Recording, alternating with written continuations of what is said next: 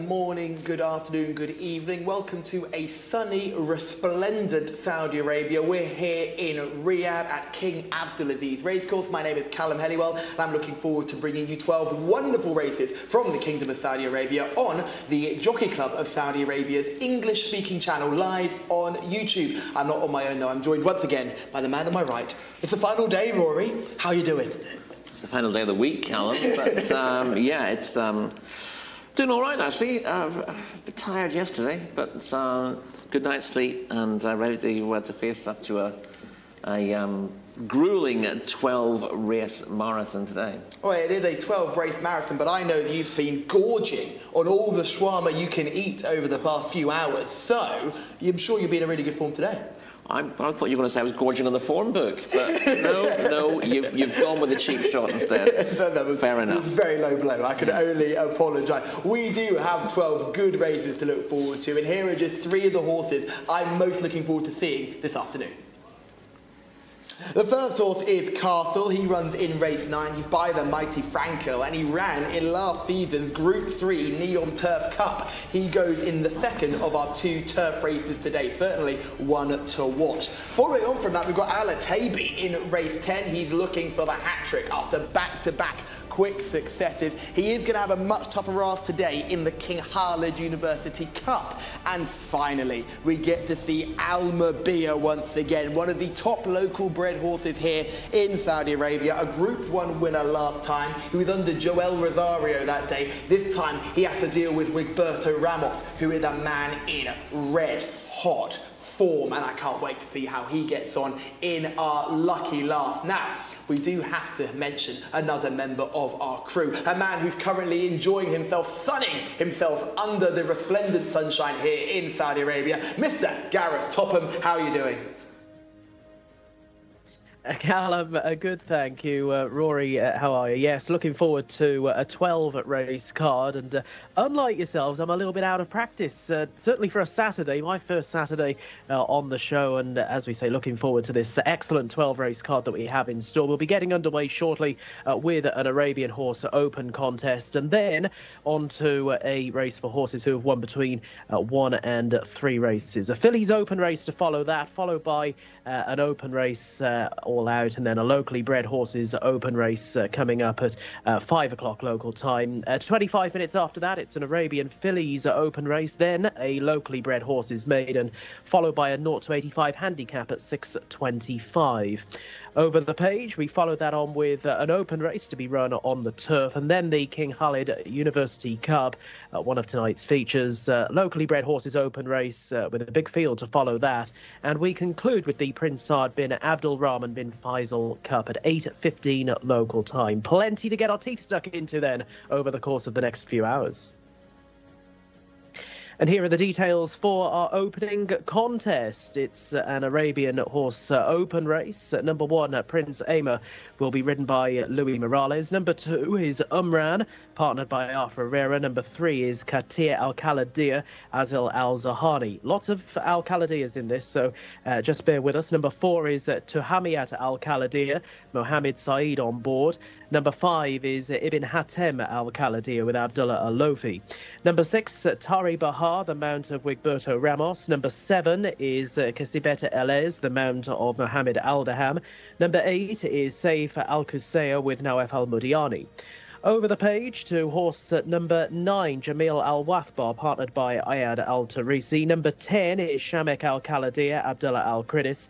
11 is Daguila Toir, the mount of Naifa Al-Nazi. Number 12, Dira Al-Khaladiya, the mount of Mohammed Al-Yami. 13 is Brahma de Pompadour, Abdullah Al-Saidi. And 14, the well-fancied Fakir Dupoy, partnered by Abdullah Al-Kredis. 14 then for our opening contest, and we'll get a look at them very shortly. Thank you, Gareth, for taking us through those runners and riders for our opening contest. Strange, we're opening with an Arabian Horses Open here, Rory. Not our usual fare to start with, but quite a good race without a doubt. It is, yeah. It's an interesting race. You've got a couple that stand out a little bit, but yes, I can't think of a single day we've had a sure been an Arabian race to start, but we have one now. It's a good day for a Saturday start-up. So we'll start with horse number 1 and work our way down. Prince Amir has had plenty of opportunities and very few wins. Yes, and he's been unplaced in his last 10, which doesn't augur particularly well for today. Umram is a dashing grey who looks the part, but sometimes tends to throw in a stinker. Yeah, he's been a little bit below his best recently, but he was second in a 75 to 90 handicap over a mile in November. He has lost his last 17. Yes, he will need to bounce back to form. Katir Al-Khalidi is a horse I was quite intrigued by. I thought he's run a few decent races recently. Yeah, rated 107, makes him second top rated in this. Split Mutawaheja Athba and Wathabat Al-Khalidi and a course and distance open back in meeting 72, and was fourth in the sprint championship behind Wathab Al-Khalidi in Taif. So he's got some decent form in the book. Ibn Hatam Al-Khalidi. Oh, sorry, I've gone past number 4, haven't I? Tamayat Al-Khalidi is horse number 4. We didn't mention that one. Well, maybe that's a sign. Was third in an 85 to 100 over course and distance back in October, and again third in a 7 furlong 80 to 95 2 starts back. But he's best at sprint trips, or she's best at sprint trips, I should say. She ran poorly last week, and I think on balance of form, she's going to do well to get in the frame here. Ibn Hatam Al-Khalidi is a horse I'm a big fan of in this contest. Yes, he's only had the 2 starts, but he won a course and distance maiden in a good time first time out, and was clear of the third when second to Jcsa in a 0 to 90 handicap last time out, up to 95 now, but there could be a fair bit more to come. Shamila is in the parade ring. Shamila, firstly, good afternoon and hope you're doing well. And who has caught your eye in this opener? Good afternoon. Thank you very much, Callum. Happy Saturday. Thank you for joining us live on YouTube. And you were just talking about this horse. It's horse number 5, Ibn Hatim Al-Khalidi. I absolutely loved him in the preliminary stages. I was watching him going around the pre-parade ring as well. Just cool as you like. And I think he could be the one to be in this race. Obviously, we do have horse number 14 that we can't forget about, Fakir Dupoy, who is the highest rated horse in this contest.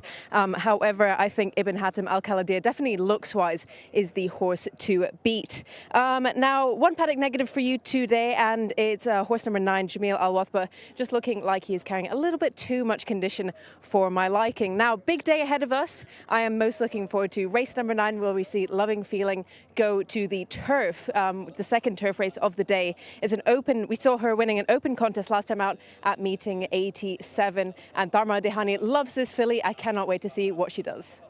Thank you, Shamila. And yes, that second turf race looks an absolute humdinger of a contest. In fact, both turf races are very exciting, Rory. I'm sure you've had your fun digging into the turf form of these types. I particularly enjoyed doing that. It made me realise what fun turf racing is. Absolutely. We must move on to horse number 6, Tari Baha, a horse with a very few runs in Saudi Arabia, did all his winning overseas. Yes, has won 3 overseas, as you said. Did run his best race here when 11 1/4 lengths 4th in a 1 mile open last time out.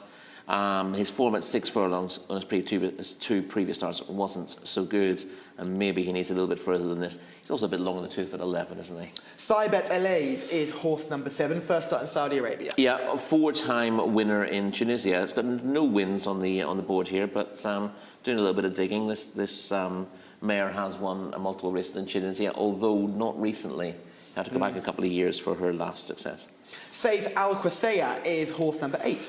Yeah, has been disappointing on the whole. Run okay really early Riyadh season when finishing 4th first time up. Well beaten last time and has got an awful lot on his plate here. Jamil Al-Watba is horse number 9. 6 furlong maiden winner in time, so this is the right trip, but he's been well beaten in Riyadh in recent starts, and with a rating of 72, he's in the wrong grade here. He's a good looker, but he might find this tough here. Shamak Al-Khalidi is horse number 10, a horse we've seen very often here in Saudi Arabia. Yeah, we saw him win a maiden race in Taif back in meeting 49, possibly the worst race I've seen since I've been out here. So he'll be doing well to finish in the first half of the field. Got very little chance here. Dagwa Lotwa is horse number 11. Well, he's better than the last 2. We've mentioned Dagwa Lotwa, but he was absolutely beaten out of sight here last time. And to be honest, 4 of his last 5 runs have been very poor. Dirar Al-Khalidi, we just saw on short screen there, looked very, very good in the parade ring. Yeah, an 11-year-old now and still a maiden here. Was 4th in a course and distance maiden a year ago, so the trip is okay, but you know, no wins at the age of 11 doesn't really encourage support, does it? Brahma de Pompadour is horse number 13, unlucky for some. Yeah, and probably unlucky for him, really. Another 11-year-old. He has won twice in his career, but in 3 runs here, he's not achieved an awful lot and was 13th here when last seen 2 weeks ago. And finally, we've got the international favourite Fakir Depoy, horse number 14. Yeah, third to Vizier in the primary championship of the racetrack over 1,800 metres last time out. Oh, sorry, 2 starts ago, I should say, and then won a 2,000-metre Open last time. This is definitely a minimum for him, isn't it? He's got a lot of ability, but the best horse in the race, but he would ideally prefer further. Yeah, I've been quite surprised to see him as the international favourite. I couldn't go anywhere near him over this trip. In fact, he'd only run over this trip once, and on that occasion, he was flying from well out the pack. That was over a year ago now. They clearly wanted to step him up for further. He's done better over further. It feels an awful lot like what we saw in our opening race yesterday, with a horse who clearly had the class angle, but was dropping so severely back in trip, wasn't able to keep up. Yeah, I mean, the one difference here is that he's a more experienced performer, and he's got a definite class edge over the majority of the field. So it was a little bit more difficult in maiden company for the market leader. Sorry, in the that 6 furlong maiden. But still, it's short of his best, and I think it plays into the hands of the dangers, which are on paper Katir Al Khalidiyah and Ibn Hatim Al Khalidiyah, and I think that pair might have the best of it. Yeah, we just saw Wigberto Ramos going down to post. He's on safe Al Quasay. A big day for Wigberto. He partners Almabia in our finale, so he'll have a big day on the card today. This is the first of the horses we'll show you form of. This is Ibn Hatim Al Khalidiyah, and I thought this was a really good effort in second. Remember, this was over a mile, Rory, so this is a lot better trip for this horse, I think, dropping back to 1,200 metres. Yeah, he stays this trip. I mean, he doesn't stop at the end of it, but he was ridden with an eye to getting home, and Jcsa, the winner, got clear. It's worth pointing out that this was a not a 90 handicap, and Ibn Hatim Al Khalidiyah was giving quite a lot of weight to the winner and has come clear of the rest. Was very impressive when winning a maiden first time up over this course and distance, and I think he can step up again this time with a return to 6. Probably no issue to him compared to Fakir Depoy. Here is Fakir Depoy, and we'll get a chance to see this horse winning last time out. This was right at the beginning of the year, January the 6th, and this was a good winning effort, but again, the trip was a lot further than what he faces today. Yes, and his last 2 runs have come in a very good third to Vizier in that primary championship of the racecourse over 1,800 metres, and then when winning over 2,000 last time out. This is him relishing the trip and coming clear of his field for his success, as you said, in January last year. But he's a smart performer. He's the best in this field with a rating of 112, but he does want a bit of a trip. Yeah, so he is your international favourite. I hear the international second favourite is Katir Al Khalidiyah, the horse that's rated 107. You can see where the international market's going, isn't it? The highest rated horses are the ones they're all supporting. Yeah, and that makes reasonable sense. I do think there's a lot more to come from Ibn Hatim Al Khalidiyah, who we saw in action on our previous VT. He's got £12 to find with Katir Al Khalidiyah, but he's only had the 2 runs. And as you said, the drop back to 6 furlongs is probably going to suit him. I don't think he's a sprinter, pure and simple. I thought he was fine last time out over a mile and got home, but he won't mind the drop to 6, given how well he won first time up. Do you think he over-raced over a mile last time? He seemed to pull a little bit as he was. They put the brakes on him, and he. Yeah, I think he's fought against restraint a little bit. It hasn't stopped him seeing the race out, but what it has done is, because they wanted to ride him with slightly more waiting tactics, he's given the leader a bit of a head start and wasn't able to reel him back in as a result. Whereas I think if they'd gone with the same run, he'd have got a lot closer. Yeah, they're circling down at the start here. It won't be long till they get loading up. Horse number 8, who is Safe Al Quasay, the horse we were mentioning with Wigberto Ramos on board, is in the middle of the circle, just getting his tack adjusted. But he's the only one getting a tack adjustment. Horse number 5 was getting a quick vet check. That was Ibn Hatim Al Khalidiyah, and I think we'll be ready to go sooner rather than later. So, Rory, give us a selection to start off the day. I'm going to go with Ibn Hatim Al Khalidiyah to make the frame at least. Rory, Jamila, and myself all going with Ibn Hatim Al Khalidiyah here. What were you saying about making the frame? Yeah, I think there's more than one way to analyse a contest, and I think rather than just looking for a winner, you can pick one to hit the places as well. So to be in the first 3, I think I think that provides an alternative to siding with the market leader, who does have that slight question mark about whether he will get going too late. Yeah, the international favourite Fakir Depoy has the best rating of these, but the trip is a massive red flag for me. So it's myself, Shamila and Rory all looking to go towards Ibn Hatam Al Kaladir. Gareth Topham, who do you like in this one? I think I'll make it a full house, guys. This one, form looks pretty compelling in the context of this contest. Horse looked well going down as well. And as we can see, they are loading up for our opening race of the day, the first of 12. This is Jahamiat Al Kaladir heading forward into stall 4. And just a reminder for those who may be tuning in for the first time, for all non-handicap races, the draw number is basically the same as the saddlecloth number. So whatever number the horse hit, it indicates where they're going to be drawn. That's for all races which are not handicaps. We're down to the final few. We'll be treated to some spectacular shots as well from in the air and alongside the runners, courtesy of our camera car throughout the race. So you're in the best seat in the house as we jump away for the opening contest. And as they come into stride early, one of the first ones to show, Umran, in an orange-coloured jacket, is splitting fellow greys, Prince Aimer and Katia Al Kaladir, with the latter now of those three coming off best, with also vying for an early lead, Saif Al Khuzair up towards the outside, and with that one is Kesibet El Ez, and these two now move on into the leading couple of positions. Katir Al Kaladir just up in behind them, Ibn Hatam Al Kaladir in the blue and white striped jacket now just on the heels of the leading few, with Prince Aimer down along the inside, tracked by Umran, and Tari Baha heads off the remainder. Swinging left-handed back towards home, and as they do so, Saif Al Khuzair has a narrow lead, but Katia Al Kaladir is on the case and now moves through to take over.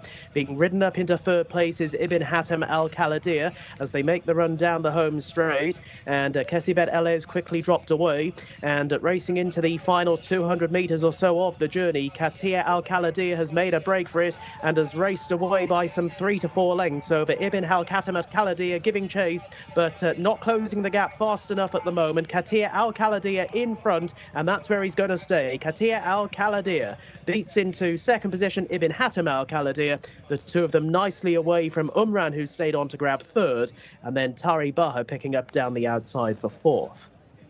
Katia Al Kaladir in a winning time of 1 minute 18.62 seconds. Just quickening away and maybe getting first run on the runner-up, Ibn Hatam Al Kaladir, who's finished in second place. That one beaten by just under 2 lengths in at the end. And they were nicely away from Umran, who was never too far off the pace back in third. Greys 1, 2 and 3 there in our opening contest, and maybe even fourth as well. But it's gone the way of Katia Al Kaladir, beating Ibn Hatam Al Kaladir by a length and 3/4. There was 7 lengths back to Umran back in third. Our opening race result, it's 3-5-2.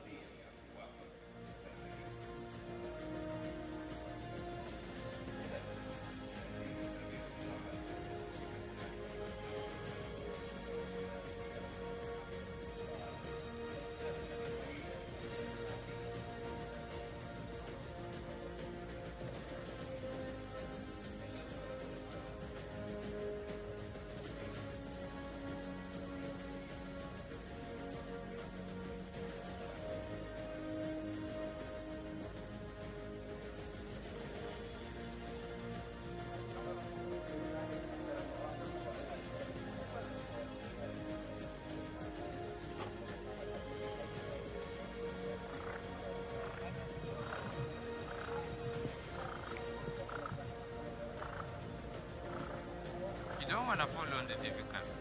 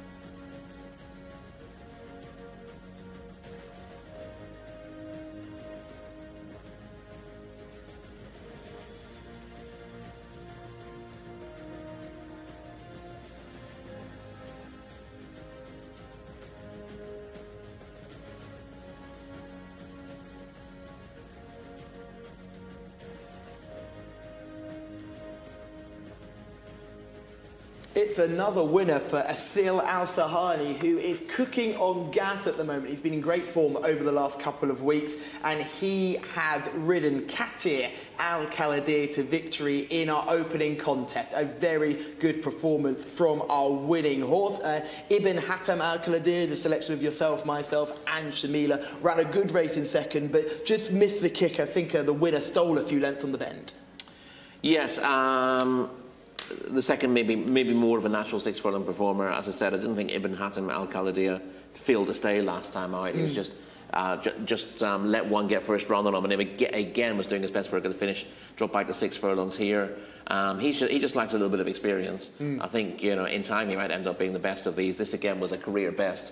All 3 of his starts have been, but Katir Al-Khaldir had a very good chance on paper with a rating of 107, with Fakir Depoy racing on the wrong trip, essentially, the highest rated horse in the race. And very quickly, Katir Al-Khaldir from stall 3 is in a very good position, and never really looked like giving that up. The runner-up, Ibn Hatam Al-Khaldir, is tracking Katir Al-Khaldir at this stage. A couple of the outsiders go on, Saibet Al-Az and Saif Al-Qisaya, and they made the running for a few furlongs, and then the pair that track them end up coming through to win. But you see, even at this stage, Fakir Depoy at the back of the picture on the right is having his ears scrubbed off, unable to go to the pace. Yeah, we said it before the off there. I've just seen there's a couple of comments in the YouTube chat discussing the poor run of Fakir Depoy, and we tried to warn you. This is a trip too sharp for this horse. He loves 2,000 metres, 2,400. All of those trips would be ideal for him. This trip down to 1,200 metres is the first time he's done it, well, the second time he's done it in his career.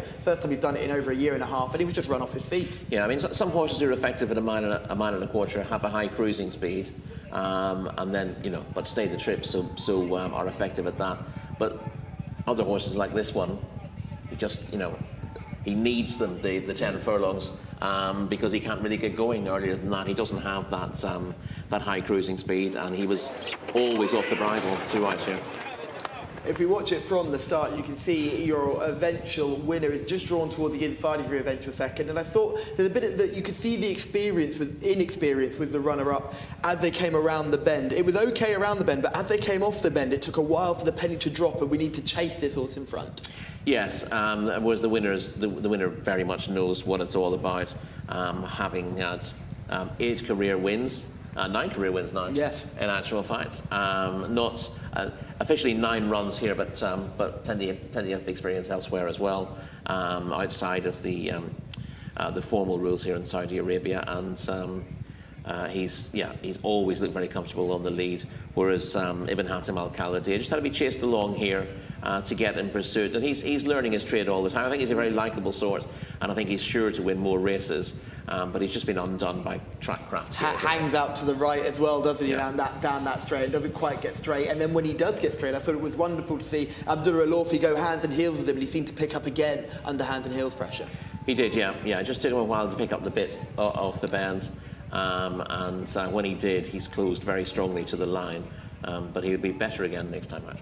Yes, certainly a horse to keep on the right side of. He has had 3 runs and only 1 win, but his other 2 defeats have both been second-placed efforts, and I'm sure there'll be another win sooner or later for Ibn Hatam Al-Khaldir. But take nothing away from our race winner, Katir Al-Khaldir, who's done it well here in our opener under a jockey we really need to keep an eye on here. Asil Al-Sahani is coming into some really good form. Yeah, he's riding very well at the moment. We've seen that in the last couple of days, and it's nice to see. We've seen a few other jockeys shine recently. We're used to looking at Camilo Espina and Alex Moreno riding. Adel Al-Faradi. Adel Al-Faradi. They're the leading trio here, but there's plenty of other jockeys more than capable of riding good winners when their opportunity comes. I'm surprised to hear that Naif Al-Anazi was getting his first cup win of the season the other day as well, but. As we said multiple times here, there is quite a big pool of jockeys here who have improved enormously, from what things were like 20 odd years ago, as we heard James Doyle saying when he was in the studio. And plenty of these would grace any racetrack quite happily. Yes, very good indeed, and a good confident riding performance there from Asil Al-Sahani. He made his move early in the straight and used this horse's experience to good use and won well, and I'm sure that won't be the last time we say his name while we're out here in the Kingdom of Saudi Arabia.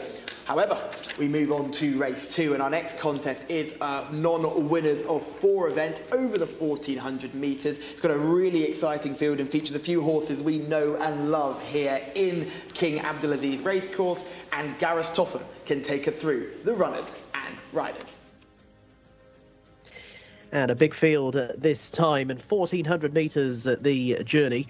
And here are the details. Number 1, Defender, partnered by Ahmed Al-Azari. Number 2 is Siaf, the mount of Abdullah Al-Lofi. Number 3, Abu Khalaf, Thurb Al-Timyat.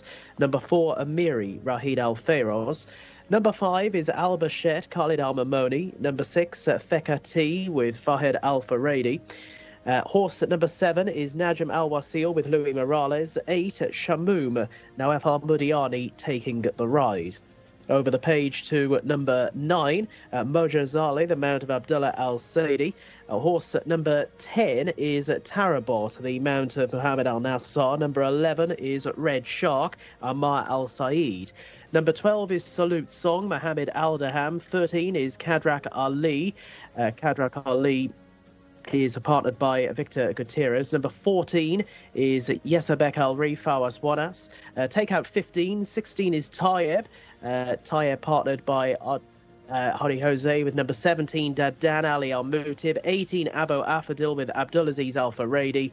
19 is Ittizam with Sultan Al-Mamoni. And 20 is Toronto with Ayad Al-Tarisi on board. So we take out 15, 22 and 23. It's Jose Rodriguez now coming in for the ride on horse number 16, Tayeb. So those are the details for race 2 and runners making their way into the paddock. Thank you very much, Gareth, and we are now going to focus on our second race of the day. Worth noting that Jasmine, I'm pretty sure, will get into this. She does get into this. Jasmine, horse number 21, first reserve, gets the run. She'll be a player here, I'm sure. This is a good little contest, I thought, Rory, on paper. It is. It's very competitive at the top. There's not an awful lot between a lot of these. I always sort of scribble down the ratings of the highest horses to get an idea of the depth of the race. 86, 85, 85, 84, the top 4 races here, and plenty in behind there with ratings in the low 80s as well. So it looks really competitive. I've ruled out anything rated in the 60s here. I was about to say, we can skip over a few of those. Yeah, because it's so. Sometimes you get races where there's one horse that's got a high rating, but it's got slightly dubious rating because the trip's wrong or it's out of form. We just saw that in our or previous fitness race. might be an issue, exactly. But if you've got 4 horses immediately underneath that who are all solid, then the horses who are 20 pounds below that are just not going to get heavily involved. Well, so we can skip over a couple of these, but we'll start with Sayef, horse number 2, who's rated 81, and I thought came into this in some good form, a grey that's a really likeable type. Yeah, 6 1/4 lengths, second to first line in a 6 furlong open, 2 starts back. That's first line's a bit of a superstar at the moment, really going from strength to strength. Was 5th, beaten only 2 1/4 lengths by Abu Khalaf in a course and distance non-winners of 3 last time out. So that's a solid run. You see a 5 and you think, oh, that's a wee bit disappointing, but only beaten a couple of lengths in a tight finish that day suggests that Sayaf comes here in very good form. And I thought it was a race where there was definitely a pace collapse up front. Sayaf kind of got there, but I wasn't sure whether she got home over 1,400 metres. She looked to be treading water towards the end, and it was Abu Khalaf, who we'll talk about next, who came rushing by her.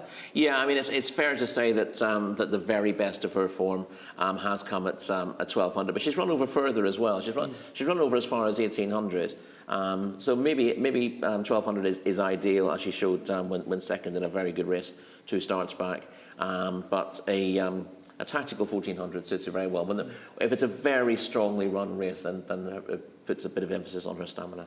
Abu Khalaf is horse number 3, a horse that beat Sayef last time they met. Yeah, came back from a couple of poor early runs here. Was running okay in Taif, and then 2 early runs in Riyadh were a bit disappointing, but back to form when winning 2 starts back. beating Najm Al Wasil in a course and distance non-winners of 3, and then followed that with a good 4 1/4 lengths third to Wadahil and Polaris last time out. Both of those solid runs shows that he's very much back in form. Got a rating of 84. Only has £2 to find with the very best here. Yeah, that race where Abu Khalaf finished in third behind those two horses that you previously mentioned, that was a 0 to 75. I'd argue that 0 to 75 was almost stronger than this race itself. I would argue against that, but I would say it was a remarkably competitive 0 to 75. Unreal. And I had to look at it 2 or 3 times to work out if it was actually the correct grade. Yes, it did look a deeper contest than most of your 0 to 75s. And he's actually rated 84 here. He would have been rated higher than 75 going into that race, but got into it on a quick turnaround. Shamila is in the parade ring. A good contest here. Plenty of horses with good chances. But who caught your eye in the parade ring? Well, thank you very much, Callum. The horse that caught my eye in this contest is horse number 2. Now, Abdullah Alofi and the trainer Abdullah Mishrif may have got chinned just for second place in the last race, but I think they can redeem themselves in the second race of the day with Sayaf, a 5-year-old grey colt by Frozen Power. I just love him. He's absolutely stunning, built like a bull as well.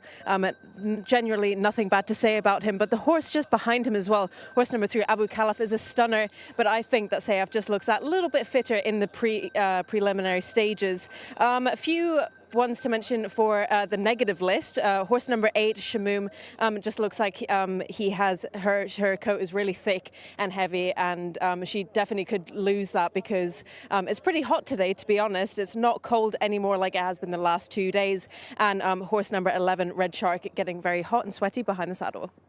Thank you, Shamila. Yes, I thought Sayaf looked magnificent in the parade ring as well with the brief shots we saw of him.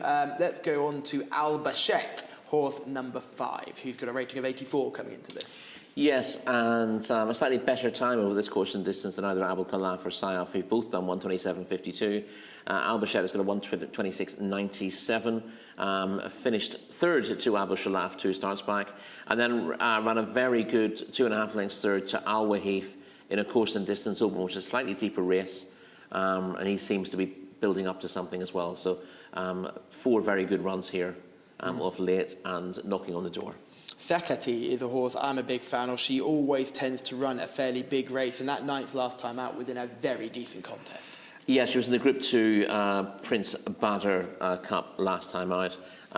She won a non-winners of 3 over 1,800 metres 2 starts back, beating Hafi by 3/4 of a length. This trip's probably a minimum for Thakati, but she's pretty adaptable. And she's got a rating of 85. She's not getting lumps of weight here as she might do in a fillies contest with the conditions, but she's definitely competitive. Najm Al Wasil is another one with a rating in the mid-80s. Yes, he was down the field last time out, but again that was in a really hot race, the Aliman Mohammed bin Saud Cup. And was second to Abu Khalaf over course and distance 2 starts back. So we're seeing a lot of these tying in together in recent form lines. Again, with a rating of 84, you have to take Najm Al Wasil pretty seriously. If there's a horse with bags of speed, it'd be Mojazel. I know not rated in the 80s, but was a winner when scraping the paint last week. Yeah, I was out of form for a while, hinted at a revival in meeting 81, and then got his head in front when beating Noah 4 lengths in a non-winners of 2 over 6 furlongs last time out. This is a deeper contest, obviously, non-winners of 4, and up and trip to 7 furlongs, which he does stay, but I think arguably might be at his very best sprinting. Tarabot is rated 82. That's horse number 10. He only had the 1 start this season. That was back in meeting 30 at Taif, so not that sure what to make of her at the moment, Tarabot.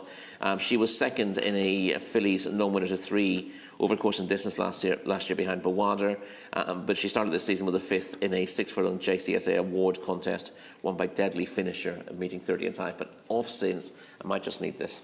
Farhad Al Faredi, the smiliest, happiest jockey in the weighing room. He will partner Sekati today. One other horse rated in the mid-80s. It's all the high 80s here. I've got Toronto, horse number 20, breaking from the widest stall here, but certainly would have every chance. Yeah, I will cut back to one who doesn't have a rating. Abu Al Fadl number 18, was the winner of a 6-furlong maiden last time out, beating Kebab by 4 lengths. And Kebab then won a maiden next time out. So Abu Al Fadl, despite not having a rating, is one to bear in mind, given that he won nicely on debut over slightly shorter. Toronto was 4th in the Saudi Boy Scouts Association Cup over course and distance back in meeting 69.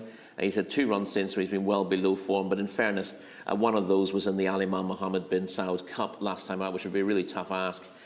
He was well held in a course and distance open 2 starts back, which is more worrying though. We've got a couple of Al Faradi brothers in this race. We've got Abdulaziz Al Faradi, will be Abu Afdal, and we've also got Fahad Al Faradi on Sekati. We're going to look at some form right now. This is the Abu Khalef form we're taking a good peek at. This is a 3rd place effort at the beginning of January. Just find this hole here and you'll watch when this horse sees a gap. It's wonderful to see how he takes off. Yeah, he finishes. You'd be surprised when you're looking for the horse that finished 3rd at the start of this clip. You wouldn't be looking back as far as he was, but he really weaves through and finishes to good effect to get 3rd. And this was on the back of a solid win over course and distance, 2 starts back as well. So he's clearly in fine form. Here's Shamila's eye catcher, Sayef, and you can see why a really good-looking colt here, 5 years old and moving nicely. We'll see this run last time out. This is the 2nd placed effort at the beginning of December, and the horse that she finishes behind is a horse we've just seen. Yes, she was. She finished second to First Line. This is 2 starts ago, beaten 6 1/4 lengths, but no shame in that because First Line is absolutely thriving at the moment. It's looking like a top class performer over 6 furlongs, and then she was beaten. Sayaf is a he, beaten 2 1/4 lengths by Abu Khalaf. In a course and distance non-winners of 3, 2 starts back, and that was the run before we saw Abu Khalaf there. But again, he's clearly coming here in good form and is still carrying plenty of condition in a good way. He is big and strong and built to carry weight as well. Got the tongue hanging out, but that shouldn't hold him back here. Of those with some lower ratings who interest me, Jasmine, I'm so happy to see that she was able to sneak into the reserve. I think she's got quite a decent enough chance in this. Yeah, she does. She tends to run above herself in good contests, Jasmine, and picks up bits and pieces of prize money. She's only 1 from 25 in her career. She's only rated 68. She's clearly not a superstar, but we saw her plenty of times in Taif, just appearing at the bottom of shot as they were crossing the line and getting a little bit of prize money for Abdul Rahman Khalid Al Farhan. I'm sure you'd be delighted with that to pay the training fees. Yes, she has had 21 starts this season, which might be the most I've seen so far at this point in the season. So she's had 21 starts. She is number 21. She keeps a bit back for herself, but with horses like that, the one thing you can do is you keep running them, you know, and they will find their opportunities occasionally. But because they don't put 100% in on the track. They tend to look after themselves and they tend to stay sound and are able to take the racing pretty well. The only horse having there are 2 horses actually who are having their first run of the season. Shamoom, horse number 8, and Amiri, horse number 4. I'm trying to find it. I lost on my race card there. Shamoom looks a most unlikely winner here, a big panic negative for Shamila. A daughter of Bandini, but she's coming off a lengthy absence and looks like she's badly in need of it. And Amiri's only rated at 58, so does have a win to his name, but it'd be a surprise. He might not need the run, but it'd be a surprise, even if he does turn up and run to his best form, that he's good enough to get involved. Well, they've already started loading, so we should start with our selections. We already know who Shamila likes. That's number 2, Sayef. Rory, who do you fancy in this one? I am going to go for Al-Bashet, number 5. Al-Bashet for you. That's Rory, horse number 5. I'm going to go through Abu Khalaf, hoping that he can continue his decent run of form, horse number 3. So to go through those selections one more time, it's number 2 for Shamila Sayef, it's number 3, Abu Khalaf for me, and number 5, Al-Bashet for Rory. Gareth Topham, over to you. Thank you, Callum. I thought that Abu Al Fadl might be capable of sneaking in to a place, this lightly raced horse down towards the bottom of the race card. We shall see shortly. Runners are heading into the stall. Salute Song, they're in the light blue colours. And in that green and white coloured jacket, that is Theka T. Theka T, who at the moment is the international favourite as the runners head forward. Plenty of greys in this. There's Siaf, who Shamila very much looked like the look of beforehand in the paddock. Abdullah Alofi on board and could be nicely berthed as well here in stall number 2. Once again, the saddlecloth number indicates where they're going to be drawn as well. So heading in one by one, we're around about halfway through loading. Salute Song heading in under Mohammed Al-Daham. Next forward will be Najim Al-Wasil. Louis Morales taking the ride. And in shot now, Yesabek Al-Ria with Fawaz Wanas heading into stall 14. That's where the break in the stalls is as well, between 14 and 16.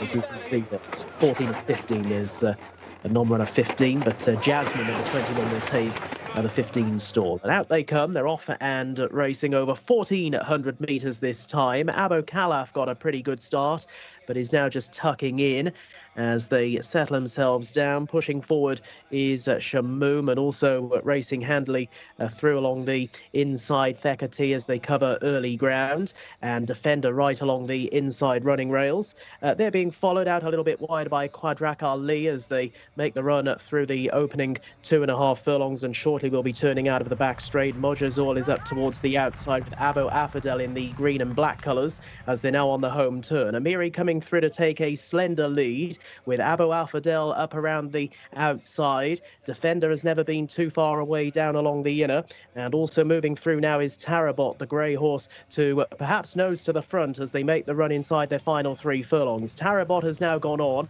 from Defender up along the inside. Sayaf now starts to step forward in the red coloured jacket, and Abu Afadel wider out as they're now racing down the home straight and on towards the final furlong. And as they do so, Tarabot has poached a 3 to 4 length advantage on the field. Abu Khalaf now staying on. The horse with the white face moves through into second place with Thekati also running on down the outside, and Al Bashet getting going when it's all over. It is all over. This is Tarabot's race. Tarabot comes home a comfortable enough winner. From in second place, that's going to go the way of Abu Khalaf. Thekati and Al Bashet were the next 2 home, but Tarabot it is who scores and scores well. Tarabot, one of the fillies in the race, quick and clear of her field, coming inside the final 400 metres or so, and simply was not for catching thereafter. Jockey delighted with that as well, and why not? Tarabot it is, scoring in a time of 1 minute at 26.67 seconds. And it's 3 3/4 lengths back to Abu Khalaf, who is best of the remainder in second place. Al Bashet back in third, Rory giving that one a good mention beforehand, and Thekati home in fourth place. They were closing in behind. It was a race on for the places, but Tarabot had gone beyond recall, and Tarabot it is, scoring handsomely in our second race of the afternoon.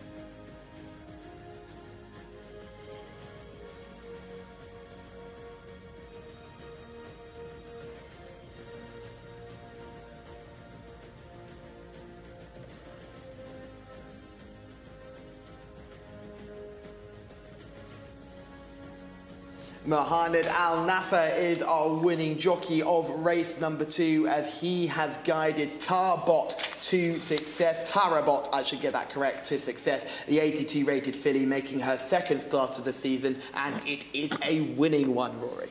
Yeah, and she wasn't an easy one to weigh up because she had good form last season, but she's only been seen once in the current campaign, and that was way back in meeting 30, so difficult to know what she was ready to do, but she rated 82. The top rated in this field was rated 86 and was conceding 2 kilos, I believe. So she was there with a chance if she was ready, and she certainly was ready. She really was. She got first run on the field and denied Abu Khalaf in second, who was ridden very patiently for all the gaps and actually had quite a nice run through. And Al Bashet, your selection as well there, Rory, finishing in third in what was a good race all round. Plenty of storylines throughout the contest. Yes, there was a lot of pace on. The winner was never that far away, but a few maybe compromised by not being able to get an easy time towards the front end. But it's produced a good time, and then 1:26.67 is better than Tarabot managed when she was runner-up over this course and distance last season. So it's a good time, suggesting the track again is riding quick as it was yesterday. And it was a good break as well. No real hard luck stories from the start, and it was Sayef, the grey horse, one off the rail, was making early lead, and then we saw some cheap speed from Amiri, horse number 4, who ended up making the early running. Yeah, Amiri you see in the blue with the spots, getting a decent start. But others were keen to push up at this stage. The winner is in 4th place, so wasn't ever too far off the pace. As you said, others who were up there, a couple wides as well. Kadrag Ali and Tayeb also tried to get handy. We were forced wide at the bend, and that's pretty much scuppered their chance. But just slipping through 2 off the rail there was our winner, Tara Bott, and she was travelling really strongly at this stage. You see Sayaf, the big grey, trying to track her through, but she's going that little bit better. Sayaf does work through in a challenging position, but I think has too much running to get there, and then weakens late in the day. And you see a few of the finish there in yellow. Abu Khalaf getting going, and alongside my selection Al Bashet in the red and blue, coming with a late run. But the winner slipped the field and won this pretty comfortably in the end. Yeah, it's quite an impressive turn of foot, actually, watching it from that brilliant drone shot that we have. Tarabot, I'll get it right eventually, was a very, very good winner here, sprinted off the turn and got away nicely. In behind the 2 selections, Abu Khalaf and Al Bashet, both sort of followed each other all the way through. One went inside and one went outside, and they both got a good enough run through. They both didn't have any hard luck stories, but they just couldn't catch the winner. And the leader just goes here, just at this point, starts putting length between herself and the rest of her rivals. Sayef, a horse we knew had concerns at this trip, had to use a lot of energy to get that gap that was presented to her, and then had nothing left.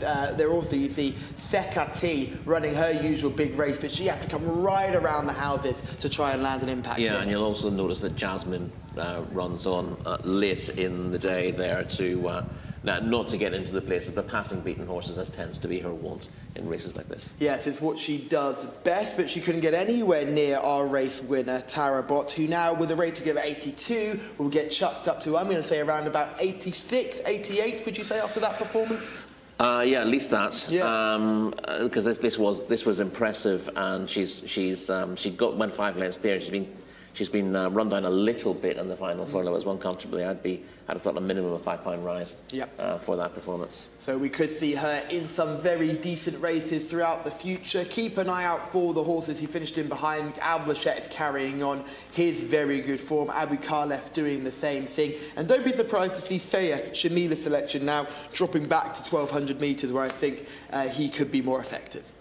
Yeah, I say so. Again, 7 furlongs is okay, given the right run of race. But as you mentioned in the analysis there, Sayef's done a lot of running to get into the contest, and then hasn't anything left for the finish, and is slightly better suited by a strongly run 6 furlongs.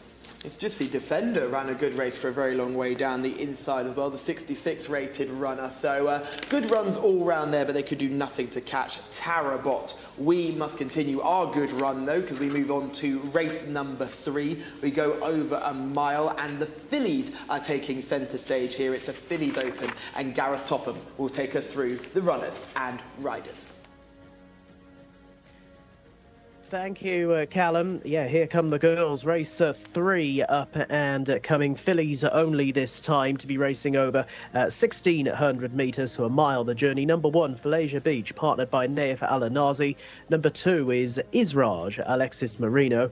Number 3, Celestial Star, Ahmed Al-Azari. Number 4, Sail on Silver Bird, Abdullah Al-Fayrouz. Number 5 is Mistrix, partnered by Tariq Al-Mansour. 6, Income, Mohammed Al-Yami. Number 7 is Expeditious with Louis Morales. Horse number 8, Sky Blue Thinking, Furbal Timiat.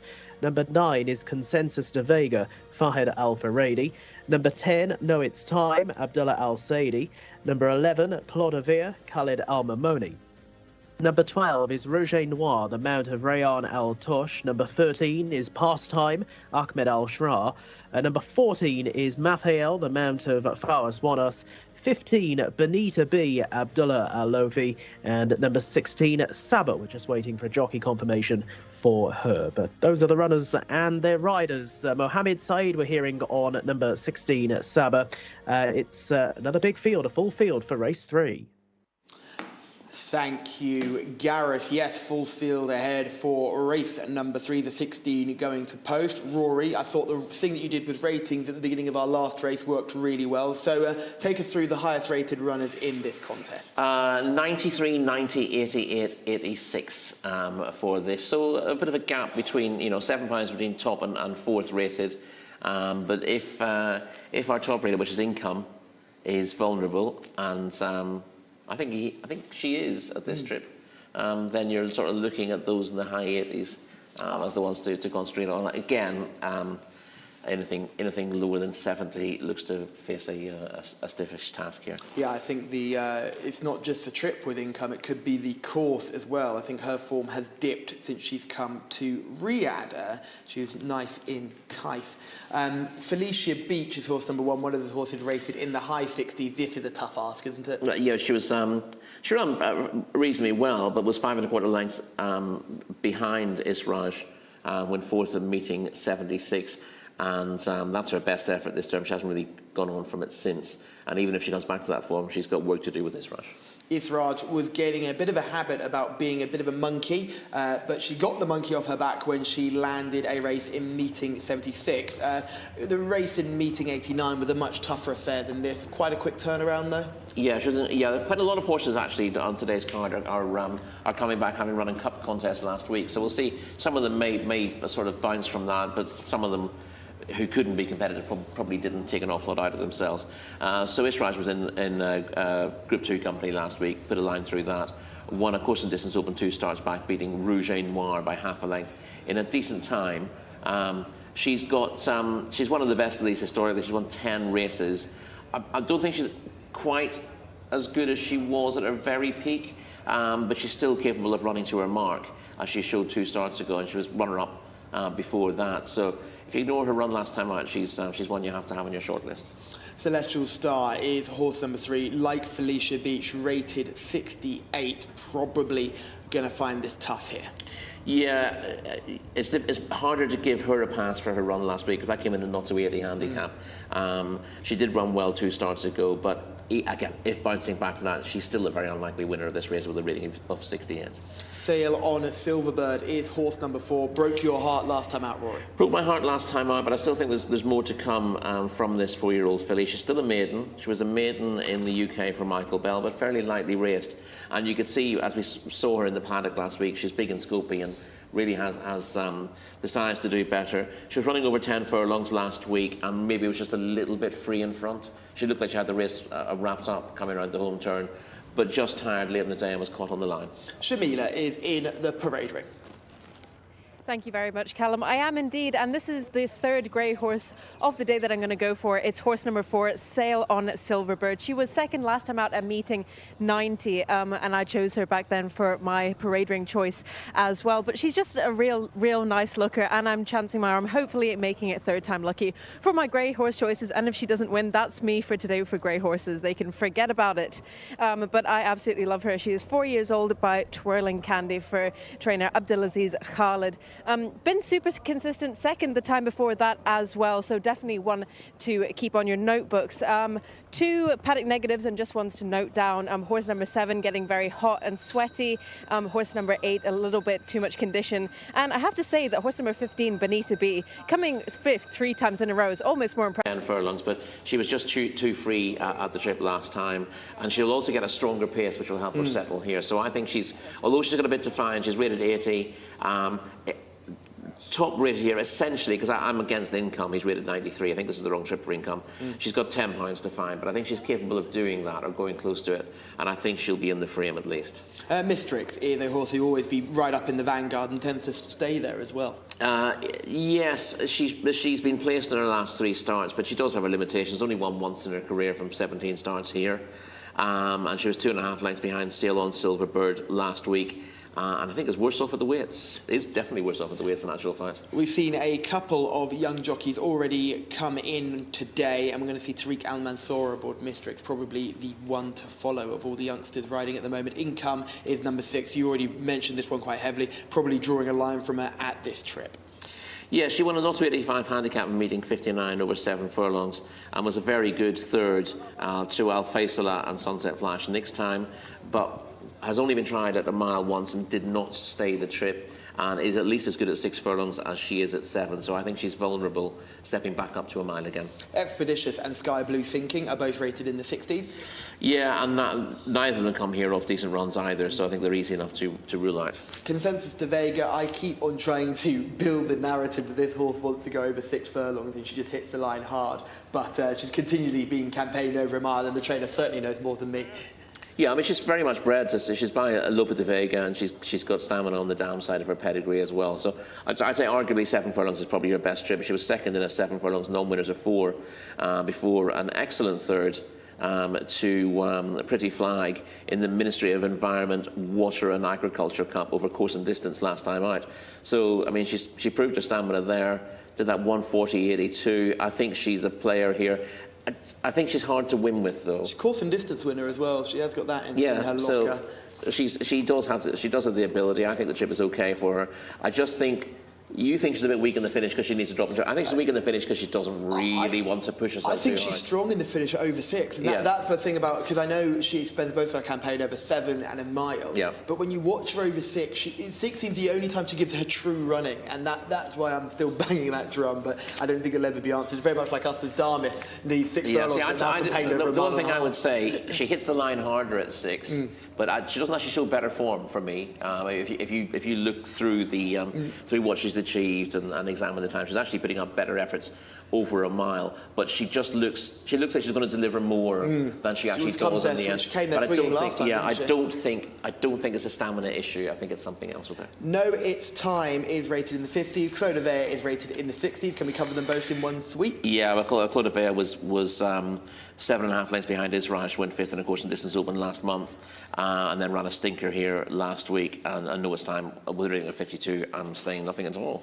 Rouge et Noir was behind Israj a couple of starts ago. Able to turn around that form? Yeah, has run since that. It was 8th in the Ministry of Environment, Water and Agriculture Cup last time out. That was a tough enough ask. Obviously has a bit to find with Consensus de Vega on that form, but capable of turning the form round on the previous effort. Was only beaten half a length that day, wasn't she?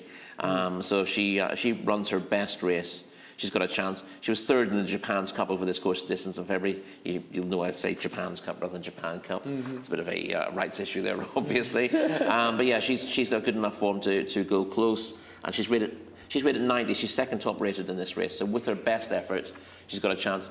Obviously, she's held by Consensus de Vega on last time out running, but Consensus de Vega is the more likely to run above herself in a really good race. And I think back in this company, Rouge et Noir will get a lot closer to Consensus de Vega this time around. We've just had a chance to see Pastime and Mattel both going down to post, both looking perfectly good within themselves. Yeah, I don't really fancy any of them to win this in this company. Again, Pastime wasn't disgraced here last week, but that was in a weaker race than this, and the balance of her form suggests she'll struggle. Let's have a look at some form. Here is Jcsa de Vega going down to post, and you'll understand what we've been saying when we say she swings into her races and often finds very little here. She's cantering along in behind at this point, and you think she's a likely winner. She's pulled out for a challenge, and Rory, she finds nothing. Yeah, I mean, in fairness, if you could be rude to her and say that she finds nothing for pressure, but maybe what she does is she just does all her racing on the bridle, and she's actually putting it all in when appearing to be going easily, because the jockey doesn't need to do anything, and then when the jockey does need to do something, it's because she's beginning to struggle, and therefore she appears to find little. But yeah, she doesn't stop, but she just looks like she's going to find off the bridle, and she doesn't. Her cruising speed's very high, but there's nothing beyond that really. Yeah, she is that type who has a very high cruising speed. A horse who has an even higher cruising speed is Sail on Silverbird, who we'll see in action next. I thought it was a good performance, but it's just the way she stopped. You know, she's given too much, and it was a heartbreaking defeat because we were all backing her this day, but she couldn't quite get home. Yeah, she looks like she's got the race in the bag here. The two next to her have given up the ghost essentially, and now she's got 3.5 lengths. And I think that's a big enough cushion for her to win. But she does begin to paddle now. She sailed along really quite happily through the race and looked very good doing it. But she was free, and now she begins to struggle. And it's right in the very last stride that she gets caught on the post and beaten the nose. Now, that's a weaker race than this. That's the issue with her.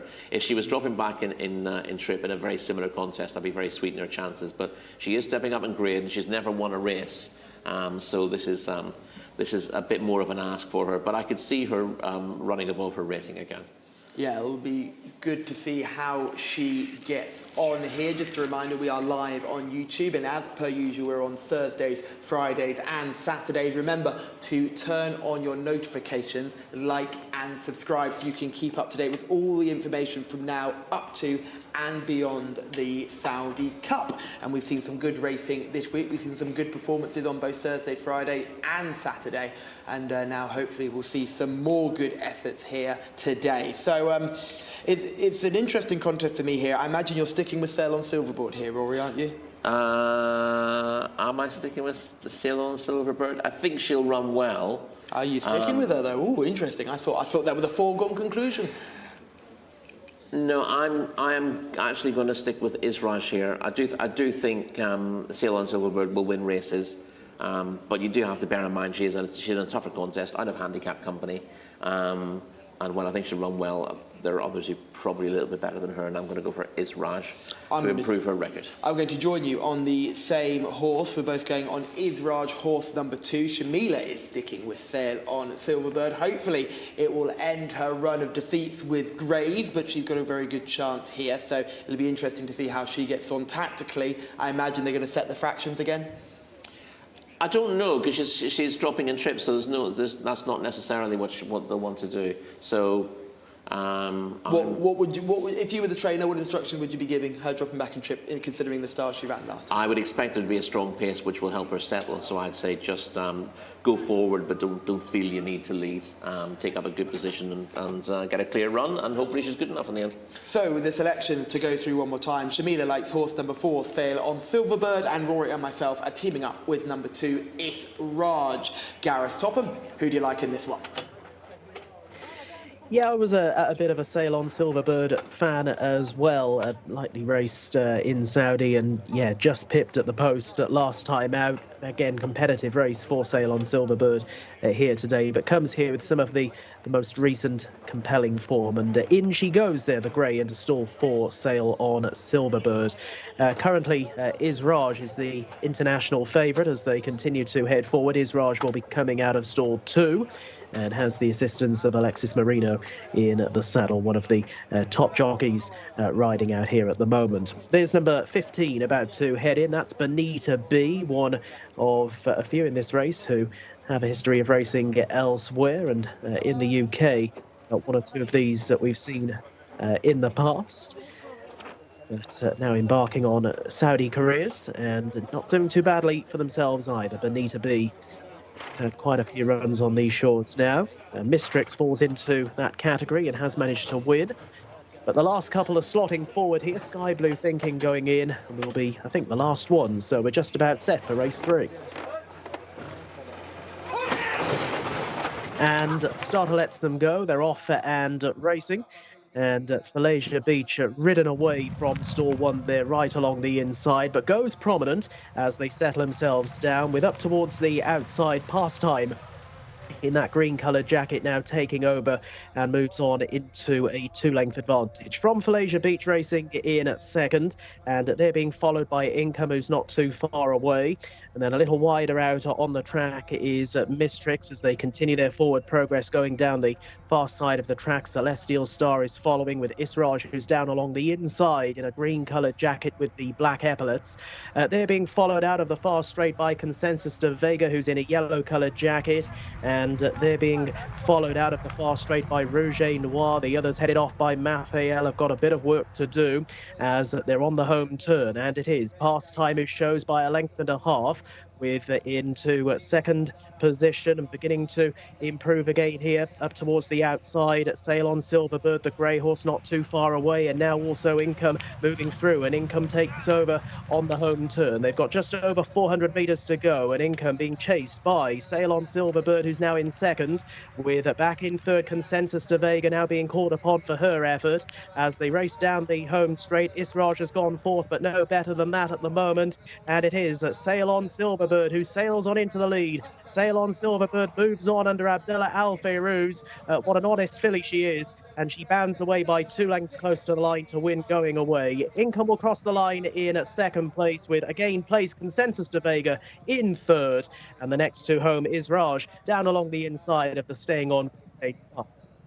It's a win for Sail on Silverbird. Sail on Silverbird lightly raced on these shores, but has done that well and goes one better than was the case when suffering that agonising defeat that we saw in the pre-race VTs last time. And no wonder Abdallah Al Fayrouz looks delighted with that. She deserved that. Sail on Silverbird, the winner, in a time of 1 minute 39.65 seconds, and she's won going away, beating Income in second place.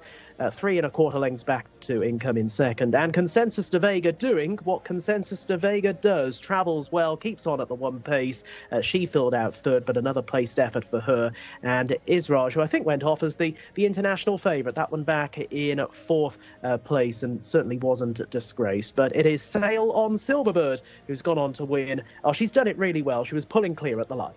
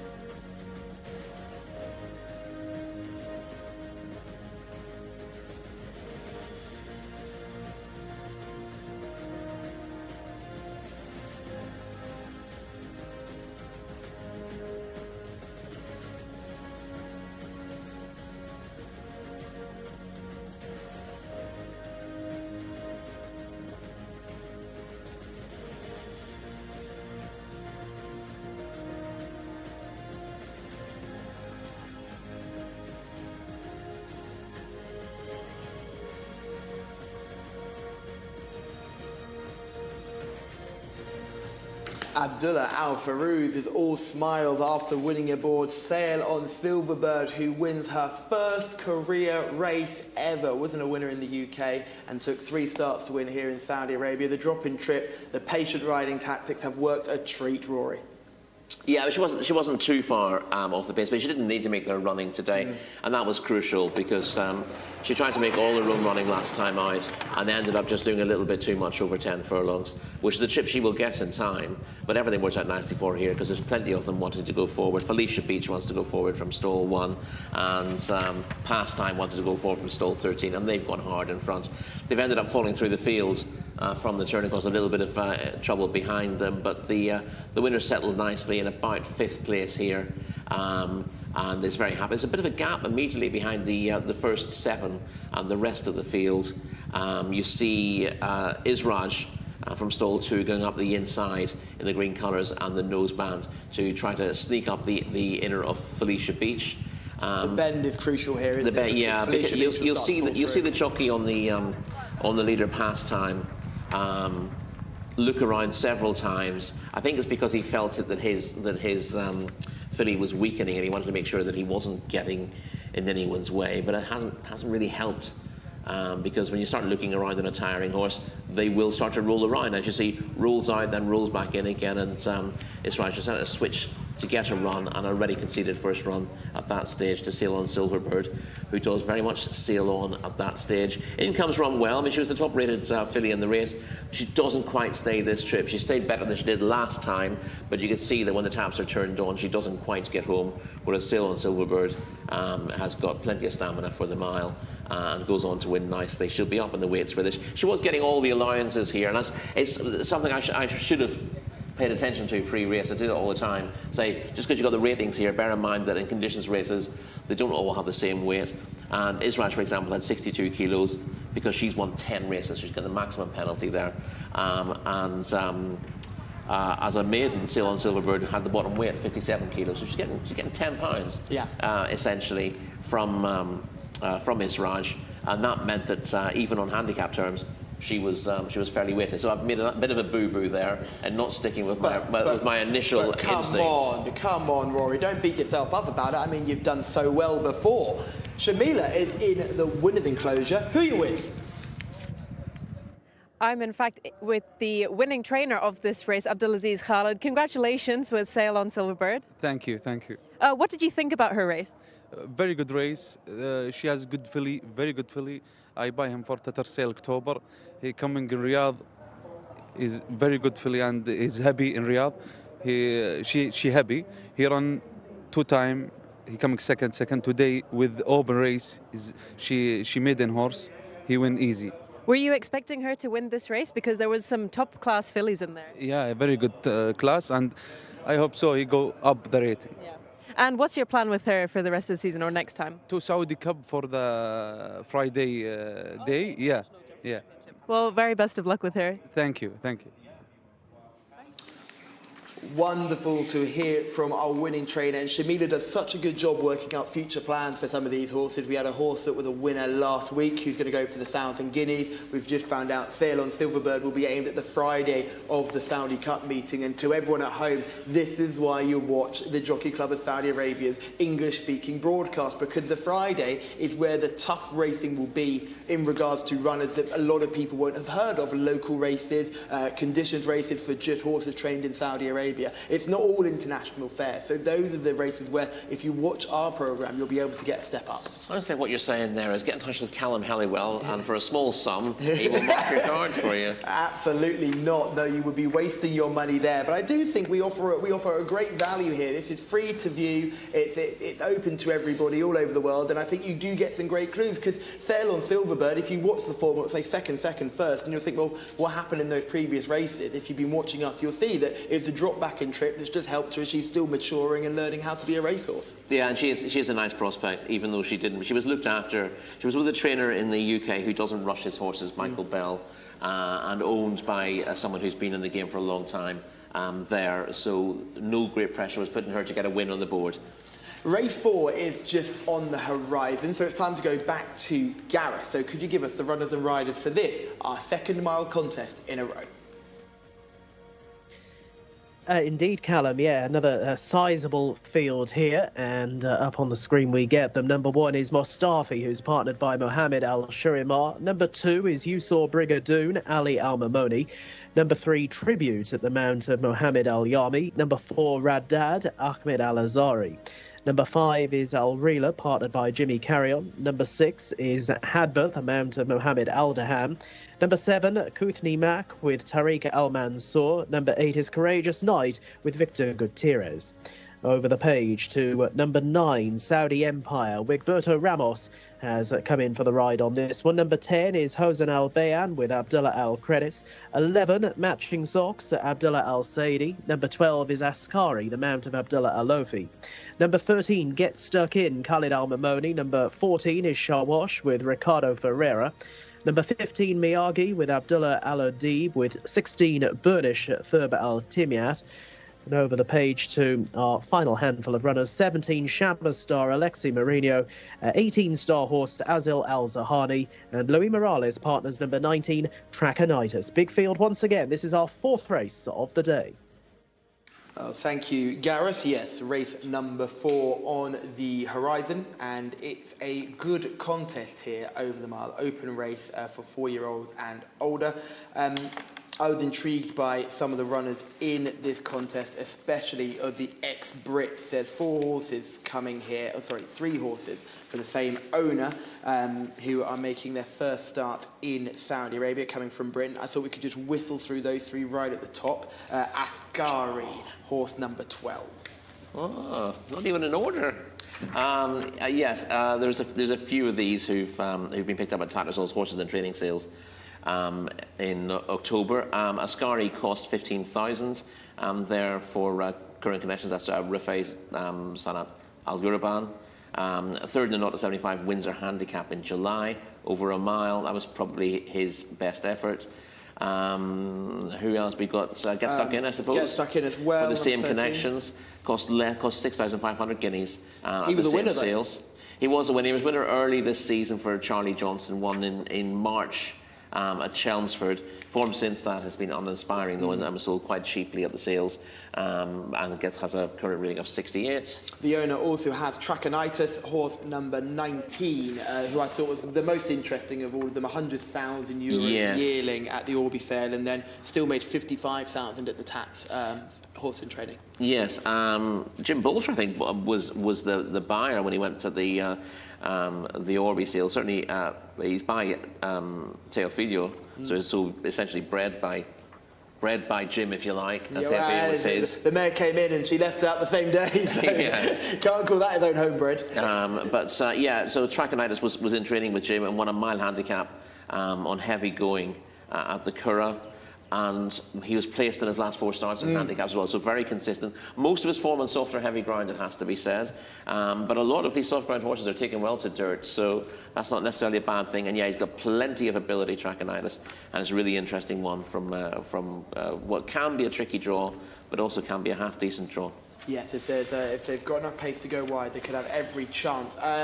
Mustafi is rated 77, so it's worth a mention here, but the last 2 runs have been quite disappointing. Yeah, 77 would give him a chance. I think he'd be fourth or 5th in with that kind of mark, but he's been very disappointing since showing early form in Taif. I'm not sure he's capable of running up to his form at the moment. Are you willing to give Yusor Brigadoon a chance here? Has only had the 1 run in Saudi Arabia. No, it's always nice to get a line from one of the finest songs, if not the finest song ever written by the Water Boys, The Whole of the Moon, but won't be winning this, I don't think. Tribute is horse number 3, rated 72. Was disappointing for Simon and Ed Crisford in the UK. Had ability, but was tried in advisor and blinkers towards the end. And I think he was heading towards a time form squiggle. Didn't look particularly straightforward under pressure. It'll be interesting to see if he shows the same signs here. Riyadh, like Mustafi, had a poor run last time out. But before we talk about that one, let's go to Shamila, who's in the parade ring. Who's caught your eye here? Thank you very much, Callum. It's always nice coming off the back of a winner into our next race, the fourth race of the day. I'm going to start with horse number 6, just coming up beside me here now, trained by Abdullah Al Munif, ridden by Mohammed Al Adham, who's had a great few weekends so far. This horse was last seen out at meeting 82, coming fourth, so hopefully he can go a few places better. He does look really fit, healthy, and really well here inside the parade ring. But so do most of these horses. It's really a minefield looking at them from an outside perspective. So I will give you a few more eye catchers. Horse number 9, Saudi Empire for FMQ Stables, looks really ready to go. We haven't seen them in the winners' enclosure since the Taif season, so it would be great to have them back. And also horse number 13, Get Stuck In for Khalid Al Mamoni. Both those horses look really good. However, I think I will be sticking with horse number 6 for Abdullah Al Munif. Thank you, Shamila Hadab, your paddock pick there. We were going to talk about Riyadh, so we'll keep going with that US bred type. Yeah, he was 5th in the 2,000 guineas here last season, and I'm happy to say 2,000 guineas. Yeah, you're confident. Now, if the local trainers are calling it that, yeah, that's good enough for me, but hasn't really progressed since that and was well held a week ago in a 2,000-metre open. Al Reela brings in a decent rating of 70, and with a winner 3 starts ago, Jimmy Carrion gets it right. Yeah, it was a 6-furlong maiden winner in December, but was beaten over 6 lengths, won 6th in a 6-furlong open last time out, and no guarantee that Al Reela is going to stay a mile either. Hadab is Shamila's paddock selection. Yeah, not an easy one to fancy on paper. It did run well 2 weeks ago to finish 4th, but it carries a rating of 68 into this contest, and with quite a lot of runners rated in the high 70s and above, he'll need a career best even to make the frame. What has gone wrong with Kootenai Mark, horse number 7? Well, when I came here first, I got the impression that Kootenai Mark must be the finest horse known to man. He won back-to-back mile-and-a-quarter contests in Taif. You could not shut up about him. Whoa. I want to pull you up right away there. Tom Collins could not stop talking about I've never spoken to Tom Collins, so... That's because you two violently dislike each other, because you're both jealous of me, and I understand, but you need to get over it. All the Kootenai Mark talk came from you. You may have been passing it on. You may have been passing it on from Tom. But anyway, he won back-to-back, and he's gone 13th, 12th and 11th since that. So he's improving with each start. Well, he's due to finish 10th here, if you believe that, then. Courageous Knight is a horse who had plenty of good form overseas and is steadily working about what he's doing in Saudi Arabia, I thought. Overseas? You're calling Epsom overseas now? 7-furlong winner at Epsom in Maiden Company is his one win. He was unplaced in Doha and has only started a mile. All his forms come over 7 furlongs essentially. Was 5th in a nominous of 2 over 7 furlongs last time out. He needs to prove that he's worth a rating of 85 currently. That's what I would say. I'm not sure that's particularly justified, and the trip might just stretch him slightly. We just had a look at Saudi Empire going down to the start there, horse number 9. That's an interesting horse for FMQ because. We haven't seen him since he won over a year ago now, and it was in December, but it was a long time ago now. It was a long time ago. It was an impressive debut win, though. He was a 2 1/4 length winner over course and distance in a time of 1:40.5. That was December 22. The next 4 home all won subsequently, and he blew them apart in that race. He got tired in the last furlong, and he was closed down close to the line, but he won. He had that race won a long way out. He's clearly had an issue subsequently. You would have expected him to run last year. He's big, he's strong. Is he going to be fit enough for this? Given his size, it wouldn't be the easiest to get 100% fit at home. We're looking at it now. This is the move that he makes around the outside, and you say it blows them apart here. I thought it was quite workmanlike. Well, he had to be asked for the effort, but he's gone on and he's put the race to bed pretty quickly. I thought he was pretty impressive. You see that the horse in 3rd at the moment ends up closing him down late in the day. I just thought he showed signs of greenness here and has won in pretty good style. But he's not strong at the finish. That's the slight concern about it. But I thought they went a really good pace there, and he's been able to go. He just gave the impression that he would improve a fair bit for the run. This is Star Horse, who we're seeing going down to post. Asil Al-Sahani looking for a double as well, a jockey in good form.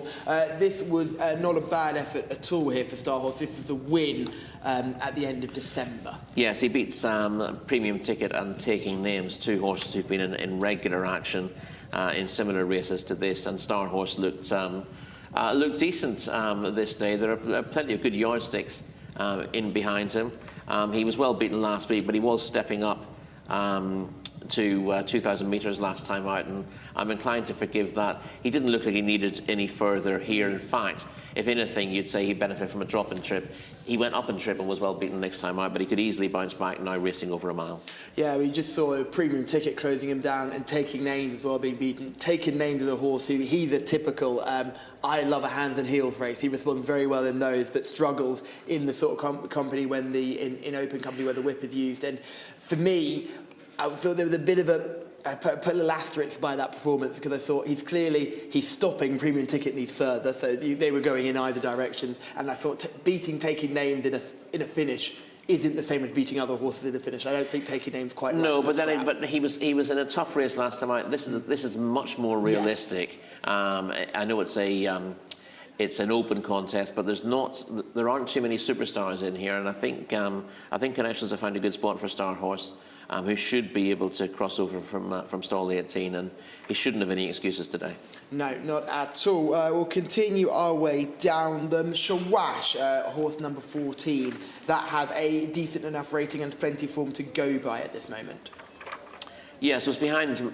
We didn't mention Matching Socks. Oh, sorry, so Matching Socks probably was should. Second there. Yeah, his best effort of the day was when half a length second to Aziz, and then a 7 furlong non-winners of 2 last time out, with Courageous Knight 3 3/4 lengths behind him in 5th. So Matching Socks is of some interest here. Shawash was behind Matching Socks and Courageous Knight in that contest. But that at least was a return to form because he had two pretty poor races. His last race in Taif, he finished right out the back of the field, and then was 14th here after a break and meeting 80. So he's taken a step in the right direction last time. That may still have been needed after a break, so he could take another step up here. You're taking a little bit on trust with that, but that's the positive way of looking at this one. Shawash and Miyagi, horses 14 and 15. Yeah, I just did Shawash. Miyagi was 9th in the 2,000 guineas over course and distance last year. His best efforts this season have come at 6 furlongs, and he's been unplaced his only other try at a mile. So I thought he would, although he's got a chance on his rating, I thought he might struggle here at the trip. Burnish had a rating of 70, but looks to be improving with each start. I'm not quite sure what you made of that race, that third place effort in meeting 82. Yeah, that's his best effort to date. He was 3rd behind Matching Socks, but in front of Courageous Knight over 7 furlongs last time out. So he does seem to be getting his act together. He needs a little bit more to be winning this. But as you can see, he's rated 70 and Courageous Knight is rated 85. You can see there's actually not that much between the pair on form. So this is maybe a slightly more open race than Courageous Knight's rating makes it look. My selection for this race will be horse number 17, Shamaster, who was an impressive winner last week on debut, first start in Saudi Arabia, and looked like there was plenty of improvement in him. My only concern is he didn't shape like he wanted a mile. Yes, they put in a pretty good time for that, 1 minute 13.3 for the 6 furlongs, won by 3 lengths on that debut. Clearly should be more to come, but because of the way races are scheduled here, sometimes you have to take a step up and trip in your second start, even if you think you're a true 6 furlong horse.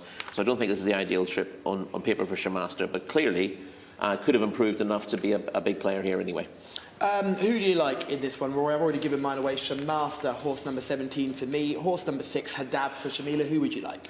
I'm going to go for Saudi Empire. I'm not convinced that he's fully fit after a break, but I thought he was impressive enough on debut that he'd be capable of running to a mark in the high 80s, and if he does that, he'd be capable of winning this. So Rory likes Saudi Empire, horse number 9. Shamila likes Hadab, horse number 6. And I like Shamaster, horse number 17. Gareth, who do you like in this one? It's going to be Matching Socks for me, Callum, horse number 11. A little bit in and out, but when he does put it all in, I think he's more than capable of being competitive here. He's currently second in as well on the international market, so clearly quite well fancied, and he has been nicely supported. The runners are heading in.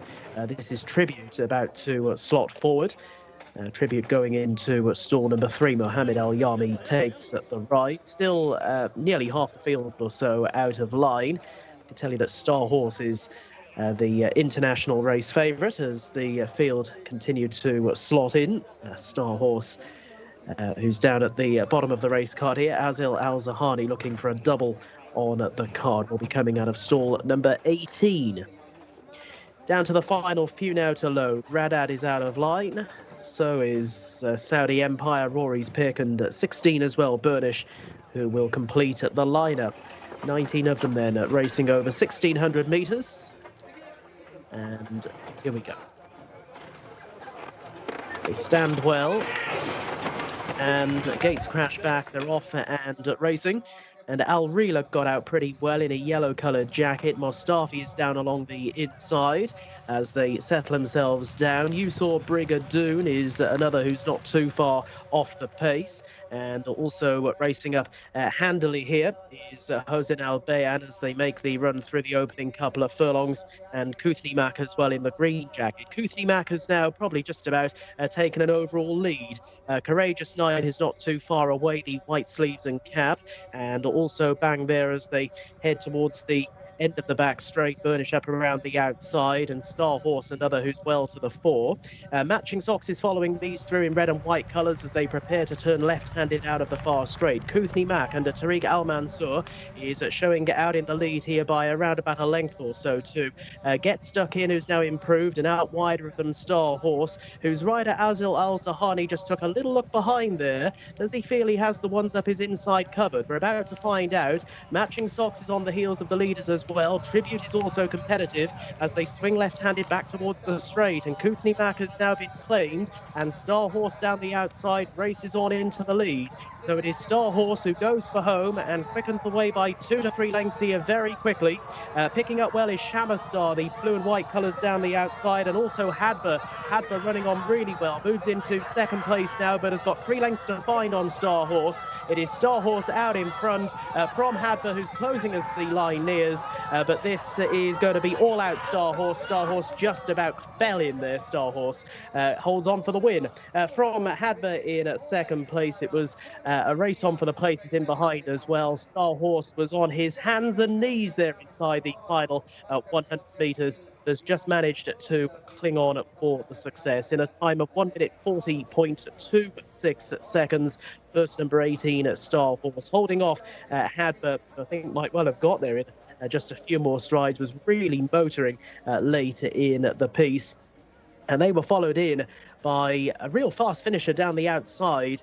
Looked to be Miyagi, who was getting going really late there to grab the third spot. Indeed, that's been confirmed, and it was close for the miners in behind those. Saudi Empire up for the fourth, ahead of Tribute, who was never too far off the pace. The winning distance for Star Horse is a neck. As I say, this horse went off as the international favourite. It's a double on the card for Azil Al Zahani. He's enjoying a tremendous Saturday here in Riyadh, and Star Horse it is from stall 18, holding on well and obliges.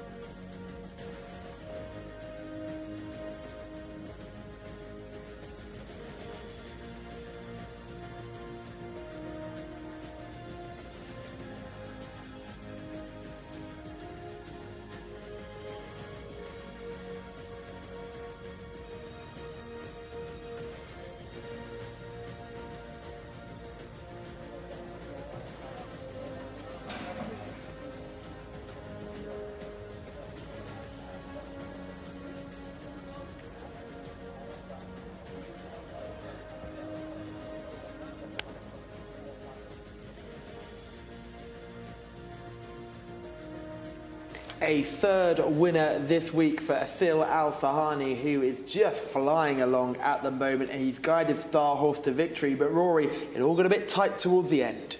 It did. It looked like he was going to be a very comfortable winner at one stage, but fair play to Shamila, who's picked out the runner-up from the paddock, and that one's run a career best by some way to finish a closing second, with my selection getting going too late. Saudi Empire running on late for fourth place.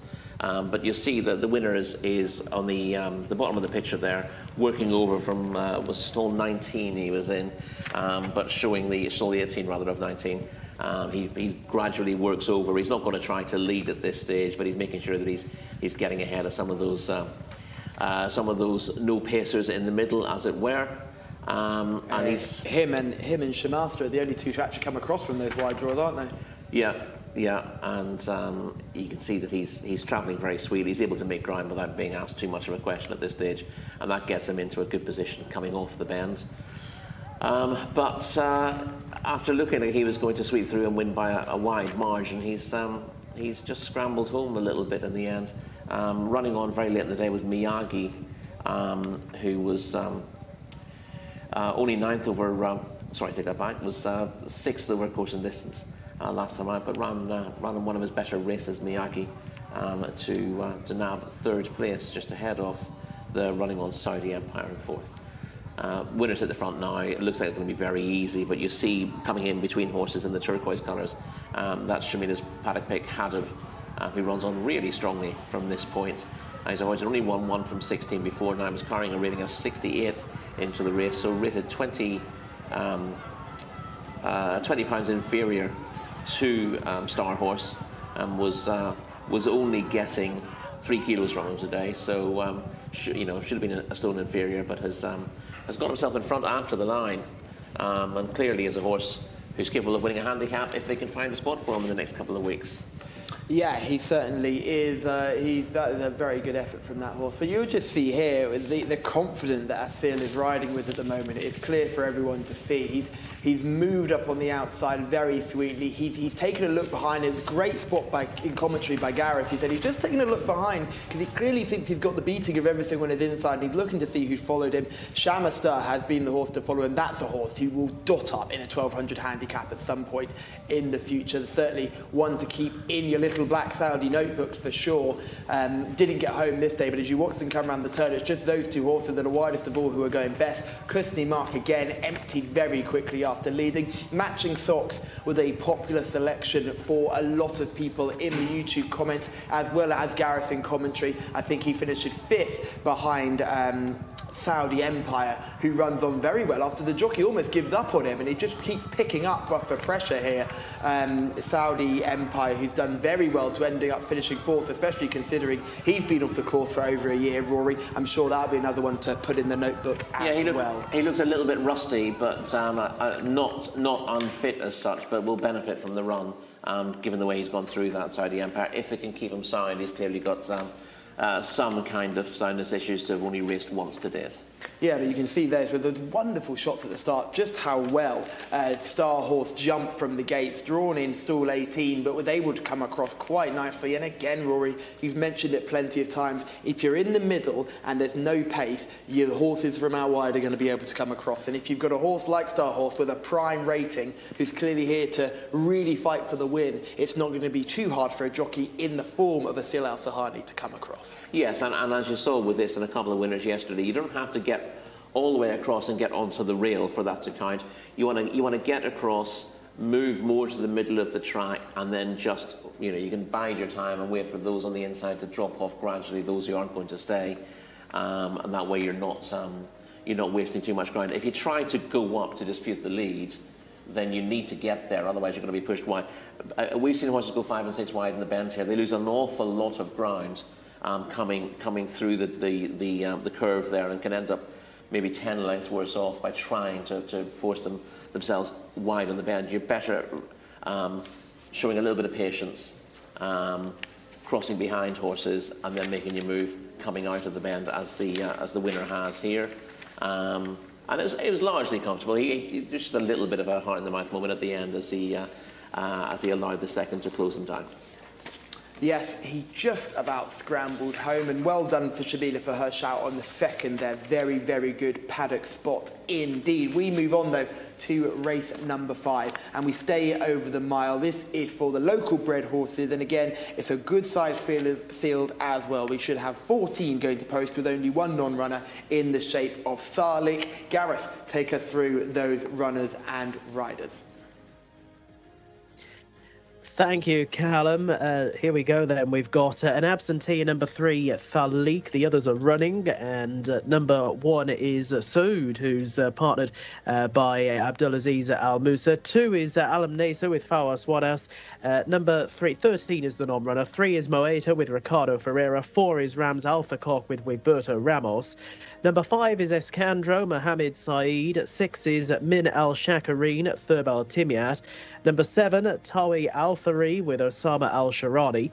Number 8 is Huta Al Karaim with Alexis Marino. Number 9 is Tho Al Atlal with Nath Al Nazi. Number 10 is La Oyunak Yanawaf, partnered by Azil Al Zahani, who seeks a treble on the day. Number 11, Kadash, Ahmed Al-Shra. Number 12, Najim Oscar, Mohamed Al-Nefsi on board. Scratch the 13. 14 is Esh Taha with Abdullah Al-Lofi. And 15, Al-Mu'taza with Abdullah Al-Credis. So the non-runner here, number 13, but all of the others go for what is our 5th race of the day, the locally bred horses open race. Thank you, Gareth. Yes, we lose horse number 13, which means 14 are going to post in this local bred contest over the mile. Rory, I think we can start from the top and work our way down here, because there are some horses with very good ratings, but some suspicious form to go with them. And number 1 in that category is horse number 1, Saud. Yes, Saud is rated 81. I've got the top 3 rated 94, 89, 88 here. So Saud has a little bit to find. Was 12th in a 2,000 metre Jcsa award last time out, which would be tough enough for him. Prior to that, had been 2nd in a 0 to 75 handicap over 6 furlongs, but looks pretty vulnerable here. Number 2 with Al Nesa, rated 75, but with a winner on penultimate start. Yeah, his win 2 starts back was in a 0 to 70 handicap over 7 furlongs here.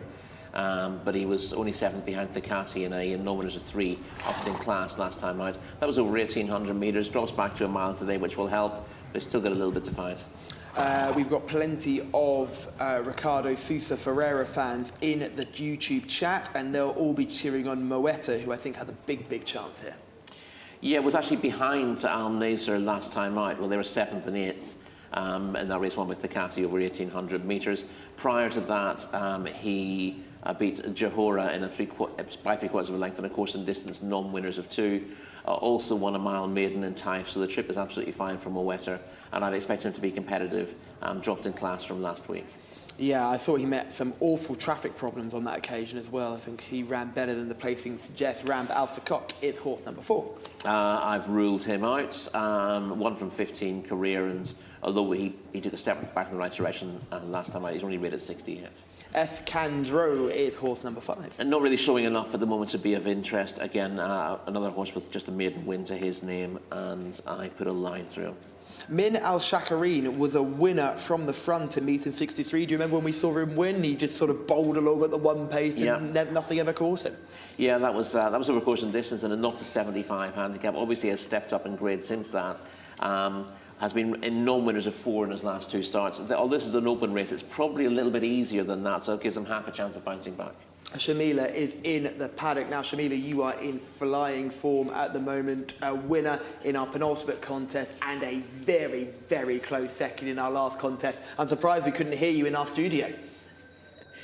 I'm trying my best, Callum. Look, I'm doing the best with what I can with the resources that I have in the parade ring, which are my own 2 eyes. And my own 2 eyes are saying that horse number 14, Ishtahar, is the best looking horse in this parade ring for this contest. Second in his last 3 starts consecutively. So a bit of a bridesmaid syndrome going on here with the 5-year-old gelding by Macho Macho for the Red Stables. But I think he can go one place better today. He looks absolutely stunning. Abdullah Alofi is on board as well, so good pilot, just getting it legged up onto him there. Nice big horse as well, so I haven't given up my hopes on great horses after Ceylon Silverbird one, so I'm going to try my chances with another one on horse number 14, Ishtahar. I do have to give out 2 shout-outs as well to horses look good, horses 2 and horse number 8 as well for Alex Moreno, and 2 paddock negatives as well. Horse number 5, Escandro, a little bit of a question mark for me walking around the parade ring, and horse number 11, a little bit on the chunkier side. Thank you, Shamila, for giving us those couple of negatives and a lot of positives as well. And I think Ishtahar will be in for some support internationally, having heard Shamila's good vibes there, because she's doing such a good job of picking out her paddock eye catchers. We are on horse number 7, Tawi Al-Tari, who is drawn in 7 and rated a whopping 28, which might be the lowest I've seen so far. Yeah, we did have your old favourite rated 2023. Oh yes, of course. Arias, yeah, he was rated even lower, but he's improved now. He's about 43 now, isn't he? Hoot Al-Qurain is a very different sort of proposition. They rated 95 and a paddock positive for Shamila. 94 now after last week. Has been pulled down a pound, but he posted a smart time when taking a course and distance open 2 starts back. I thought the drop to 6 furlongs was no good to Hoot Al-Qurain last time out, and he had Ishtahar was behind him 2 starts ago as well. So and of course that run last time out, not only over a trip that was probably too short, but also in the Ali Imam Mohammed bin Saud Cup, which would be a pretty tough ask for most of these. He was royally run off his feet on that occasion, wasn't he? This is the form that we were talking about just earlier, Ishtahar being beaten by Hoot Al-Qurain. This was a bit of a surprise here, because I think a lot of people thought Ishtahar was going to do the business on this day. Yes, Ishtahar was fancied and has run very well since this, but Hoot Al-Qurain I thought was good value for the win on the day. Just tracked the pacemaker through and showed a better turn of foot at this trip. The runner-up stays further, I think, trying to draw the sting out of the others by going hard. And you see he's actually coming back again at the line, Ishtahar. But Hoot Al-Qurain got the job done and was suited by the way that race was run. Naif Al-Anazi will partner So Al-Atlal, who we're seeing in shot here. He's a real good horse for his owners. He's only failed to finish outside of the prize money places once in his last 8 starts, and this was another good placed effort when finishing 3rd. Al-Jamani is the winner in this in the green colours, and that's a very good level of form. EJB is there as well. He's not the easiest to win with EJB, but he's talented and pretty consistent as well. So it's a good run from So Al-Atlal, which is reflected in his rating of 88. Yeah, he's a course and distance open winner in his time as well. You'd rather be widest of all in this sort of finish, wouldn't you, than the one on the inside? yeah. But either way, he's battled to get very close to EJB in the end there. That was over course and distance. Track and chip clearly fine. He's done 1:39.87 at his best here. Hood Al Karim, by the way, has done a time of 1:38.59, which is very fast in this grade for the trip. So but he was helped by the fact that this horse in picture really set it up and set a strong pace for him. And that's Eshtaher, the one we just saw in the grey. We've got a couple of 60 rated horses and a horse with no rating in the form of Lay Ayunak Yanawef at Kadash and Najim Oscar. Are you willing to give any of those a positive mention? I mean, Kadash was at least a winner this season.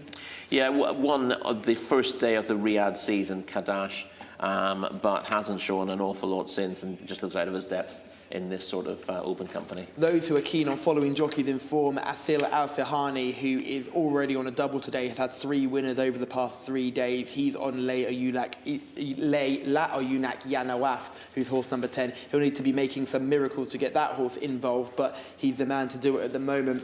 Eshtaher is Shamila's selection, horse number 14. We've talked about him a lot. 3 seconds from the last 3 runs. Is that beginning to become a concern for you? No, really. He's won twice, and he's won twice over course and distance as well. So the way he was beaten 2 starts to go here, he set a very strong pace, knowing he's got stamina for a little further, and just got run down late in a very smart time. You know, his time was very good as well, because he's only beaten, what, a neck in the end? Yeah, and I think it's interesting the horse that finished behind him was Hard Al Magam, who beat Sail on Silverbird when he next came out onto track. We've just seen that form boosted in our previous contest as well. So I think that's a good enough form to work with too. Yeah, and again, with 3 horses with very little chance on his immediate inside, Eshtaher and Abdullah Al-Lofi should be able to get a good position from stall 14, and he's very high on the short list. Al-Murtaza is the final horse to talk about. Horse number 15 has had plenty of runs this season, started back in meeting 16 and has been on the go since, but only has the 1 win here in Saudi. Yeah, 1 from 24, and I'd be stunned if he makes it 2 from 25 here. So they're circling down at the start. So we get selections in nice and early here because they're moving along quite quickly through the day today. Rory, who do you like in this one? I am going to go for Eshtaher, who was beaten, as you said, by Hoot Al Korean here a couple of starts ago, but does get a pull at the weights. He's getting 3 kilos today. There's only there's 5 pounds between them on official ratings. 3 kilos works out as 6 pounds on that scale. Just for those who are looking for that conversion, I think the conversion used is just £2 equals a kilo. £2 for a kilo, yes. 2.2 in reality, but we're looking at, you know. Hey, that's why you're our analyst. You let them know. You tell them. Tell them how it's up at 2.2.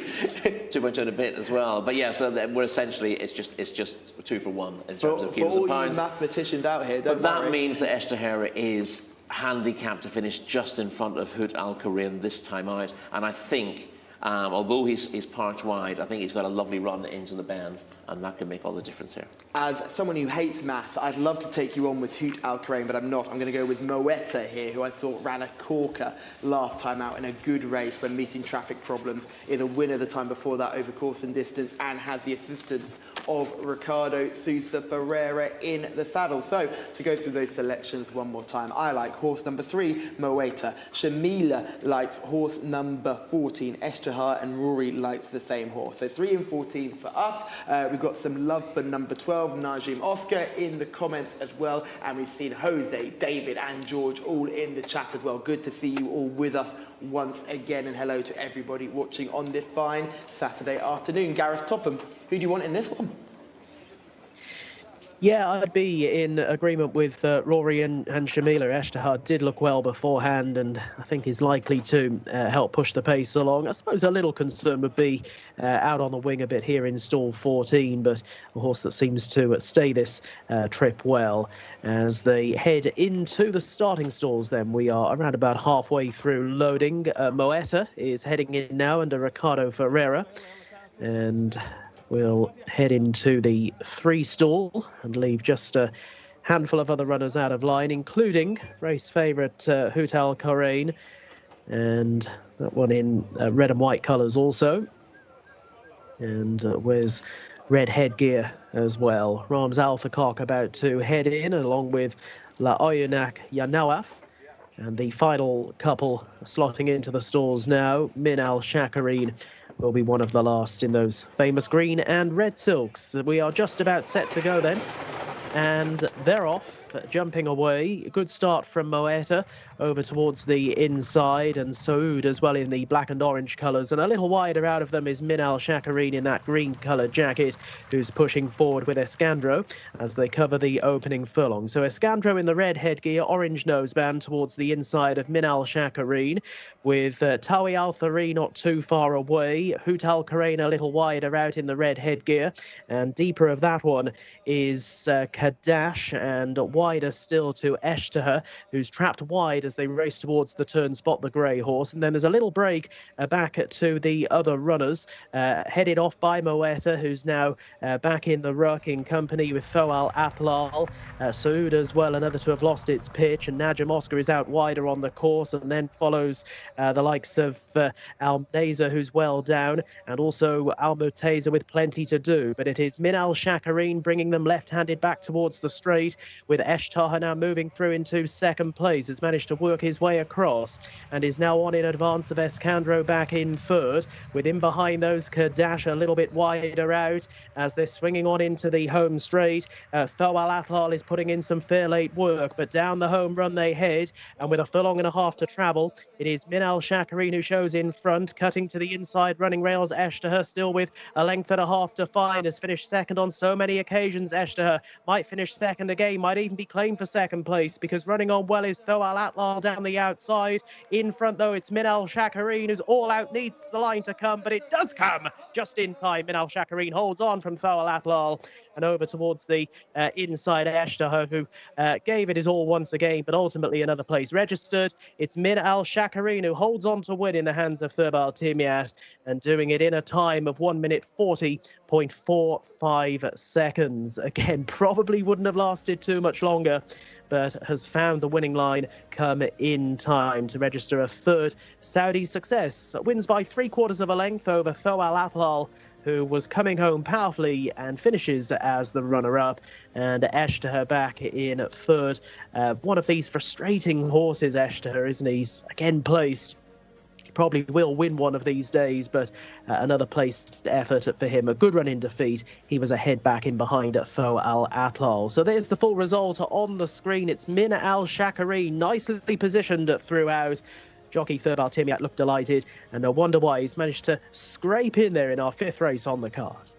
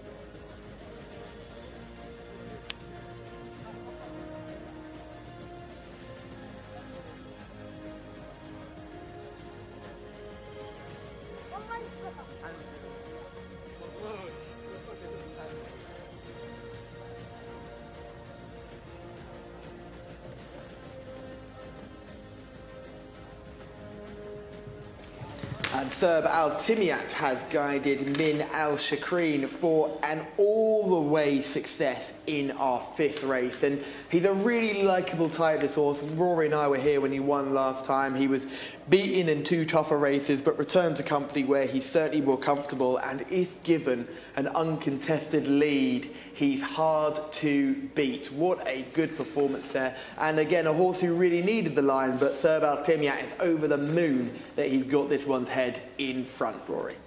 Yes, he'd been a wee bit disappointing since winning a handicap over course and distance 3 starts back, but his last 2 runs have been non-winners of 4, and they're probably warmer races than this. And this was his first opportunity, really, since that win, to be able to dominate, and he's done it really well. He did have company in the early stages with Escandro going up on his inside, but he soon got the lead going into the turn. You saw that our market leader, Eshtaher, got across well enough and got into a handy position, but had 3 horses between him and our winner in the end, Min Al-Shakrin, and Min Al-Shakrin made that count by going clear at this stage. And I think Eshtaher would have really wanted to be on his shoulder at this stage, but he's got to wait to come round those. He doesn't want to be forced too wide on the bend. Moves into Sheriff's 2nd place now, but he is just a little bit wider than ideal. And when he does get across, he ends up crossing to the inside. I was about to say, Rory, talk all the viewers through how on earth Eshtaher from this position ends up stuck on the rail. Well, Min Al-Shakrin you will see him wander slightly off the rail, and our eventual 3rd, the grey, is just hanging in a little bit towards the inside. Jockey manages to get him off the rail again, but he immediately begins to hang in, and with the winner sort of drifting off the rail, he's seen the gap to go through. We'll see that once he does go through that gap, the winner then drifts back towards the rail. He doesn't actually hamper Eshtaher, but Eshtaher at this stage, if he's going to win the race, he needs to be able to pull wide. I think his jockey thought about it briefly, but he would have had to take back to do that, and I think he decided there wasn't enough real estate for him to do that and get a winning challenge in. You make split-second decisions, and with the leader drifting 4 or 5 horses off the rail, it looked a good opportunity to take that position. If he kept drifting out, you'd have looked daft trying to go on his outside. So at this stage, it looked like the right decision, but you'll just see Min Al-Shakrin just wanders again back to the rail and leaves not much of a gap. There's no question of the 3rd being hampered, but he didn't really want to go through that small gap. Whereas I think if he'd been able to pull to the outside, it would have given him half a chance of rallying. But in the end, he loses 2nd place to Thua Al-Atlal, who finishes strongly in the blue colours down the outside. Yeah, so Al-Atlal and Moetta were both sort of running together the whole way through. I thought the real disappointment was Hoot Al-Karain, who has run a stinker when being in the ideal position to strike there. He was more towards the inside of Eshtaher, but actually ended up not getting the run that his jockey expected. Alex Moreno was fairly quick to give up on him. He was drifting through the field quite quickly. Yeah, that was a little bit disappointing. He ran last week. And although he was in a tough contest last week in the Al-Imam Mohammed bin Saud Cup, we thought you can forgive that run. But the quick turnaround doesn't suit all the horses, and Hoot Al-Karain simply hasn't run to his form, turned out quickly again. No, he has not. Moetta's run a big race again in 4th. And what do you do with Eshtaher now? We've now got second, third on the form now. And again, it was a close 3rd as well. Is it now trying to find a race for this horse to get confidence back again? Well, you're always trying to find a race to win, aren't you? So yeah, but maybe lowering the sights slightly. Yeah, well, because he's a dual winner over this course and distance, and he's not. If he was a serial loser, he hadn't got a winner on the board, you find a weak maiden for him. Yeah. But he's won twice over course and distance, so it's not. He just happens to be in a bit of a run at the moment, and he lacks a turn of foot. So when he's running at the level he has to run at, when you've won 2 races, you're only able to run a non-winners of 3, non-winners of 4 in opens. Or cup races. So there's never going to be an easy option for him. There's no real confidence builder. He has to be in the races that he's capable of winning, and one day things will drop right from him, and he will get his head in front. But once you've won more than 1 race, there are no easy pickings. We move on to race 6 and we stay over the mile. This is the 2nd of our 2 purebred Arabian contests, and it's for the fillies again. So here come the girls, and Gareth, take us through the runners and riders. Thank you, Callum. Yeah, already on to our halfway mark for the day. Race at 6 coming up, a mile the journey for an Arabian Fillies Open. Number 1 is Alhambra, the mount of Ahmed Al Azari. Number 2, Rakud Al Ansari with Mohammed Al Daham. Number 3, Talal Al Kaladir, Abdullah Al Lofi. Number 4 is Kahila Aldam with Azil Al Zahani. Number 5, Hudud with Abdulaziz Al Musa.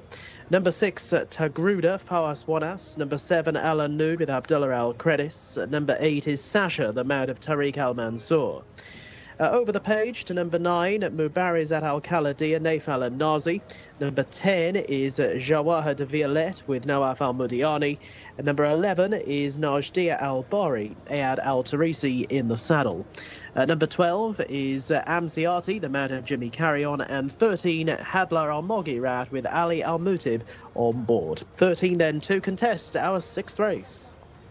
Thank you, Gareth. Yes, just a field of 13. Hopefully it will be lucky for somebody. We'll start from the top and work our way down. I thought this was quite an interesting contest because there is a horse who's got form over a lot of these, but we've just seen a horse with 3 consecutive seconds, and with Bazariat Al Kaladir has 3 consecutive seconds. Yeah. I think you got to look at them individually and see whether you've got concerns. But yeah, just again to touch on the ratings here, 2 of these rated 102, and they're over 10 pounds clear of the 3rd rated, which is dear old Tagruda on the greatest purebred Arabian of all time. Alhambra is horse number 1. Alhambra with a rating of 83. Best effort when 6 lengths third to Tagruda in a 2,000-metre open last time out. Al Anud was second in that race, so kind of held by that pair, but she is unexposed after just the 3 runs, and that run was a big step up in what she'd done on her previous. Is Rakud Al Ansari getting a reputation of being a bit of a flat track bully?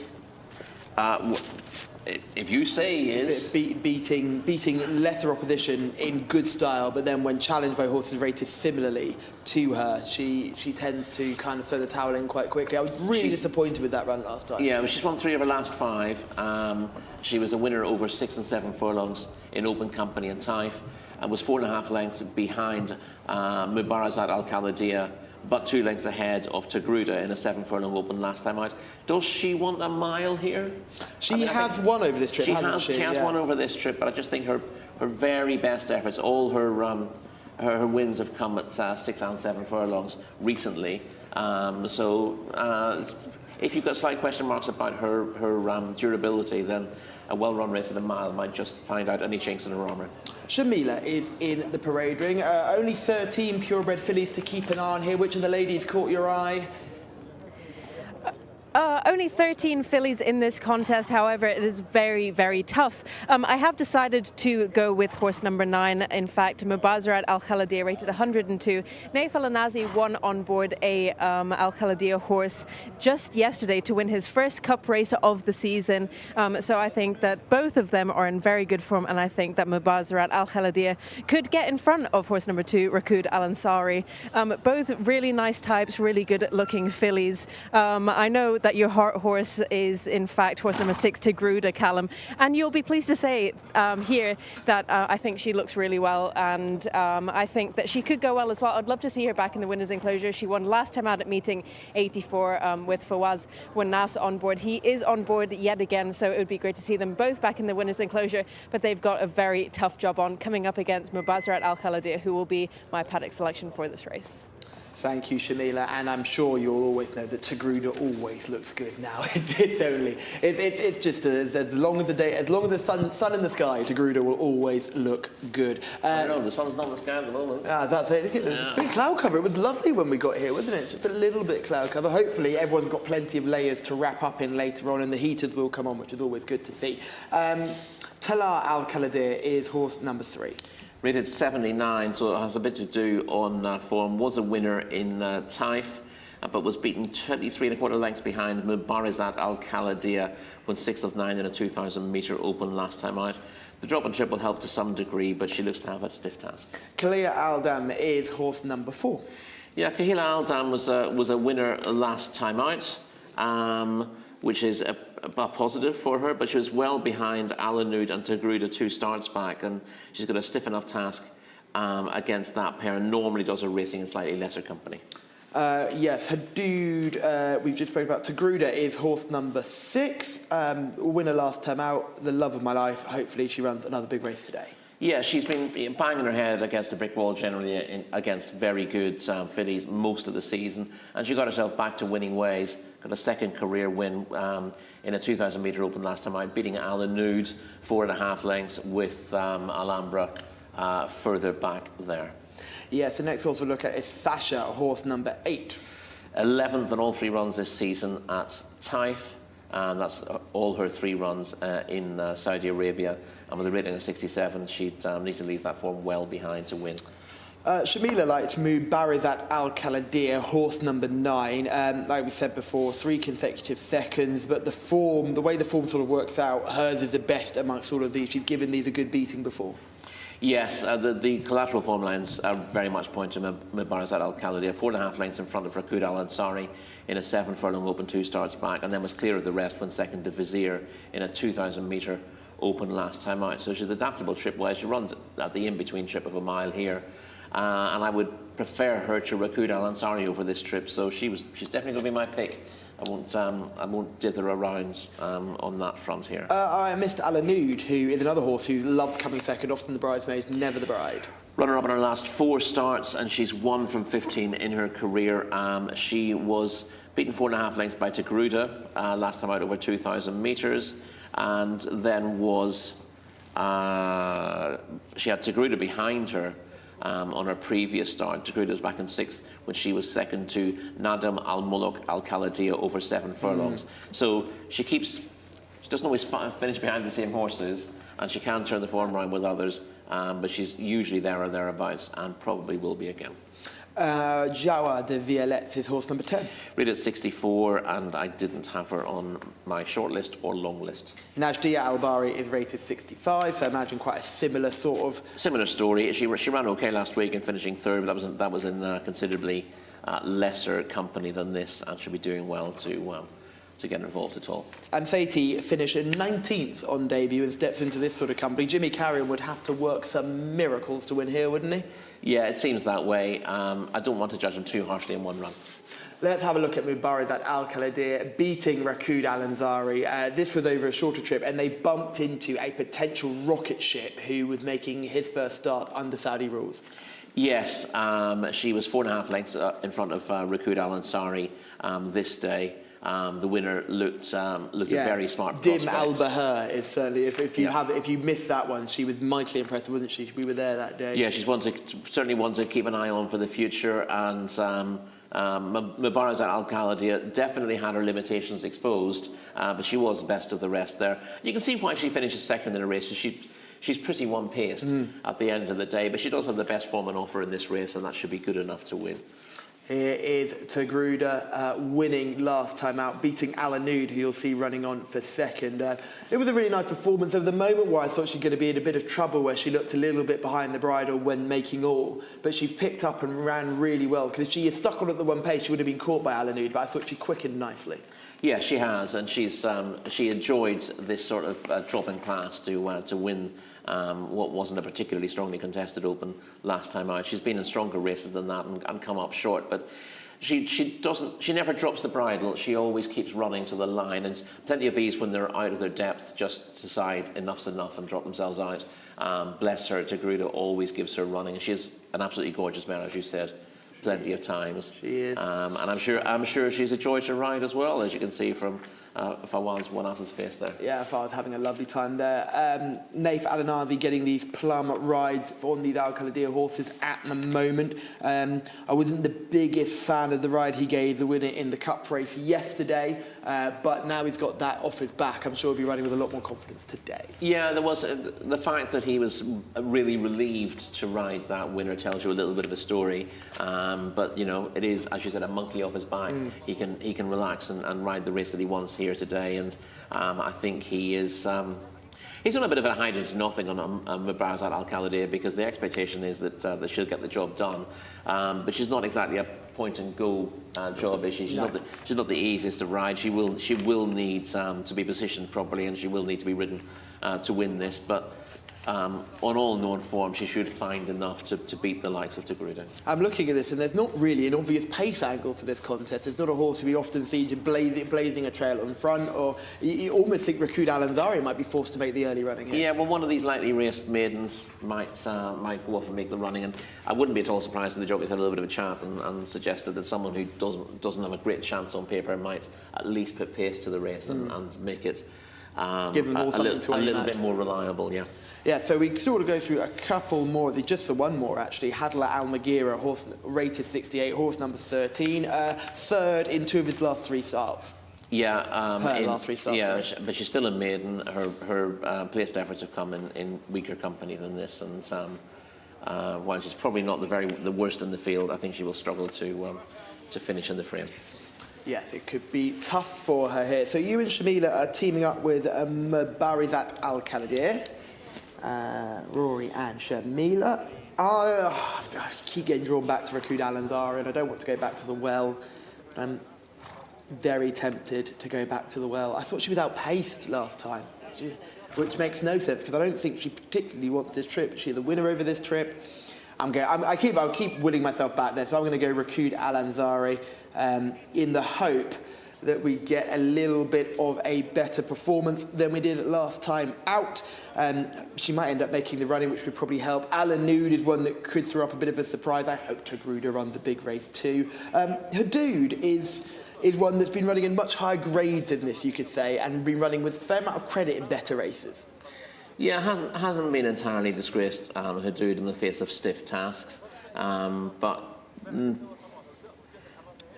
you'd like to throw her in the 0-70 handicap really, and see how she gets on in the big field there, because she should be up to winning that. But she's still a maiden. She hasn't had that many realistic chances to break her duck. But again, she'll probably finish 5th or 6th here, I would have thought. Yeah. But she might manage to do a little bit better if 1 or 2 of these don't fire fully.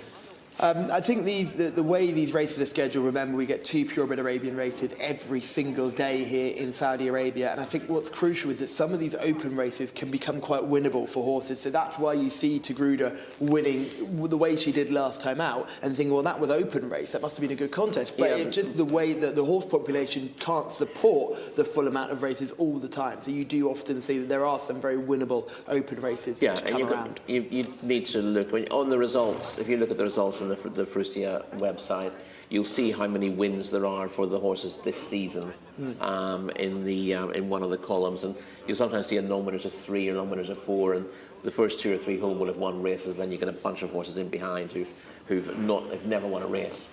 So you'll sometimes get carried away with a horse finishing 4th or 15 and a non-winners of 3, but actually there's no depth to that behind the first couple at home. So you always need to be aware of that.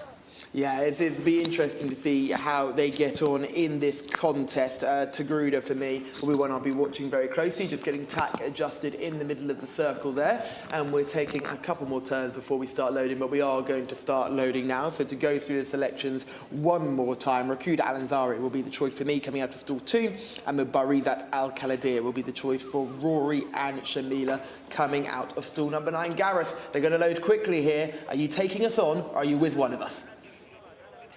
I quite like Togruda's claims here. I mean, she's priced accordingly to be in the 3, if you get my drift. So I can certainly see Togruda. I think she's roughly at the right sort of mark here, and I think could well be in the frame. But I can tell you that the race favourite on the international markets is this Mubarizat Al Khaldir at short, as well as the runners are heading in to the stalls. And as Callum said, they should load pretty quickly here, given that there's a whole wealth of experience among them, plenty of runs, and the field continuing to slot in. Tala Al Khaldir heading forward. That one's jockey will wear the black cap. Mubarizat Al Khaldir, second set of the owner silks here with the white to grey cap, almost silver actually, as the last one that Kahila Alden slots in, and we're ready to go. 13 of them away and racing, and breaking out well, Rakud Alanzari in the yellow noseband over towards the inside, going to be tracked through by Alhambra. Wider out is Tala Al Khaldir, and crossing over much wider out is Amziati as they cover the first couple of furlongs. Plenty of shouting going on there among the riders. Tagruda, the pink cap, is not too far away, and Sasha as well in the light blue jacket. A little bit wider out is favourite Mubarazat Al Kaladir, who's being followed out there by Hadia Al Moghirat as they race towards the end of the back straight. Alhambra down along the inside. Hudud is well back at this stage as well, as shortly they'll be making the left-handed turn. It's a brace of greys up front. Tala Al Kaladir over towards the inside of Amziati in the red colours, and coming closer is Mubarazat Al Kaladir, 3 wide around the turn. Then towards the inner, Rakud Al Ansari, who's never been too far away and still travels all right, is now beginning to slip back Amziati. Tagruda's poised on the wide outside, and also Sasha looks poised to play a part. Adiat Al Moghirat is following those as they turn their heads for home. They've got less than 600 metres to run, and taking over now, Mubarazat Al Kaladir is sent on into the lead, but this Rakud Al Ansari is not shaken off towards the outside and looks a real thorn in her side as they work their way down the home straight. Tagruda staying on back in behind those to try and challenge Tala Al Kaladir, but in front it is Mubarazat Al Kaladir gaining the upper hand now despite drifting to her right in the closing stages. She has mastered Rakud Al Ansari.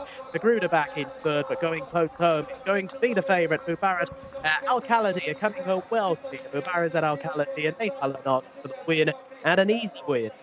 Second across the line, that's gone the way of the very brave Rakud Al Ansari, and it was very tight for third as well. Tagruda was being closed down at the line and possibly passed out a little wider on the course by one of the staying on rivals. But it is Mubarazat Al Kaladir who comes home in front. Had to work for it. Rakud Al Ansari looked a real player to the final 300 metres, but ultimately couldn't quite get past Mubarazat Al Kaladir, who's just proved that bit superior. Now, Alan Nude was the one staying on strongly to pip Tagruda. They were third and fourth, respectively. The winner, Mubarazat Al Kaladir, winning in a time of 1 minute 49.99 seconds, but scoring cosily enough in the end by some 3.5 lengths. Rakud Al Ansari crossed the line in second place, made it the race it was, and in turn was clear. Look at that head bob for third, just going the way of the running on Alanud down the outside, ahead of Tagruda in fourth. Mubarazat Al Kaladir, then a winning favourite of our sixth race on the card. She's done it nicely.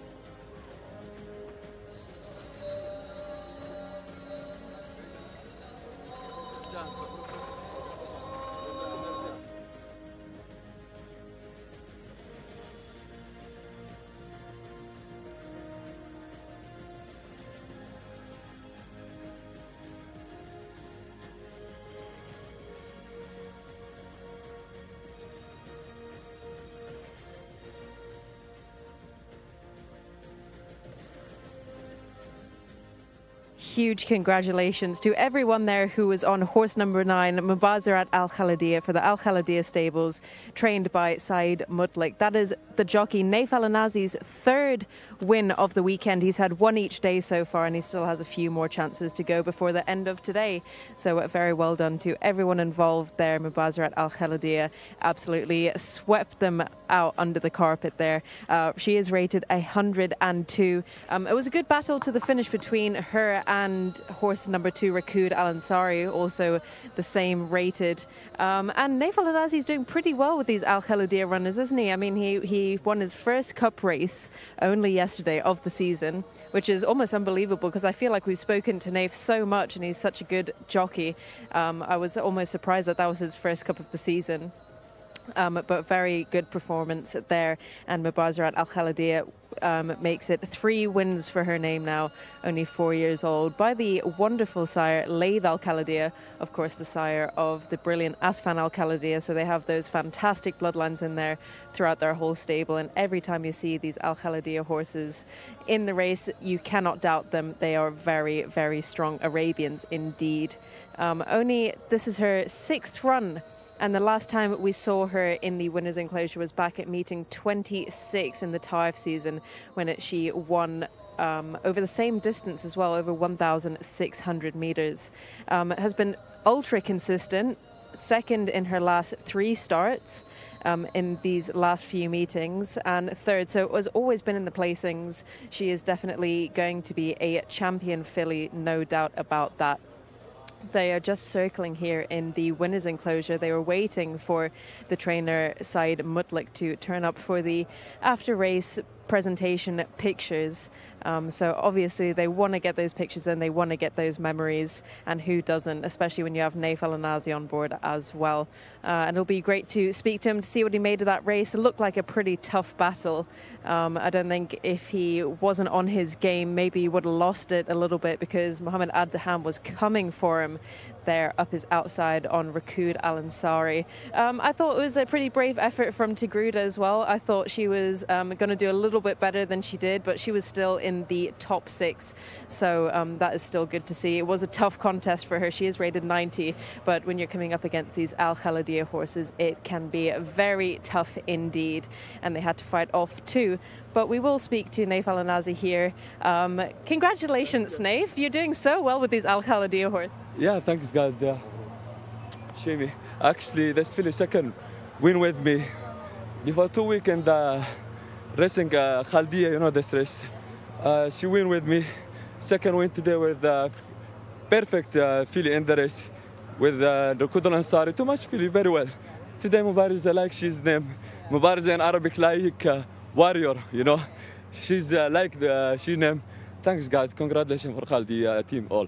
And was it a little bit of a tough battle for you between you and Rakud Al Ansari? Yeah, seriously, Shimi, this filly, fantastic. But she need help from another horse, because when she go alone, she like scared, she stop little. When the horse coming together, she's coming different, this filly. Do you think she could be a cup filly maybe next season? Sure. I hope, inshallah, this filly have a big future for this filly, inshallah. And I hope so, inshallah, more. Thank you so much, Naif. Thank you, Shimi. It is always a pleasure to hear from Naif Al Anazi, and he gave us a little bit of Arabic translation as well. Mubarizat means warrior, and she had to be a bit of a warrior down the top of the straight, but once she got towards the end of the straight, she did very, very well, didn't she there, Rory? Impressive performance there from our winner, Mubarizat Al Khalidiyah. Yeah, she's battled well. She looked like she might be in a little bit of trouble early in the straight, but she stays a bit better than the runner-up, and she's gone on well to win in the style you would have expected pre-race. There's a lot of shouting at the start for the jockeys. Watch out for the horse Jawad de Violettes. Came out of stall 10. There's going to be a lot of squeezing up early on, and you'll just see, you'll hear the shout. Keep on shouting, still shouting, no one's stopping. And that was a little bit of a dangerous move there from Hadla Al Maghira, and the Al Mutib was on board there. I think the stewards might have a look at that, because he came across, he heard the shouts, he didn't respond, and nearly caused quite a nasty incident there. Yes, and I'm sure we'll pick something up in the steward's report afterwards about what punishment, if any, was handed out after that. And again, if you If you want to get to the Jcsa website, the Jockey Club website here, you will not only get race cards and results, but you can also get the results of stewards' inquiries and reasons for horses running poorly as well, if you have a look at that. So it can be a useful resource if you know where to look. And you can just see your eventual winner coming here, 3 horses wide on the turn. Rakud Alanzari was smuggled into the race, I should say. Smuggled in. Yeah, I was going to say snuffled in, but that's not bad. Smuggled into the race.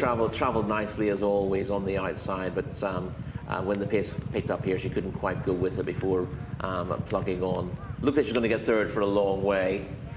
She's just about to move into third place now, but she gets nabbed on the line by another with a similar sort of profile to her. Yeah, and Rakud Alanzari, bless her, she just couldn't quite stay the tempo, and she found herself getting quite tired towards the end, and the jockey Mohammed Al-Daham was very quick to just let her drift back across to the rail. Second place was booked. He knew he couldn't get the win, and he just nursed her home. Yes, yeah, that's pretty much it, wasn't it?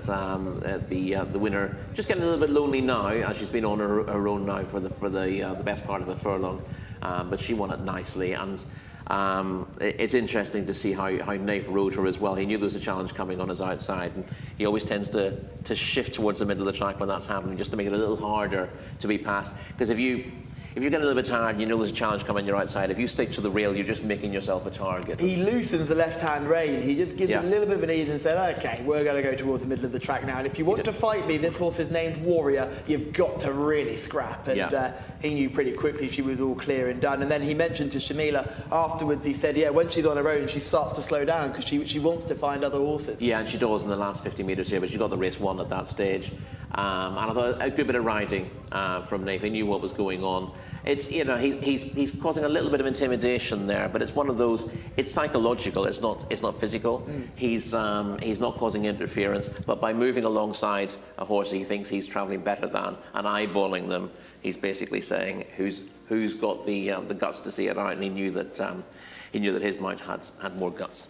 Essentially. Yeah, as we see them jump away from the start, it's actually quite a good breakaway from Amsati, who is drawn in 12 towards the outside. Plenty of cheap speed there, but showed very little towards the end. There'll be much easier challenges ahead for Amsati, who will surely win a race at some point, but not anywhere in the near future. Rakud Alanzari, I imagine the drop back in trip is on the horizon for this one.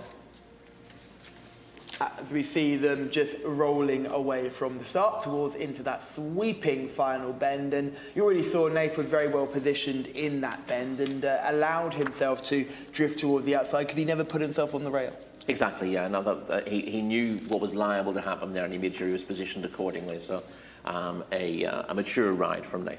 Yeah, you can just see, I think he rode this one with a lot more confidence than what we saw yesterday. Much less looking back, much more looking in the right direction, and just making sure he knew he was on the best horse. And that was a look at the screen to make sure where he was in relation to the rest of the race. And either way then, and Rakud Alanzari is not going to turn that around, knowing that she can't handle particularly this trip of a mile. No, and you can see as she's drifted across to the inside, she's pretty much raised the white flag there, hasn't she? She has indeed, but Naif Alanavi has not raised the white flag at all. That's his third winner of the 3 days, with Asil Al-Sahani, both of them having 3 winners to play with. And with no Camille Ospina today, he's spending some much-needed time with his family. Everyone else is having a chance to chop into that lead at the top of the Jockeys Championship. Let's have a look at that championship right about now and see just how far Camillo is clear, and he is now on 106 wins, absolutely cantering clear. Naif Alanazi will have just jumped up to 43. He's had a big week, which he needed because he was getting a little bit quiet, wasn't he? He was, yeah, and he's obviously outside of races like this. He doesn't get the same kind of quantity or quality of rides as Camilo does. But it's always nice to have a day when Camilo is not riding in a meeting, gives the others a bit of a chance. So nice to see Naif get his cup win, and that makes a big difference to him. And you could see the relief and the pleasure that gave him the other day. Quiet week for Alex Moreno, still yet to get his head in front this weekend. He's a jockey that rides purely on confidence, and he would have thought this was an opportunity to crack into the lead that Adel Halfaredi had over him, and he's not been able to do that yet. onto the trainers, Ahmed Mahamoud is flying along in front, 65 points. Said Muklak, the purebred Arabian trainer, he's just had another winner here. That'll push him up to 49. He's getting ever You keep so saying close he's to going to 50. fall off the table, and yet Yeah, well, do you know what? I've been really surprised by how open it's been in behind. Yeah. I thought they would really struggle, but at the end of the day, they're going to average in about 2 winners a week. So if they keep getting in 2 winners a week, everybody else has to have more than 2 winners a week, and that's not what's happening at the moment. That's how maths works. We are seeing in the Owners' Championship, they are beginning to slip down the order, and that will change. But again, that's maths for you. You've got more chances. So we'll just see them in the Owners' Championship. It's the Al Khalidiyah stables we're looking at here. They're down in third position now with 35 points. They'll now be up there. They'll now be up to 36 with that win they've just had there as well. Sheikh Abdullah Hamoud Al-Mek Al-Sabah is the owner who we'll often see with cup race success. You can see he's got 5 cup wins and a Group 3 to his name, but they can't do anything to catch King Abdullah bin Abdulaziz and Sons with 143 total points. They are absolutely flying clear at the top of the table. One man who is always flying ahead with things is Mr. Gareth Topham, and he will give us the runners and riders for our next contest, race number 7. Cheers, Callum. Yeah, race 7 coming up, and we've got a big field here, which reads as follows. Number 1, Galdaran, partnered by Mohammed Al-Daham. Scratch at number 2. Number 3 is Ain Alays with Abdullah Al-Fayrouz. Number 4 is Al-Rajay with Abdullah Al-Rashid. Number 5, Rindley, the mount of Jimmy Carrion. And number 6 is Sahal with Azil Al-Zahani. 7 is Bala Al-Sham with Abdullah Al-Saidi. Number 8 is Ashik Bladi with Mohammed Al-Yami. With number 9, Hamadna, the mount of Alexis Marino. Over the page to number 10, Ailmak Zahn, Nawef Al-Mudiani. Number 11 is Tayar Aliez with Abdullah Al-Credis. Number 12, Here We Are, Abdulaziz Al-Musa.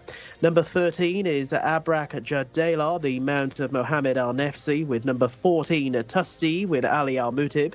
Number 15, Eklas, the mount of Victor Gutierrez. 16, Ayan Al-Riyad with Abdullah Al-Lofi. Number 17, Simon, the mount of Khalid Al-Mamoni. Over the page to number 18, Abu Nada Rayan Al-Torsh. 19 is Ant Al-Maksuk, the mount of Thurb Al-Timiat. And number 20, Wazman, partnered by Jose Rodriguez. And 21, La Makafi gets a run as well. Tariq Al-Mansour takes the ride on the reserve, which gets in. So there we are, big field once again. This is our 7th race and runners heading into the paddock. Thank you, Gareth. Yes, runners are heading in, and we've got a full field of 20, which is great to see for this contest, and the reserve that sneaks in, I'm a big fan of. So let's start with number 1. Galdaran comes here with a rating of 61, which gives him every chance here, considering a lot of these don't have a rating yet. Yeah, there's no great strength here. 74 top rate at 69.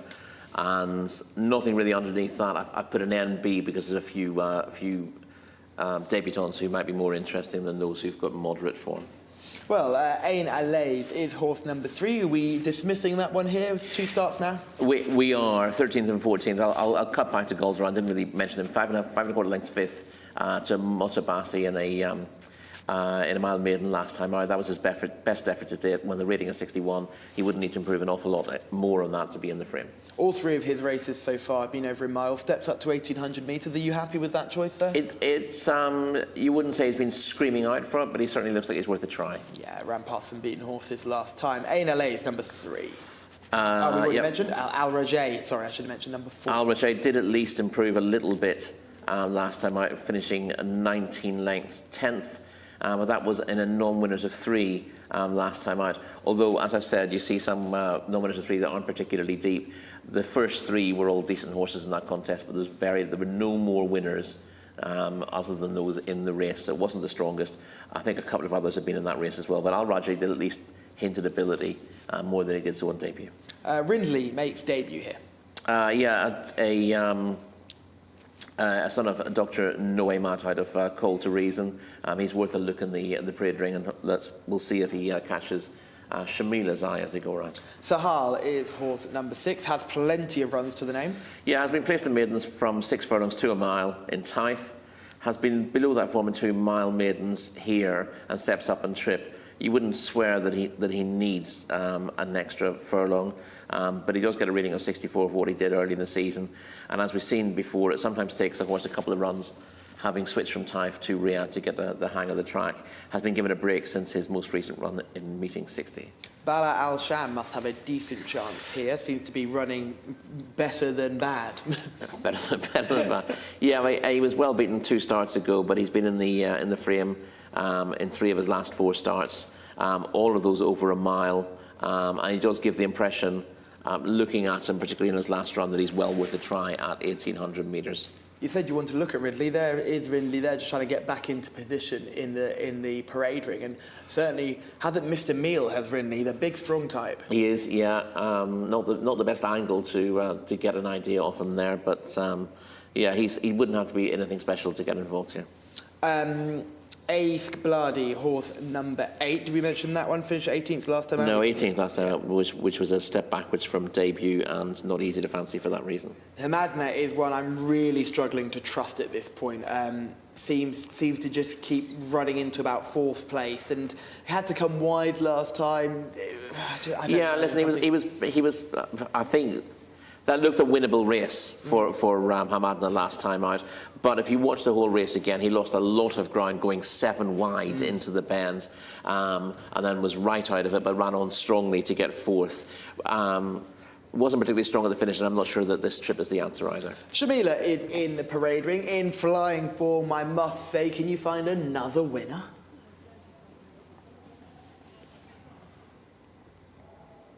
To us, I have it on very good authority, Callum.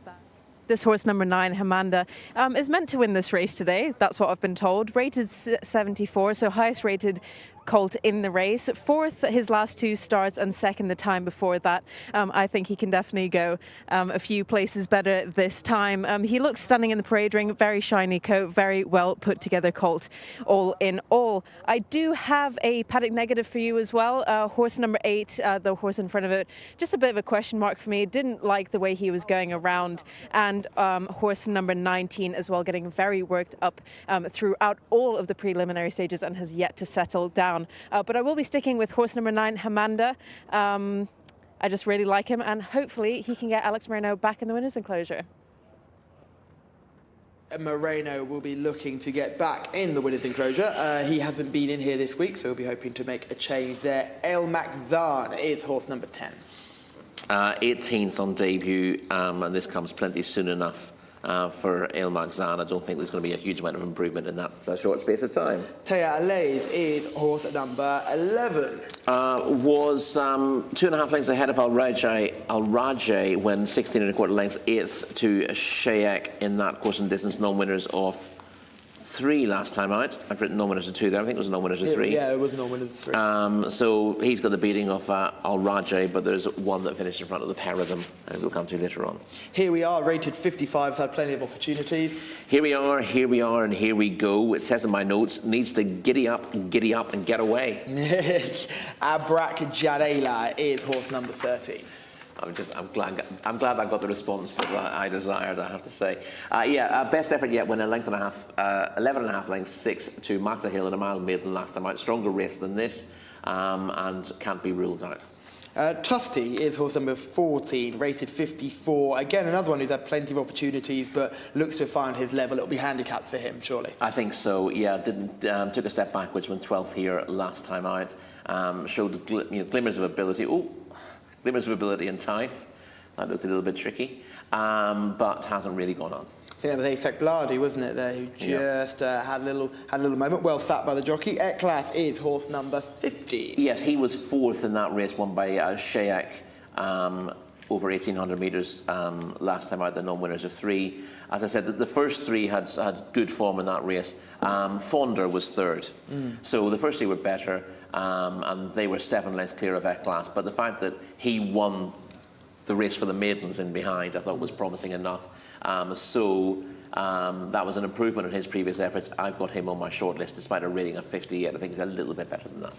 Ain Al Riyadh was thrown straight onto my shortlist. Another horse who had to come very wide on debut, but I thought travelled so well and picked up for pressure as well. Yeah, I've made a note of that. 2 3/4 lengths second to Calastify is a useful sort anyway in a 6 furlong maiden, but swung wide on the bed just through greenness. I thought, went wider than needed to be the case. We'll get a chance to see it as well. Then he ran on very well late in the day, giving the impression that 6 furlongs is not his trip. I'd have thought a mile probably will be, so Ain Al Riyadh is suddenly very interesting against a fairly modest bunch. Look at those beautiful shots here. Riyadh in the distance, King Abdulaziz racecourse in the foreground, and that stunning skyline.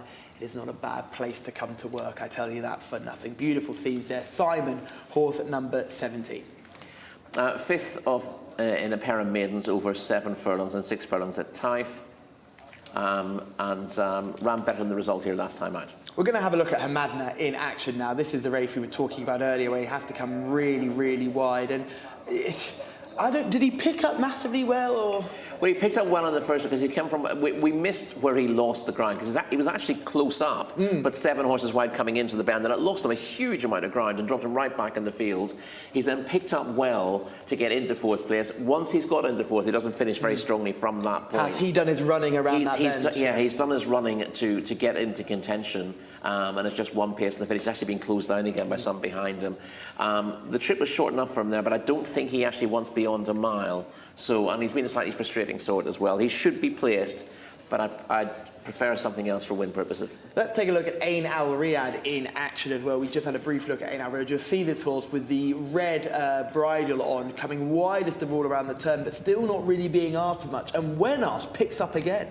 Yeah, when it went into the bend in the first place, it just swung out, which has meant that it's very wide coming out of the bend again. But I love the late work that this does, and it keeps closing all the way to the line behind Calastify, who, as we saw the other day, is a useful performer.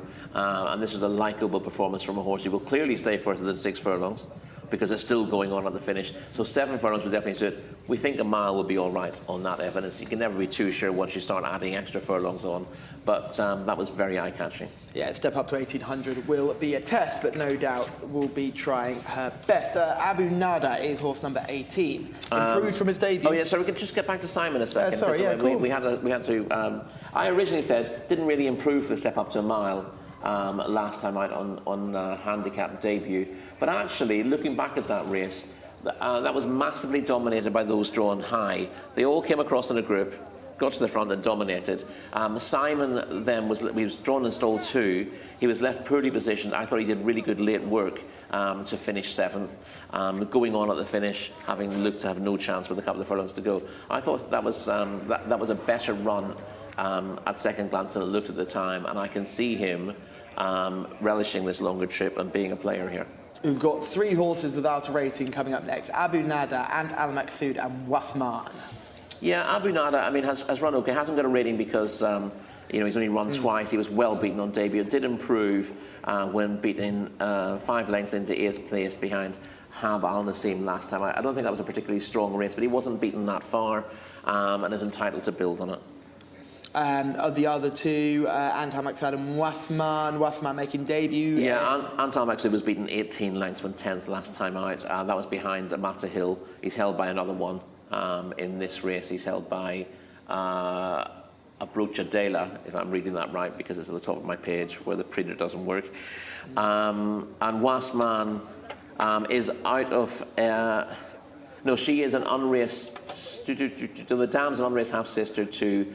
a Grade 1 winner in the States, the Wood Memorial winner Bob and John. He also won the Sham Stakes. So that was quite an interesting pedigree for Wasman. I absolutely adore and will be my selection. Lama Yakafi, the form behind Yatrud, or the form ahead of Yatrud, now looks very good considering what that horse did earlier this week. Rory, who do you like in this one? I'm going to go for Ain Al Riyadh, who's a fairly obvious one, but I'd also think that Simon could give you a really good run for your money. I'll give you 2 marks there. Rory likes horse number 17 and horse number 16. Shamila likes horse number 9, and I love horse number 21. Gareth, tricky little race here. Who do you want? Yeah, it is tricky, Callum. I certainly thought, like Shamila, that Hamadna looked really well beforehand, and the horse that Rory put up, Ain Al Riyadh, did look fit also on his way down. But yeah, I did think that Hamadna was very much the pick on looks, and hopefully that can transfer into the race itself. Alexis Marino, of course, a top jockey on board. They are loading up. I can tell you that Hamadna is the favourite on the international markets as well, so clearly quite well supported, as we see Bala Al-Sham about to head on in. This one who was a little bit wayward going down to the start, but nice and settled now that he's arrived down there. And this is Al Rajeh heading in as well, and Abdullah Al Rashid in that violet coloured jacket, a little darker purple than what was on the race card and website, as the field continued to head on into the stalls. This is the 21 horse heading in. Big chance as well, Lamea Kafi, Tariq Al Mansour on board, and I think we are almost set for a start here. Reminder once again that this Lamea Kafi obviously gets a run here, given that we've got a couple of the absentees, and they're often racing here, jumping away. Big field over 1,800 metres this time, and one of the first ones to show, Bala Al-Sham, the yellow sleeves and cap, has got out well. And also lying up handily in the early stages, Al Rajeh down along the inside, and Aish Bladi is a little wider out and now cutting across to show up prominently, and Hamadna is bang there as well. So racing through the opening couple of furlongs, a little wider out on the course to find Wasman, who's not too far off the speed. Simon is also well there as they gallop on down the far side of the track. Abu Nada is another who's also pushing forward. So they're galloping along towards the end of the back straight, and as they do so, Wasman is showing up ahead with over towards the inside Ain Al Riyadh in the red coloured jacket. And deep out is Abu Nada. They are the leading line, being closely pursued by Ant Al Maqsood, who's on the wide outside. And then looking to step forward is Here We Are, as they're on the home turn. And as they do so, just looking a little awkward around the turn, there was Simon, who now just starts to slide back as they're making the run back on in. And it is Ain Al Riyadh who is out in front and boots away by 2 lengths on the turn. Giving chase is Wasman, that one off the bridle, with Aish Bladi over towards the inside in third as they're now coming around the home turn. Sahal begins a strong run down the wide outside in a red coloured jacket, but also in red is Ain Al Riyadh, who's got a healthy break on them, making the run down inside the final 300 metres. And it is Ain Al Riyadh, Abdullah Alofi, the best part of 5 lengths ahead, to in second position, giving chase at Sahal. That one in turn is nicely away from Aish Bladi, but heading close home. This is all about Ain Al Riyadh, who's going to absolutely bolt up here. Ain Al Riyadh, you could have called this one the winner from a long way out. Beat Sahal into second place. It was tight in the end for third. Abrak Jadelan beginning to get going down the outside. And Aish Bladi was in the mix as well over towards the end. But Ain Al Riyadh it is, and has scored by a long, long way. Ain Al Riyadh in a time of 1 minute 55.84 seconds. Has come home a long way ahead in the end of Sahal in second place, who's run well without being any match for the winner, was beaten 5 1/4 lengths in the end. And Aish Bladi has held on for the third spot ahead of Abrak Jadela, who was staying on all the way to the line closest to the camera there. But Ain Al Riyadh it was. Rory gave this one a good mention beforehand. The horse did look fit in the preliminaries, and in the hands of Abdullah Alofi has bolted up in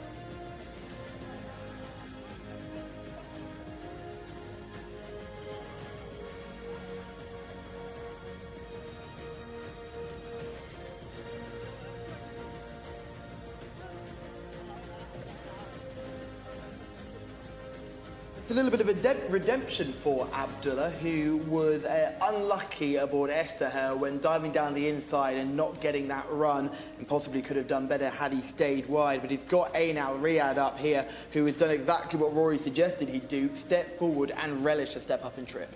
Yeah, the way he finished. We talk about horses hitting the line hard, and you know, horses who get a trip well aren't necessarily guaranteed to get another one. But to come from as far back as he did over 6, make a big effort, and still be going on at the finish, was not the mark of a 6 furlong horse. It was the mark of a horse who needed a mile. Obviously, this was a little bit further again, but he's proved different class to his rivals here, hasn't he? Really, he's one with plenty in hand and had the race sewn up coming off the home turn. He certainly did, and he handled that final bend a lot better than what we've seen him do previously. Yeah, obviously that was just first time out.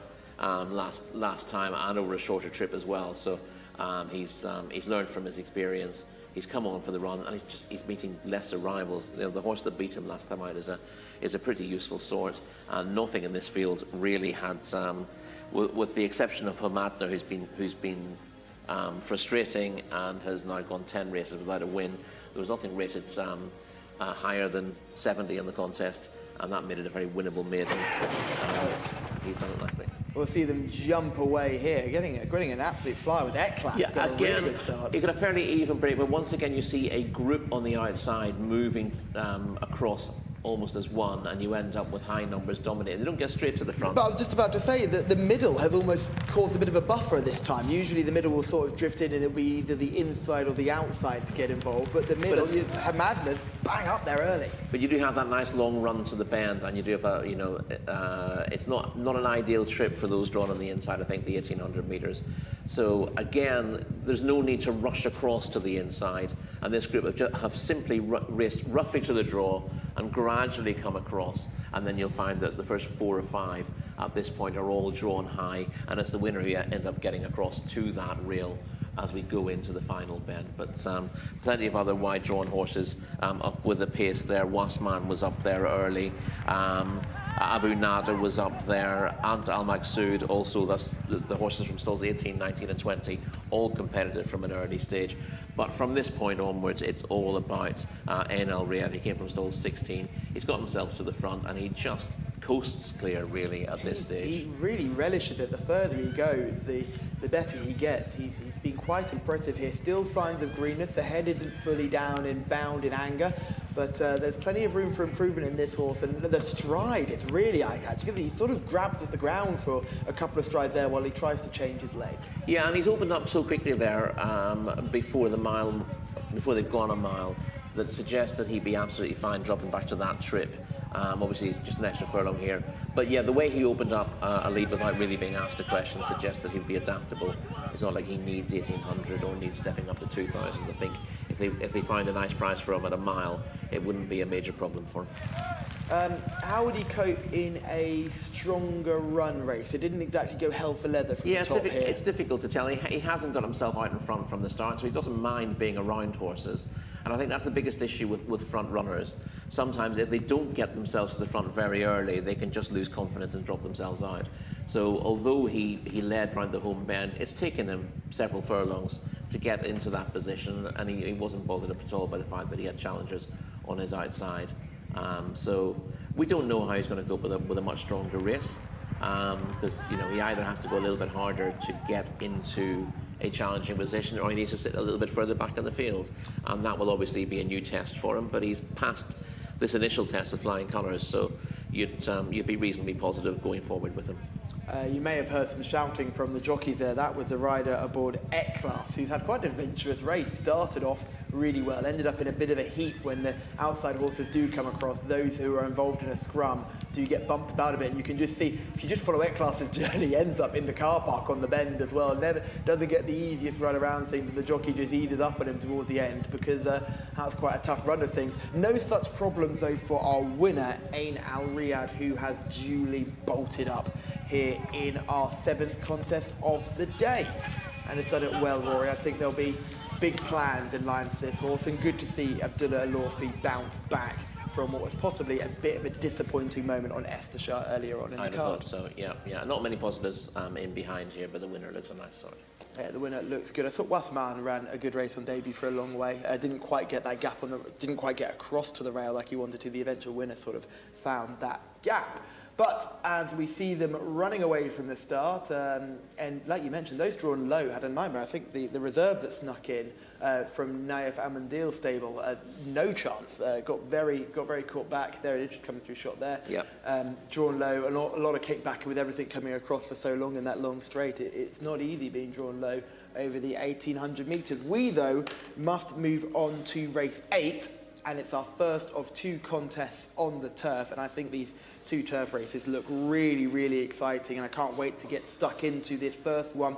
Only a small field of 10. We're limited because we're saving ground before the Saudi Cup, but with only 10 runners in the field, there's still plenty of quality to go around, and Gareth Topham can take us through the runners and riders.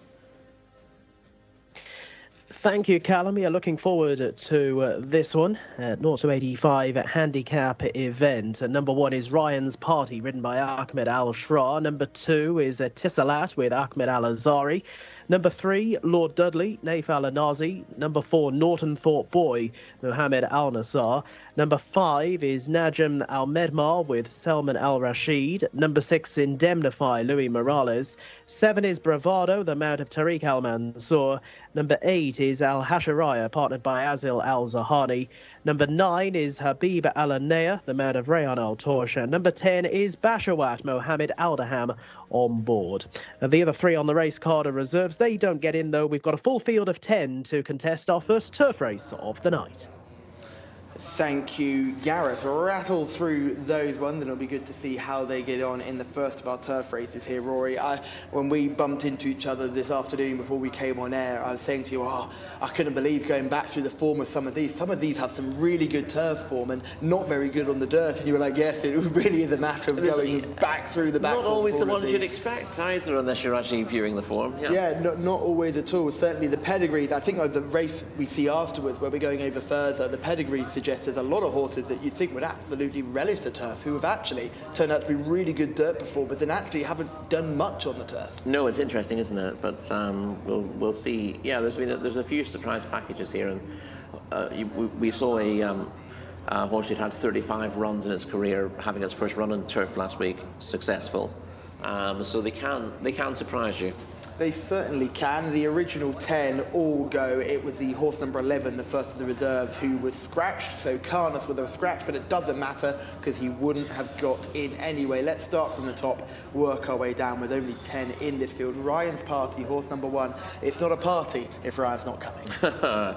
Yeah, he was a bit of a star in Taif, was Ryan's Party. I find it a little bit tougher since he's switched to Riyadh. He was a winner in the UK before he switched, obviously you can tell from his pedigree that he's UK based. 1 over 6 furlongs for Kevin Ryan in his younger days, but he was only 11th of 13 and has 1 try on turf here over course and distance, so that's a bit of a worry for him. But did you watch that race where he was 11th of 13? He practically refused to start. Yes. He lost himself in the stalls, and I thought he actually ran quite a good race to finish in the position that he did, because he gave them so much time and he beat 2 stragglers towards the end. So I would be willing to give him 1 more chance, providing he gets a better breakaway. Yeah, and he's trying to stall the 8 here. I'd have thought you don't want to be drawn too wide over 6 furlongs, but we'll get more of an idea. The last 6 furlong race we saw here was an uncompetitive affair, so we'll get more of an idea of how the draw is going to play a part from this race. A Tissalat comes out of stall 4. The way his running style suggests, he likes to come late and wide around the turn. He might struggle on this tighter course at the moment, just with the way the rail is positioned. Yes, he is a course and distance winner. He won a 0-90 in March, but that was when the track was at its full width, and that does his good dirt runs come when he sort of weaves his way through from off the pace. He's a bit of a law unto himself, it's his lad, but he is capable on his day. Yeah, he beat Ford Maddox Brown on that day, who's a horse who can do it on both turf and dirt, as he proved to us in Taif. Indeed. Lord Dudley's another one who I'm interesting to see, because he absolutely loves the turf here. He was behind Ford Maddox Brown and a Tissalat in that 0-90 contest last time, but he's been waiting for this turf to be opened up. Yes, he's got a decent record. His only poor run over course and distance last season was in his seasonal reappearance when he was 9th. After that, he was 4th, 3rd, and 3rd in big fields. The question is, having been off since meeting 18 at Taif, is he going to need the run? I think he might do. Do you think he's the type of horse that he came out of that race in March so well that they thought, let's keep him in training and try him in Taif?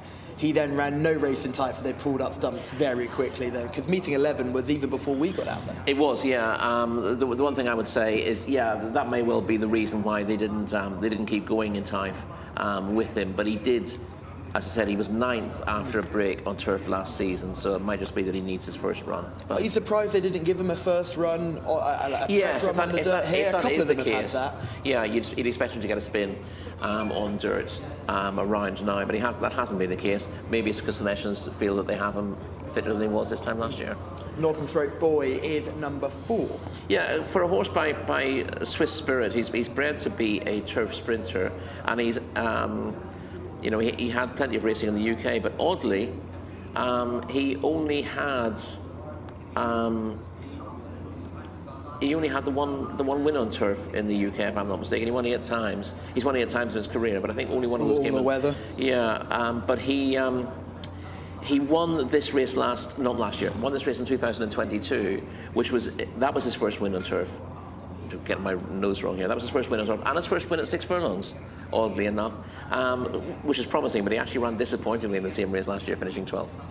This horse is one that comes into it in great form, Najim Al Medma, who bounced back from a series of quite poor runs in handicap company to scrape the paint and win, comes into this in good form. We saw the winner of this type of race last week with a very similar profile, was going back to form and continued on this turf surface. Yeah, I'll be interested to see what happens here. And he's in here not because the turf surface suits him, no. But because he's in form and this race comes up fairly soon. He's had 2 runs over course and distance. He's finished 10th both times, so he doesn't seem particularly well suited by turf, but he comes here in very good form, and you might see a different horse as a result. Indemnify, another one who's probably been waiting for this surface.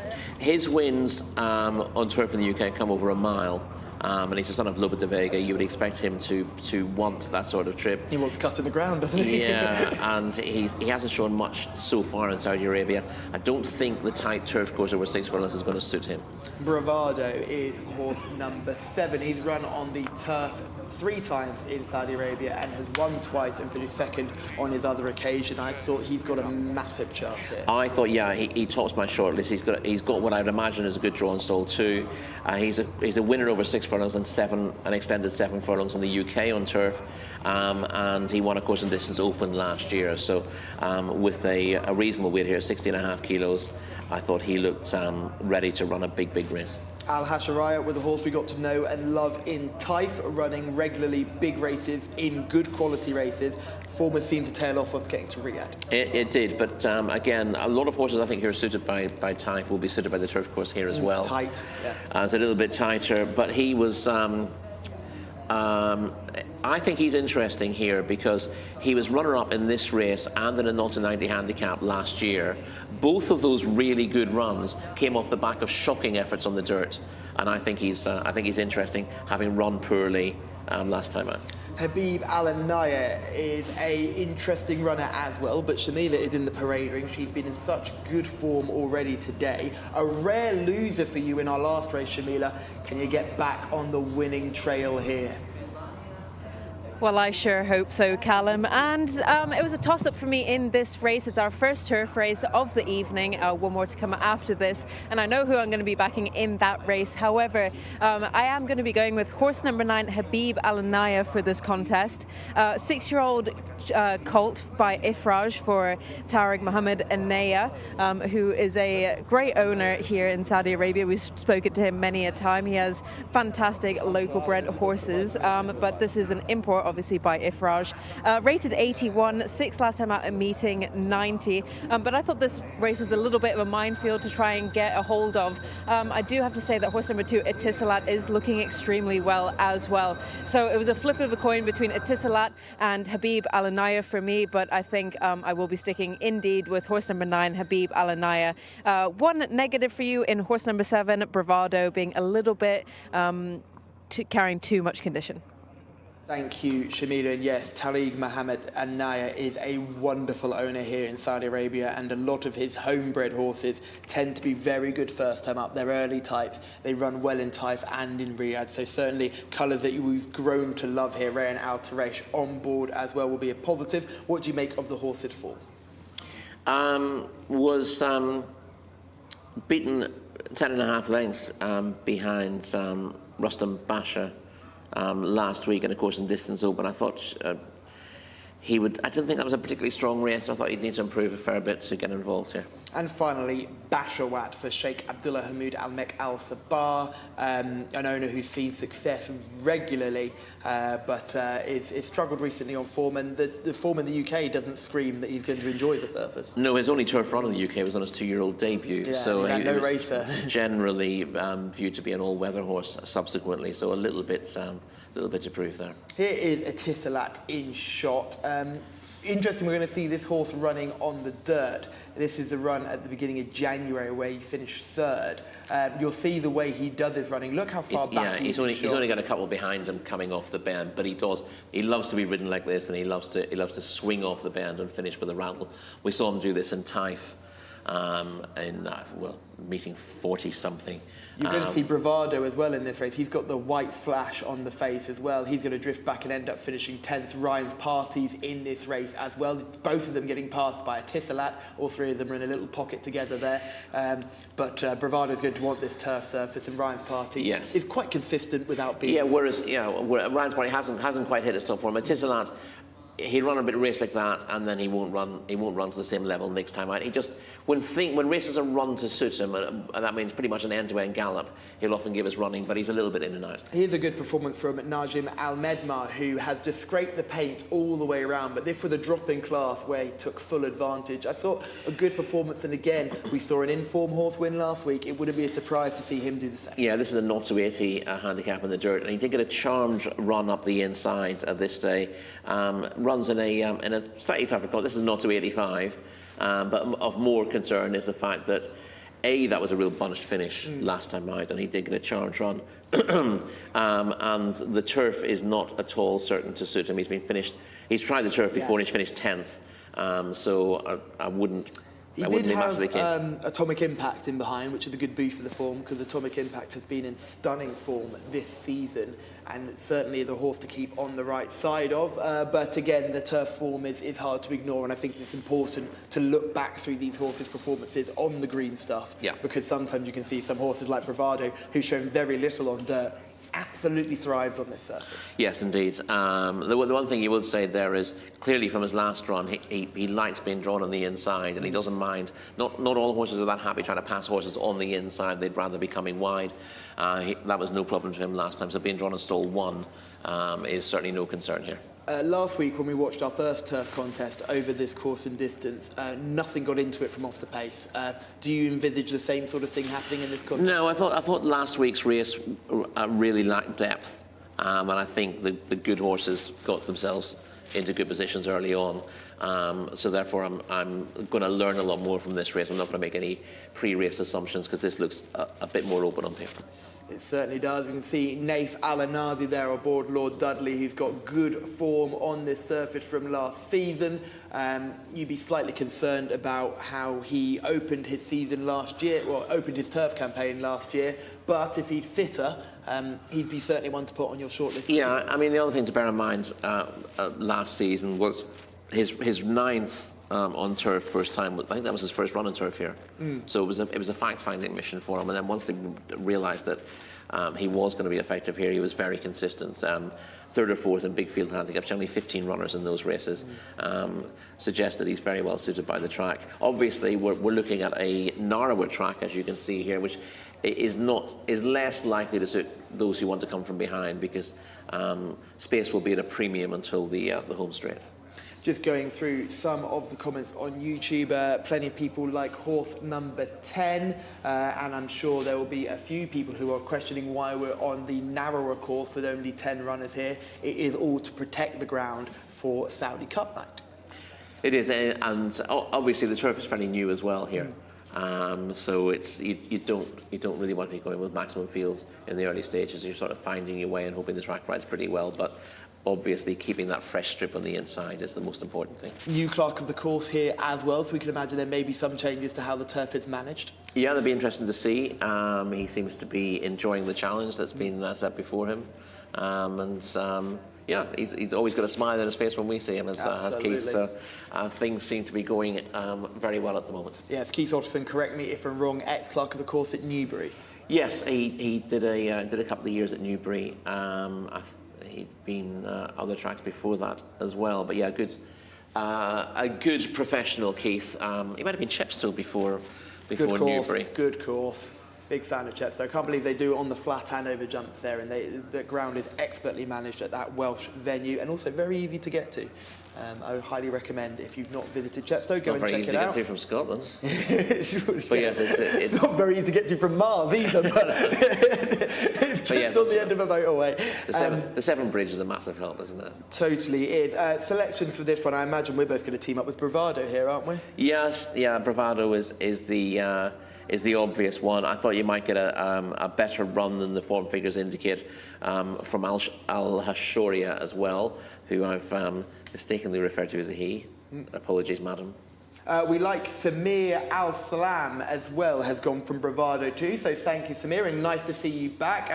Joey Martinez has been on chat, related to Jose Martinez as well. He's asking if they've got turf racing. Well, Joey, you were a bit too early, a bit too keen on the buzzer, because we're racing on the turf right about now. Smaller fields, obviously protecting the turf ground, but I'm sure we will get a good finish nonetheless. Just watching them all circle at the start. Ryan's party, Tisselat. People would be surprised that no one's chosen a Tisselat here, considering the form, but it's just the running style for this horse which has put us off, isn't it? Yeah, the narrow track is not guaranteed to suit him, given, you know, he likes to sort of peel off runners and come wide, and there's less opportunity for him to do on the turf. He handles the turf here, it's not an issue, but he'd rather have the full width of the track to work with.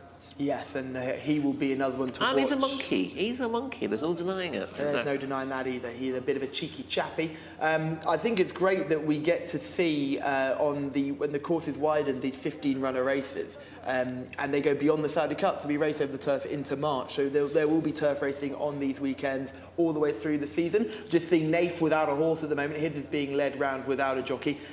We've seen that before, where people have just given their horse a little bit of a lighter load to carry.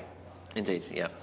So just to wrap up selections one more time, Samir, myself and Rory are teaming up with Bravado. Don't thank us for the mention, Samir. It's a pleasure you're watching along with us. Shamila likes Habib Alanea as well, horse number 9. And there's also some love for horse number 2, Etisalat, and horse number 10, Bashawat, in the comments. Gareth Topham, it's over to you.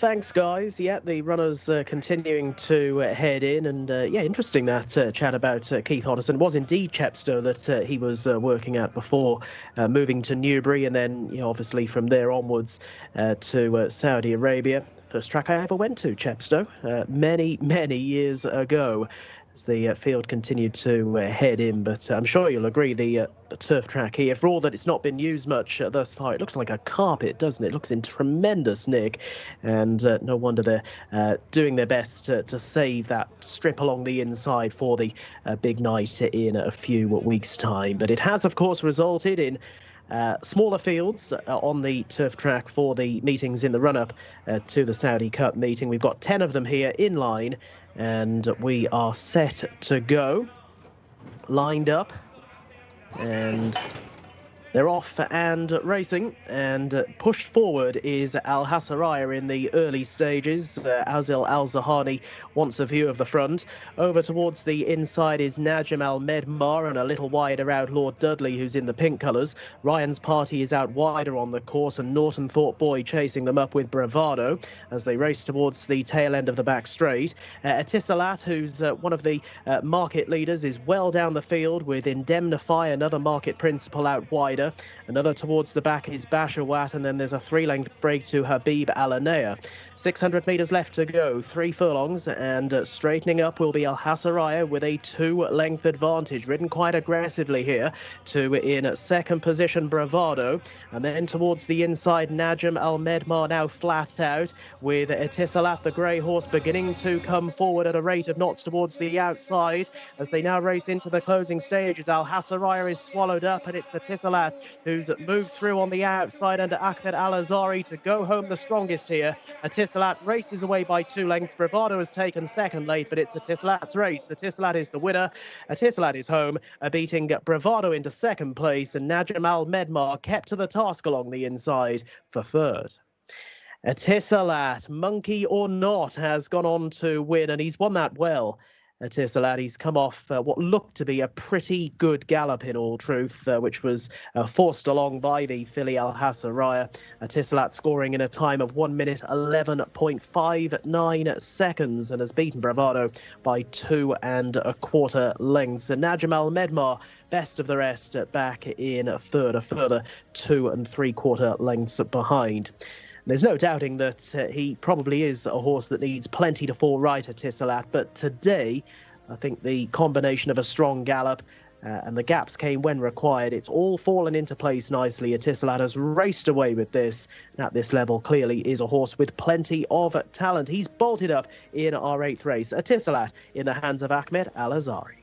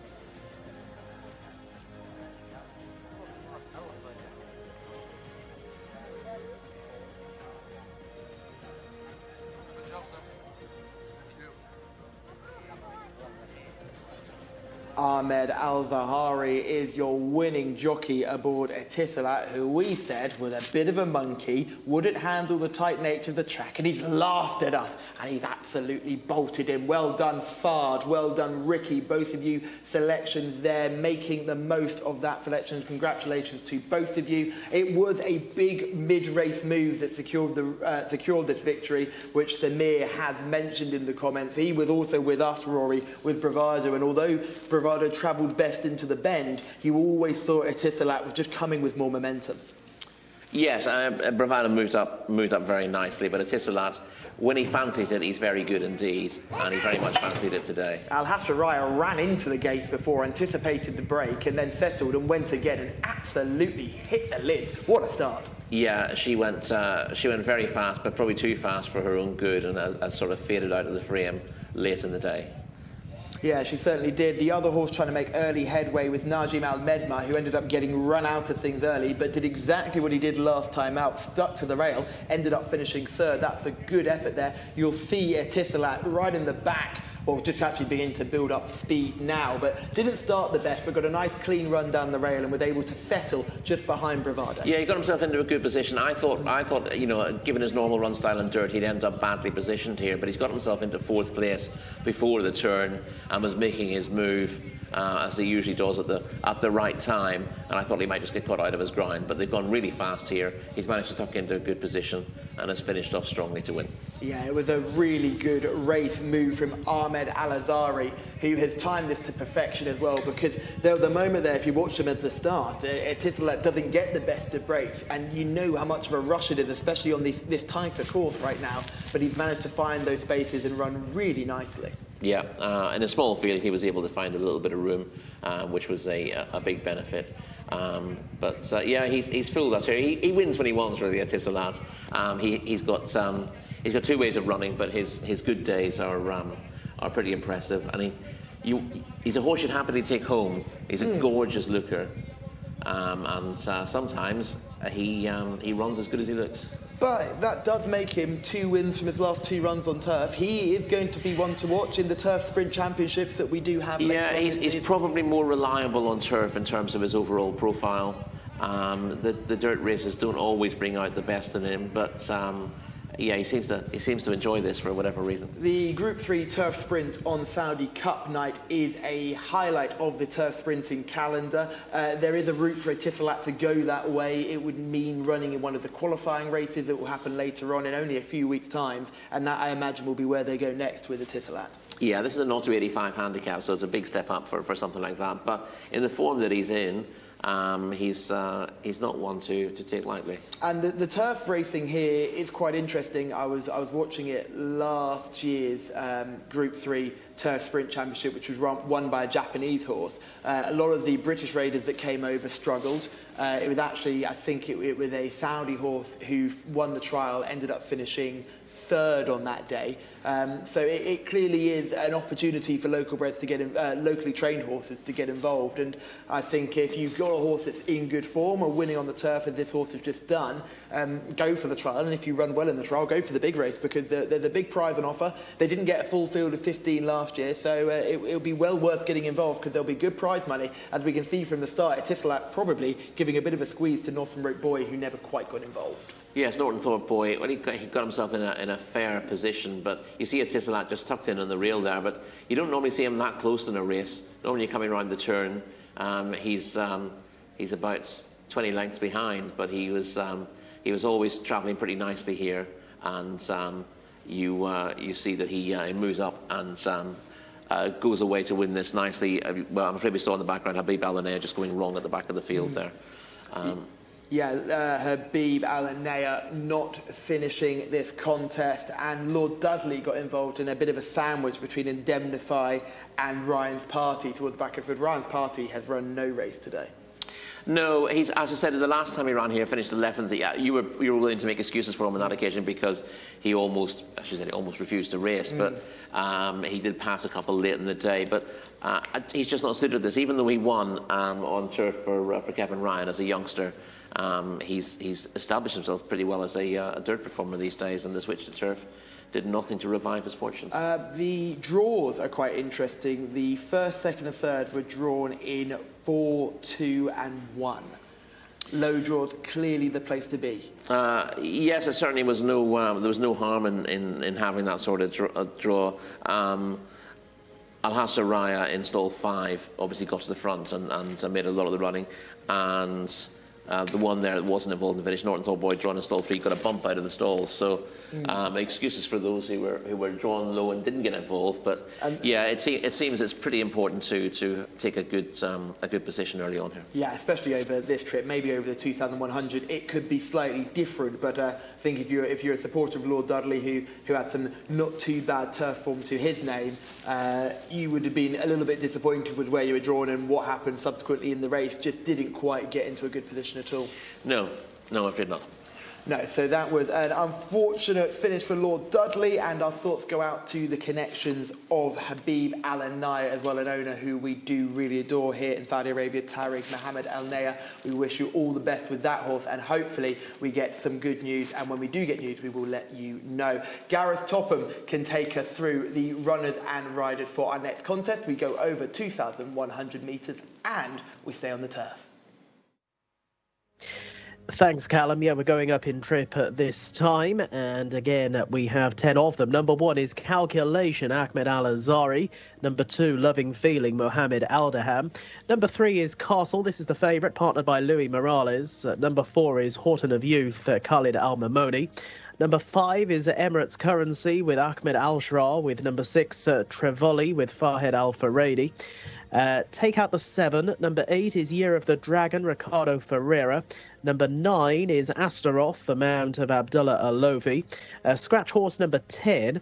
11, Premium Ticket, Thurbal Timiat. And 12, Estopel with Alexis Marino. So those are the runners and riders. They are currently in the pre-parade. They'll be into the paddock shortly for race 9.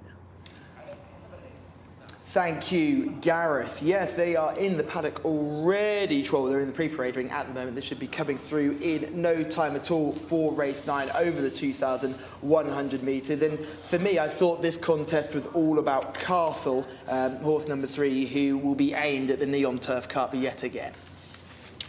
Yes, that's very likely, and he looks, obviously he's got strong claims on paper in this contest, but it's a very interesting race, I thought. It really is, and I think the turf form that you've been digging out is interesting. I know Premium Ticket sneaks in now as a reserve, which gives he's got good turf form as well.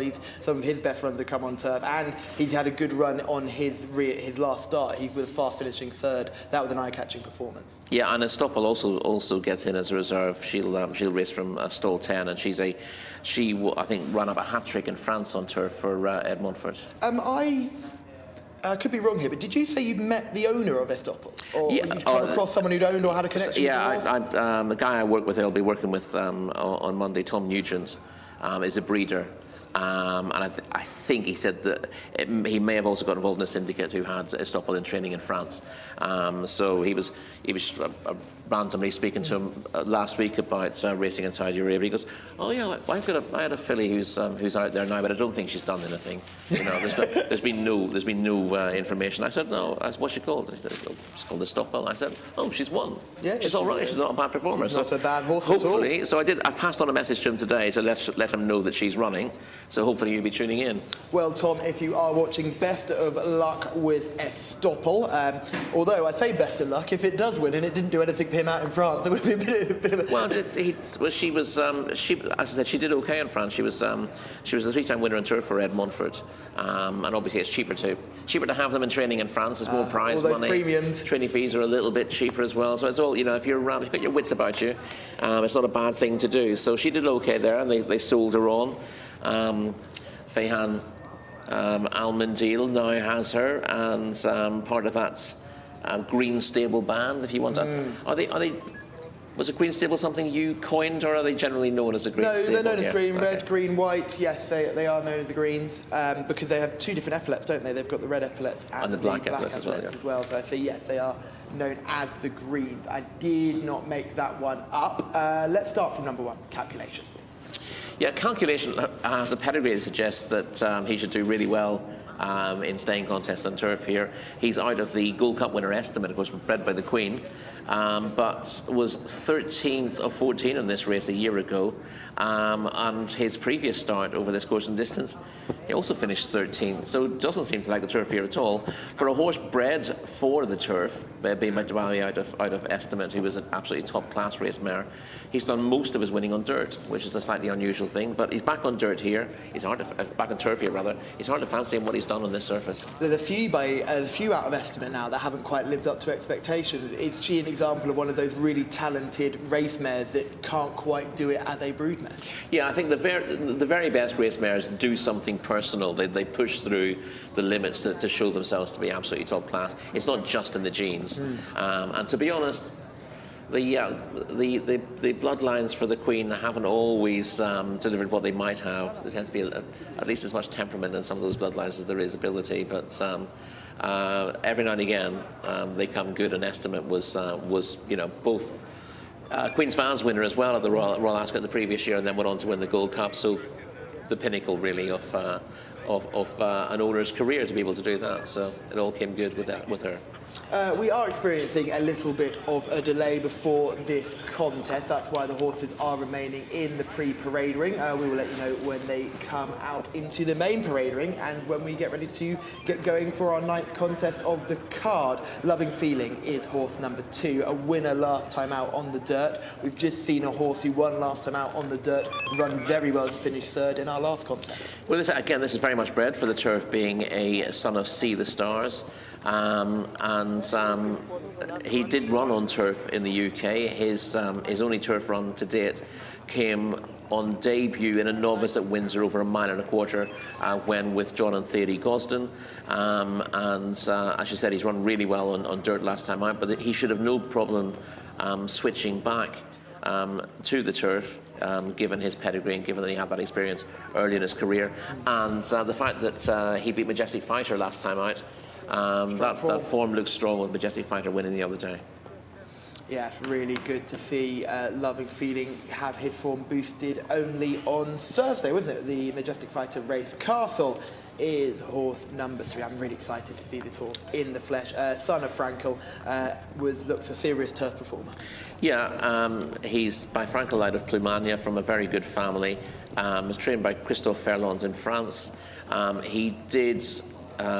He won over course and distance a year ago, and then he went and finished 6th in the Neom Turf Cup, which is an excellent race. He was switched to the dirt and raced in Grade 1 company on his final start, so you can forget that 15th on his card.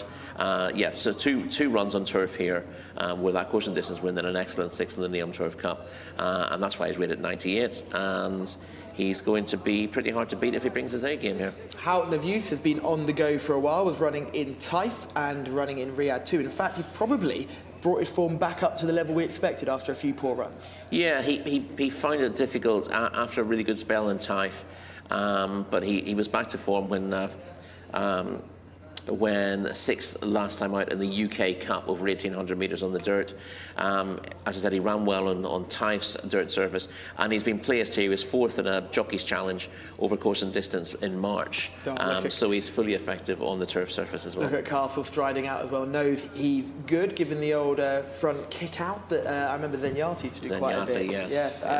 Emirates Currency is horse number 5. Emirates Currency has a rating of 84, was a turf winner in Maidan.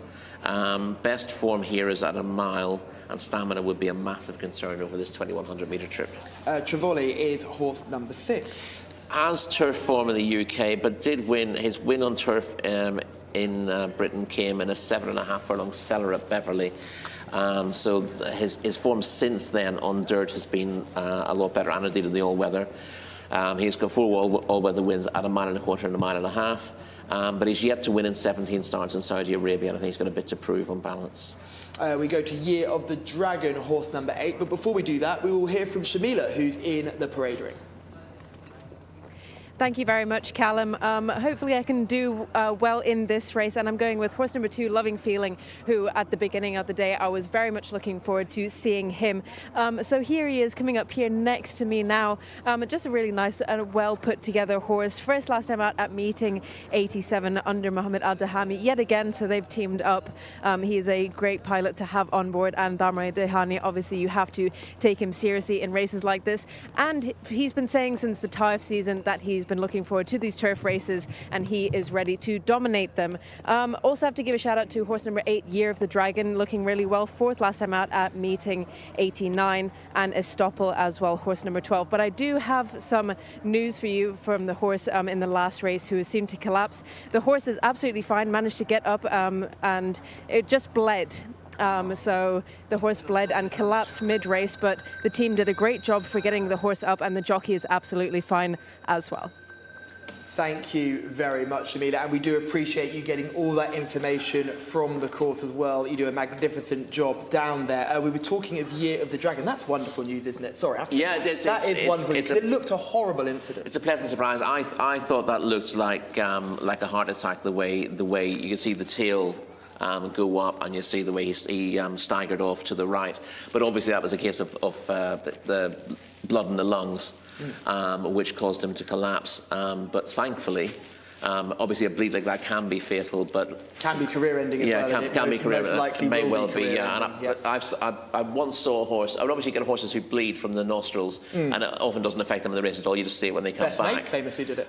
Yes, and well, Best Mate sadly also collapsed and died on the track.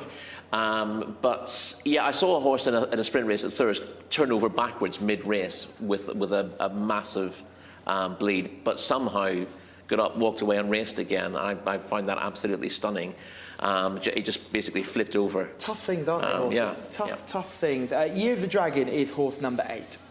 30-14 in a course and distance open in March, and came back to form when 4th to Dahi, not beaten that far, beaten a length and 3/4 in a 2,000 metre open last time out. So is in form, handles the track, and with a rating of 92, doesn't have an awful lot to find. If Castle's not ready to go here, let's have a look at Castle right now. You'll see him coming widest of all round this bend. He's got plenty of stablemates in front of him, but watch the way he opened up in that proper Frankel stride. He seems to really relish this surface, something he couldn't do on the dirt. No, and it's a real. You say it's a typical Frankel stride. He really grabs the ground in front, doesn't he? And you can see he's stretching those front legs already, isn't he? On the in the prelims, getting ready to go again. He's getting a bit older. He's a 7-year-old now, but we were saying not that long ago that a lot of Frankels, given the opportunity to mature, sometimes only hitting the best stride at 6 or 7. So there's hope that he might even do better yet. We saw my Frankel win on the dirt at age 6, and James Doyle said when he got off him, he said he's grown up massively from when he was 5. So he's really excited to see this horse mature. We're also going to have a look at one of the other runners in this contest as well. Is it Loving Feeling when coming watching wide him? and late. Yeah, coming with a strong run with a nose band, and in those Sheikh Abdullah Al Malik Al Saad colours. This is a strong late run from Loving Feeling to get in front. It's on a Steve the Stars as well, so the switch to turf really shouldn't be a problem for Loving Feeling. Has a little bit to find on ratings, but is likely raced and going the right way, and I wouldn't want to suggest he can't improve another £10 on what he showed there. That was a career best effort. And the horse in second, Majestic Fighter, with a winner on Thursday evening as well. He was another ex-UK horse as well, Majestic Fighter. Big boost. Would he be a type that may end up on the turf at some point? Yeah, there's every chance that he could. Yeah, if connections want to go that way. Astaroth is horse number 9. Ex-Jimmy Osborne, Astaroth, his turf win came in a nursery at Fosslas over 7.5 furlongs, and that's 2.5 years ago. His best efforts here have come in a mile. He's just 1 from 26 locally, and he's another one with question marks over his ability to get the strip, being a son of bated breath. Not many of them stay this trip and beyond. Premium Ticket is horse number 11, sneaks in as a reserve, but bounced right back to form, I thought, last time. Yeah, he's pretty consistent here. He's been in the frame in 3 of his last 4 starts. He failed to win on turf for Jim Bolger early in his career. Again, you can tell he's a Jim extra Bolger horse by Donner approach out of Merkel Snas. Second in a 2,000 metre 0 to 90 handicap 3 starts back, and was third in a 0 to 85 over 1800 last time out. This trip shouldn't be a problem for premium ticket, and he does have turf form to his name, so it shouldn't be a massive problem for him. He's got a little bit to find on form, but again, in a tightly graded race, Castle does stand out in his best form, but he doesn't have to be too far below that for a host of horses to be snapping at his heels. Yeah, we mentioned Estapel already. Alex Moreno taking the ride on that one too. If it's not available in your race cards, one of 2 reserves to sneak into this contest. Yeah, I think she'll be installed 10. That's got to be a tricky draw here from what we've seen. She's the lowest rated in the race as well. On 83, so she'll be doing well to get involved, but she does have the turf form back in France, and I can see her not being disgraced. I was just thinking, what I'm about to say next about Castle will look very silly after what we just saw with the Titillac, but is Castle the type of horse who will struggle on this tighter track? What, not based on what he showed on this title. Well, the narrower strip. Yeah. Yes, he came wide. He came wide. late. His stride was long. He took a while to get going. Would that be a concern on this configuration? Yeah, he doesn't want to get too far behind here. But I don't think, again, from the footage we saw, he didn't really. He was where he wanted to be and picked up really well because he's able to unleash that turn of foot. So you'd like to think his jockey, Luis Morales, riding him today, would just have him a little bit handier. I don't think he'll have to work that much harder to get in a good position, and I think if he needed to be closer for that win, he probably would have been. So I'd still say any horse who hasn't been seen since March running on turf against race fit rivals, that has to be a minor concern for Castle. Yes, it certainly does. Selections from the YouTube chat. A lot of talk for number 9, Astaras. There's also some selection for horse number 2. That's Samir with Loving Feeling. Fard, who had a winner in our last race, he's teaming up with number 9, Astaras. Rory, who do you want to go with in this one? I'm going to take a risk with Loving Feeling. Oh, teaming up with Shamila? Yeah, there are plenty of these with chances, but I like the way he did it last time out. I know the handicapper says he's got a bit to find, but he's getting 4 kilos from Castle. Something I forgot to factor in earlier on. So he's 8 pounds closer. So essentially, he's going to adjust a rating of 93 versus Castle's 98. We only need Castle to underperform by 5 pounds to let Loving Feeling in, and I think he will be suited by the switch to turf as well. And for a horse who's only had the three runs here, there's so much scope for improvement. Makes a lot of sense. So Loving Feeling will be the selection of Rory, Shamila and Samir. Fard also likes Astaras. I'm sticking with Castle, horse number 3, and we've just seen Jason's popped up in the chat. He's gone for Loving Feeling as well. That's always a positive because Jason was cooking on gas earlier on this week. So good to see you back amongst us in the chat. But they're already loading. So Gareth, it's over to you.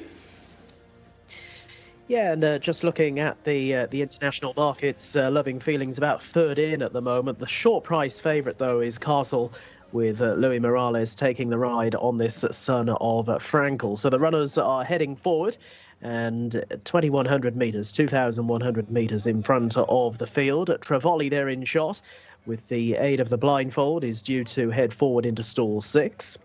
There is Estopel with Alexis Marino taking the ride, and this is a reserve who has got in here.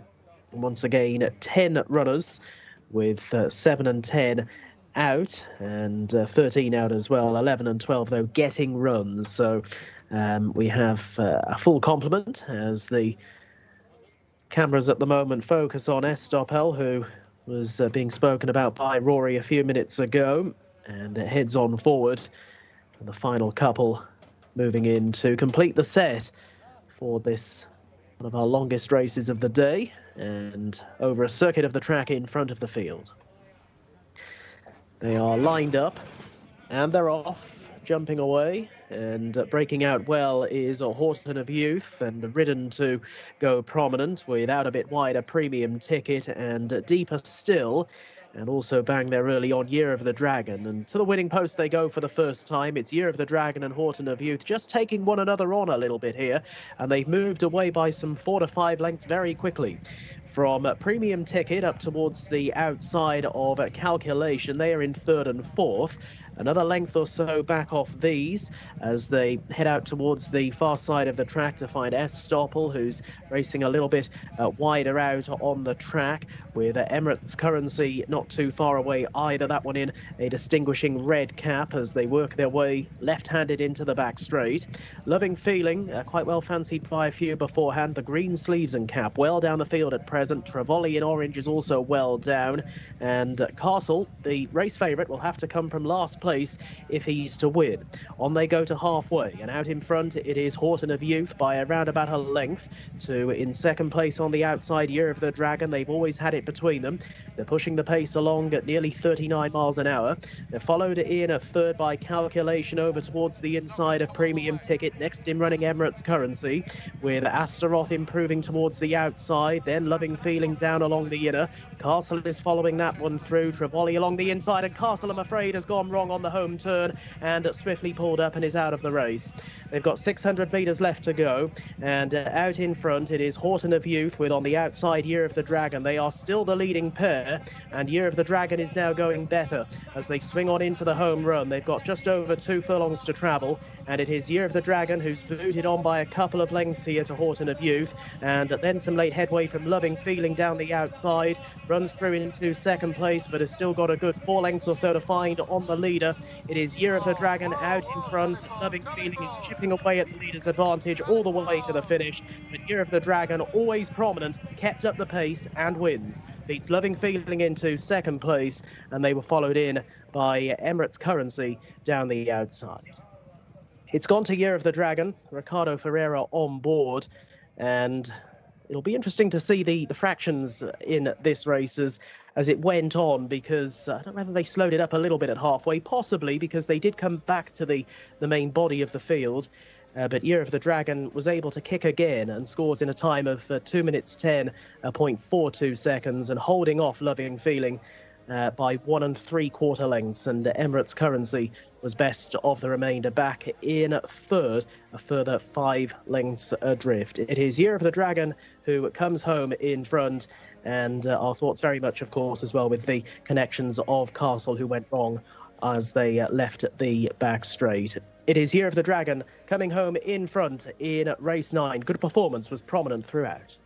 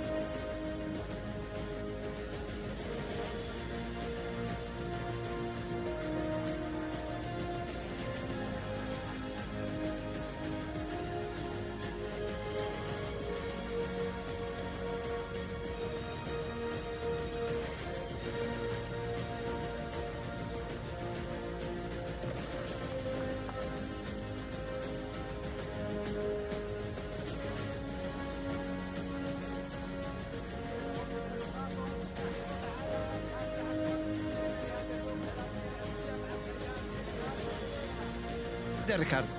Thank you. This champion horse, every time give all 1000%. Is dirty on the turf.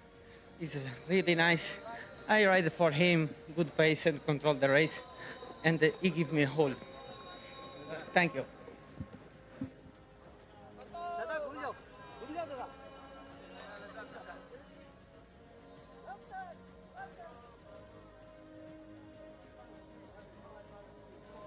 The last turf race of the evening, our 9th contest of the day.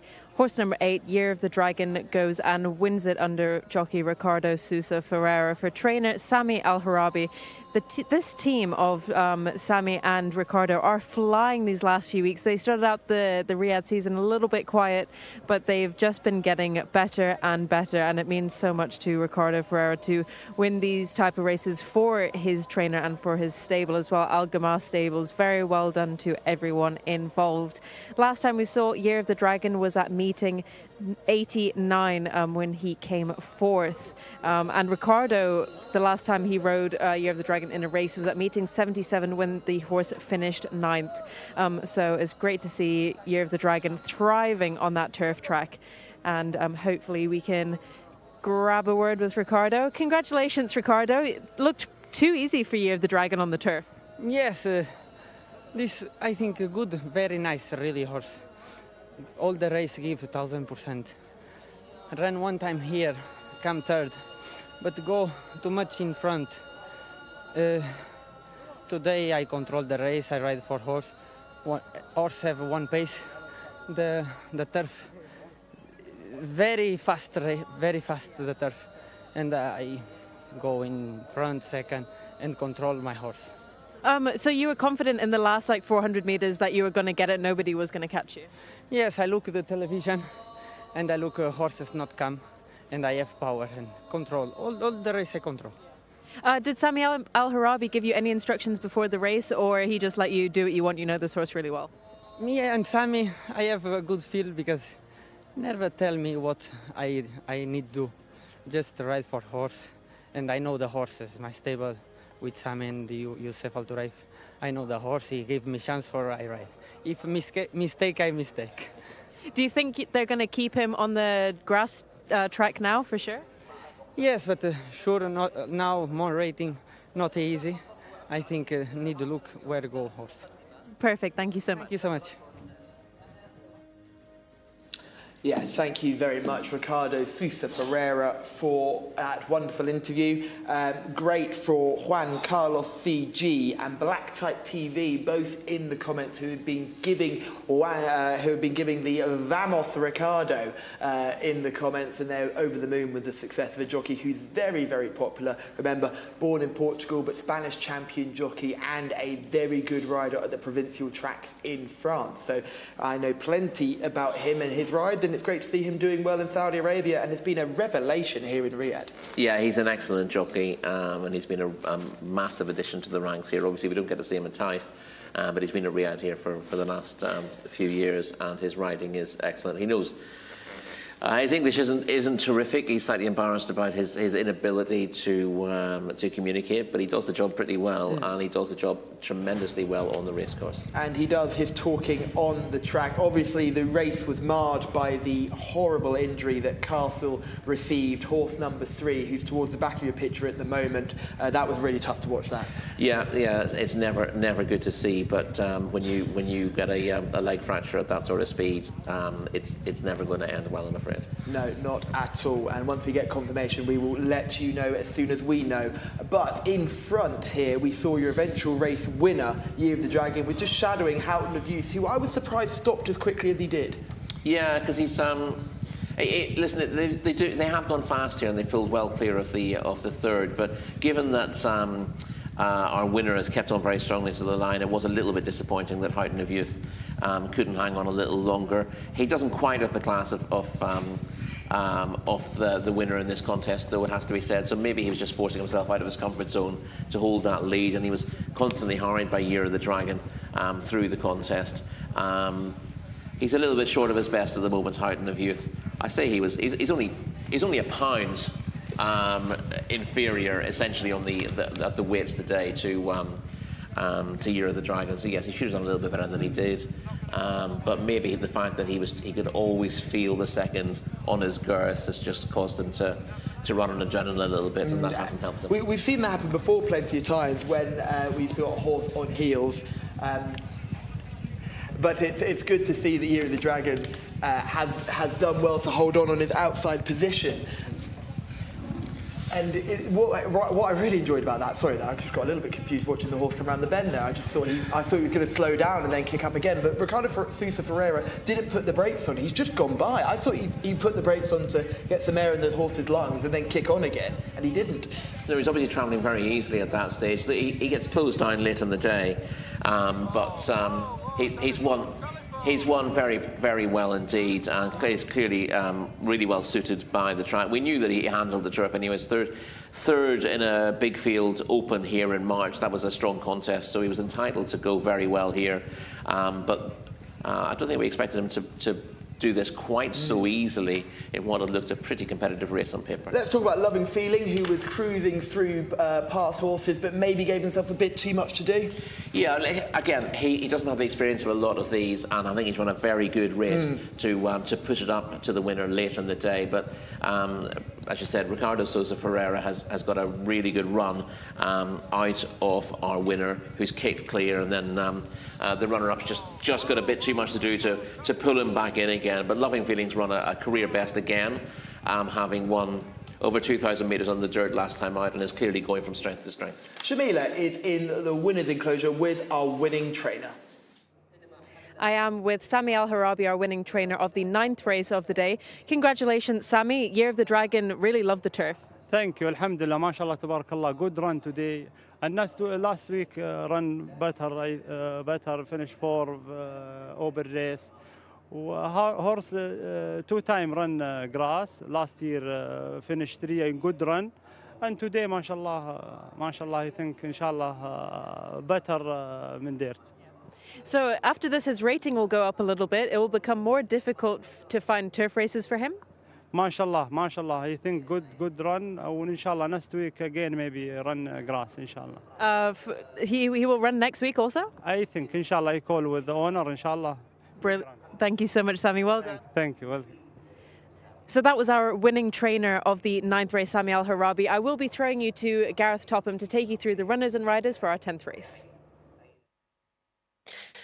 Thank you, Shamila. Yeah, we've got a big field coming up in race 10. A very valuable race as well for the King Khalid University Cup. Number 1 is Sunset and Vine, Ahmed Al Azari.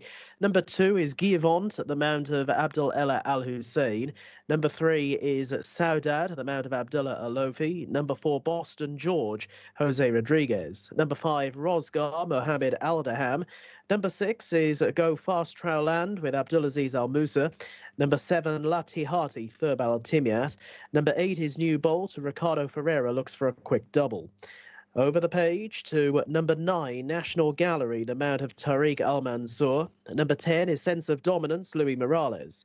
11 is Record Man, the Mount of Nawaf Al Mudiani. Number 12 is Al Tabi with Azil Al Zahani. 13 is Mahalik, the Mount of Alexis Marino. Number 14, Los Andes, we're just awaiting jockey confirmation. Number 15 is a non-runner. I'm hearing Fawaz Wanas now taking the ride on number 14. That's Fawaz Wanas on Los Andes. 15 a non-runner. 16 Jamran, Turkey Alofi. 17 is Kerama with Berto Ramos. 18 over the page is Random Decision, the Mount of Ali Al Mutib. 19 is Beehive, partnered by Ahmed Al Shra. 20 Karajinsky, Khalid Al Mamoni, and there's an additional runner here. 21 Atomic Impact gets a run, one of the reserves here, with Fahed Al Faradi on board. Those are the runners then, and they're currently in pre-parade. Thank you, Gareth. And just to put in perspective how good Sami Al Tahani's doing, he's got 4 winners from his last 17 runners, Rory, a trainer who's really coming into his own at this part of the season. And Sami Al Harabi's not doing too bad either. We seem to have a lot of interviews with Sami in the last few days, and yes, his horses are running really well. Aldemir was a winner the other day. Tahadi was a winner not that long ago as well. So his horses are running really well. And he gives a good interview. He speaks well. Yes, and it's great that he takes the time to speak to Shamila. We do appreciate that every time we get it. This contest, the King Khalid University Cup, is worth 150,000 Saudi Riyal and is a cracking contest by the looks of things. 75,000 to the winner, and the jockeys are all trying to stay warm. That's Asil Al-Sahani there in shot. He's got the rider board Al-Atabi, who's going for the hat-trick here, Rory. Yes, but it's a competitive contest. I find it difficult to rule too many of these out, to be honest. But Al-Atabi is on a course and distance hat-trick, so there's an awful lot to like about his chances in a race full of quality. Well, let's start from the top, work our way down. Sunset and Vine, horse number 1, a horse who I was surprised we're not seeing on the turf now. Yes, but he's not in the greatest of form at the moment, Sunset and Vine, below his best since taking a 7-furlong open in Taif. I might have thought about throwing him over 6 furlongs on the turf, but then again, there weren't that many horses to get into that, and that was a not to 85 handicap, so he didn't have his opportunity today. Maybe next week. Giewont is horse number 2.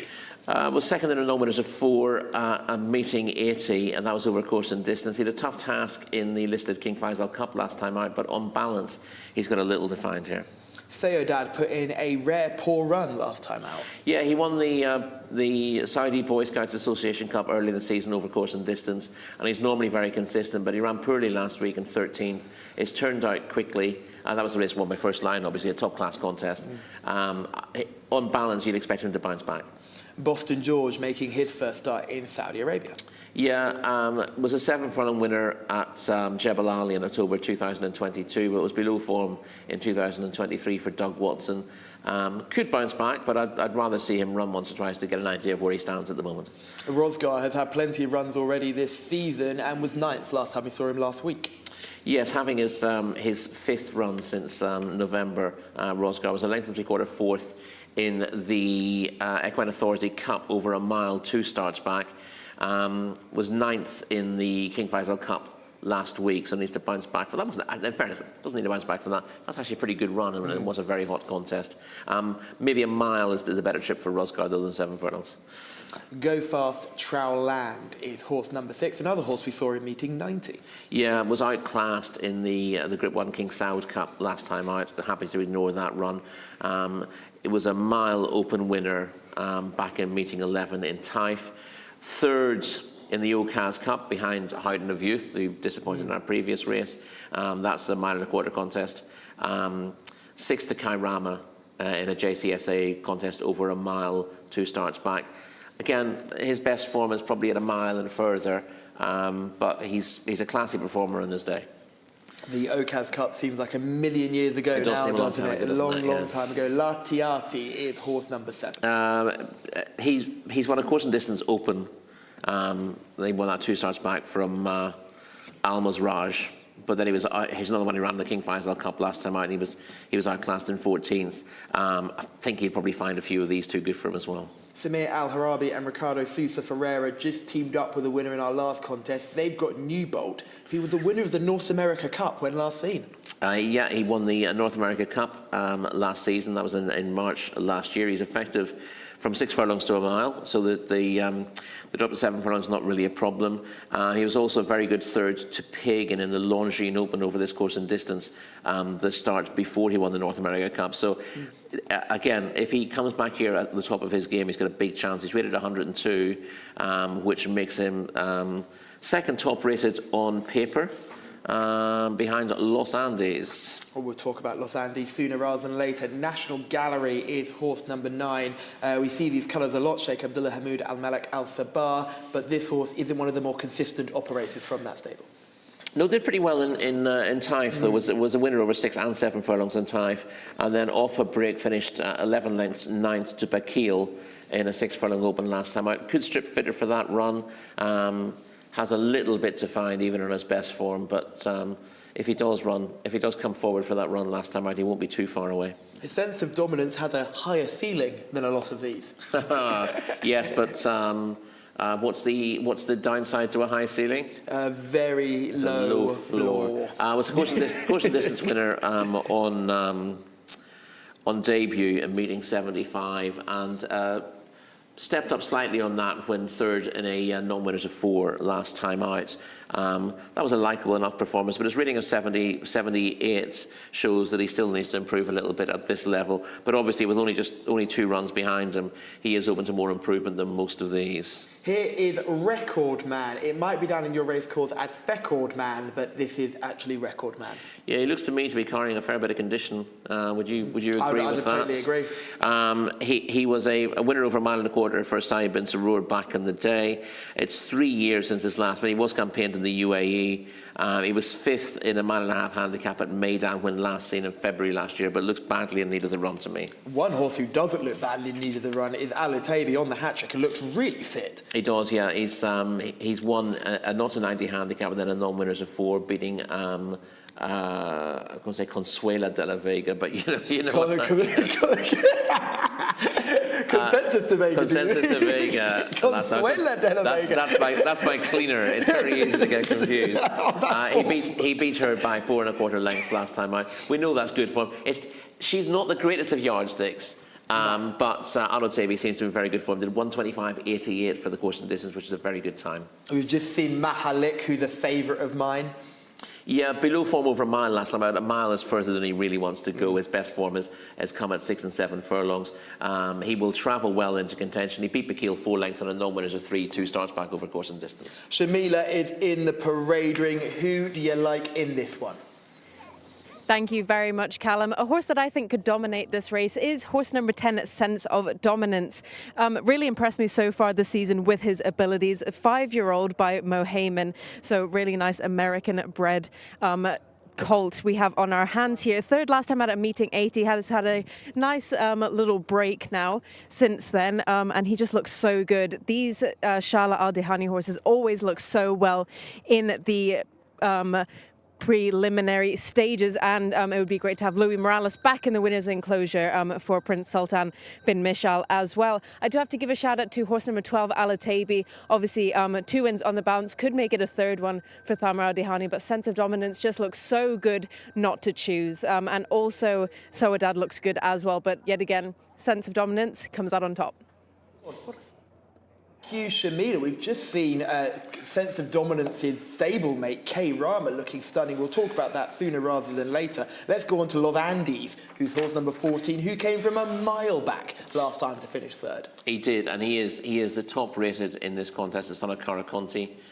He won a mile open 2 starts back, and then was 5 3/4 lengths 3rd to Man of the Night in the EU Cup. If I've got one slight concern with him is that 7 furlongs might just be a little bit on the short side for him. He stays a little bit beyond a mile, as you'd expect for one by Caraconti, sort of a 1.25 mile sire, if you like, on this surface or on turf. So Los Andes, he might just find himself a little bit out of his ground here, and although he can finish strongly, he might find himself with too much to do. Jamran is horse number 16. He's only got a rating of 87. He comes here off a poor run 2 weeks ago, so it's hard to fancy. K Rama, the horse that really caught my eye in the preliminaries, he's number 17. Yeah, looked really, really well in the parade. He's black. You don't get too many who are described as black, but looks really well in his coat. Nothing wrong with that either, by the way. No, absolutely not. He's blacker than you are. Length and a half, 3rd to New Pursuit and Badr in the Equine Authority Cup last time out. Was a Jcsa award winner 2 starts back, and yeah, he's effective with this job. I'd give Karama a big chance, assuming that those drawn wide are able to get across, which might not be easy in what is an incredibly competitive race. It's so competitive that the likes of Random Decision and Karajinsky, you could probably put a line through, and normally they'd be right up there with a chance in most races. Yeah, and I have. There were so many who had a chance with higher ratings that I basically put an extra Random Decision and Karajinsky. I did make a note on Beehive, who's number 19. Won a 0-90 handicap over 6 furlongs last time out. This is Alatabi winning the 2nd of his last 2 victories. He's looking for the hat-trick. I thought this was a really good performance. Here's Consuela. Consuela de Vega on the outside, absolutely flashing home. Yeah. Star Horse as well, who was the winner earlier in the card today. Yeah, Star Horse finished really strongly for a place here as well. So the form has worked out pretty well, and this was an impressive performance from Alatabi. Obviously stepping up in class again here, but he comes here in the form of his life, and if he can get himself a good position, he's got the speed to make the most of his position and a reputation of his run last time out. We'll see him go close. The issue with a horse like this, or any horse in this race, is there'd be no quarter asked and none given in terms of position into the first bend. Looks really competitive. Los Andes is going to come from a long, long way back in this clip. You can just see in there, he runs on to finish third. And to be honest, it looked as if the jockey wasn't that confident that they were going to get anywhere. And then this horse had just sprouted wings late on. Yeah, he's not a... He's not a horse you'd say is looking for a drop back to 7 furlongs on this evidence. If anything, you'd want to see him stepped up and shaped the way he's shaped in this race. He's not quick, and he's lengthening a stride late on to past tired horses. But even though he's the best horse in this race on the ratings, and obviously nothing with a penalty in this race, I struggle to see him getting in a good position. And any late gains may be too late for him. Here's a very good-looking K-Rama underneath Wigberto Ramos. This is a third-place effort at the end of December. Was right up there in the vanguard for a long way and then just faded. I think that's the mighty Mahalik on the inside who's going to stop very quickly as well. Poor old Mahalik. But yeah, no, I was really taken by this run from K-Rama. What it suggested was that he will actually benefit from a drop from a mile to 7 furlongs. It's still a solid run on paper. He shows guts to stay in there to the end. It looked like he might just fade out of it. Compare him to Mahalik. The difference, he keeps fighting, Mahalik drops out like a stone. But both of them will benefit from the drop by. But K-Rama might be the more dangerous one here, and I'm veering towards him as my selection at this stage. Yeah, I think that makes a lot of sense, and he was such a stunner in the parade ring. I must admit though, Alatabi, for me, the back form of that race looks so good, and it's almost, I feel quite silly going against Alatabi in a contest like this. Well, the form is working out, but it's worth pointing out that the form is working out at a slightly lesser level than this. Yeah. And that's good. It shows that the form of his race was solid, but he is stepping up in class again. He's stepping up in grade. Those horses aren't stepping up. Yes, exactly. So, so they're entitled to be winning their races. But, it shows that you've really got to respect his chance, and he's clearly well suited by course and distance. I'm sure these are representatives of King Khalid University. This race is named the King Khalid University Cup, a university that we pass regularly when we're driving around Riyadh. You do see various campuses as you go around. I've been keeping my eye open. Indeed, yeah. You're not looking for courses, are you? You're not looking for courses, but I don't think they take me. You've got a bit of time to stop you in the summer, in between seasons. I don't think they would take me. I don't think there's a university in the world that would take my grades as they are at the moment. Shocking. As they circle down at the start. Let's do selections straight away. We know Shamila likes sense of dominance. Are you going with the stablemate K-Rama here? Yeah, I think although sense of dominance has plenty of upside to him, I think this is a tough enough task at this stage.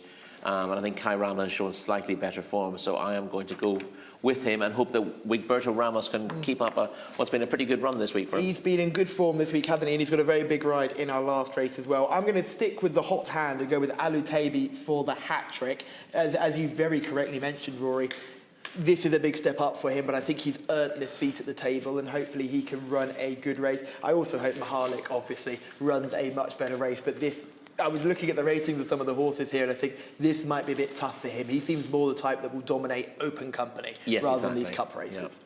Yeah. And you get different horses who come into their own in these races. Obviously, the classy types tend to dominate, obviously. But you get horses who can't win in lower grade, who end up enjoying the way races are run at this level and will run above themselves to finish, 4th, 5th, 6th. Whereas horses who will actually be mopping up in open company or in high-grade handicaps will often come at a cup race and it's just too much for them to end up finishing out the back of the field. But you drop them back in class next time out and they're back to form.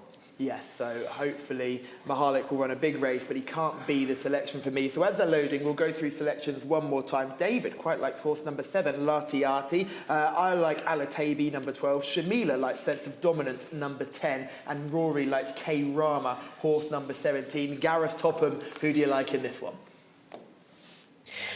Yeah, I thought K-Rama looked really well as well, and one of a couple of runners in the race for said connections, so certainly one with a chance, and looked $1 million beforehand. I know that looks aren't necessarily everything, but Keirama did look to really catch the eye and draw wide here in 17, but a lightly raced horse in Saudi so far has already got a really nice profile. But this is, as you guys have alluded to already, a hot race, and so it should be for the prize money on offer, 150,000 Saudi Riyal for the King Khalid University Cup, one of this evening's feature races.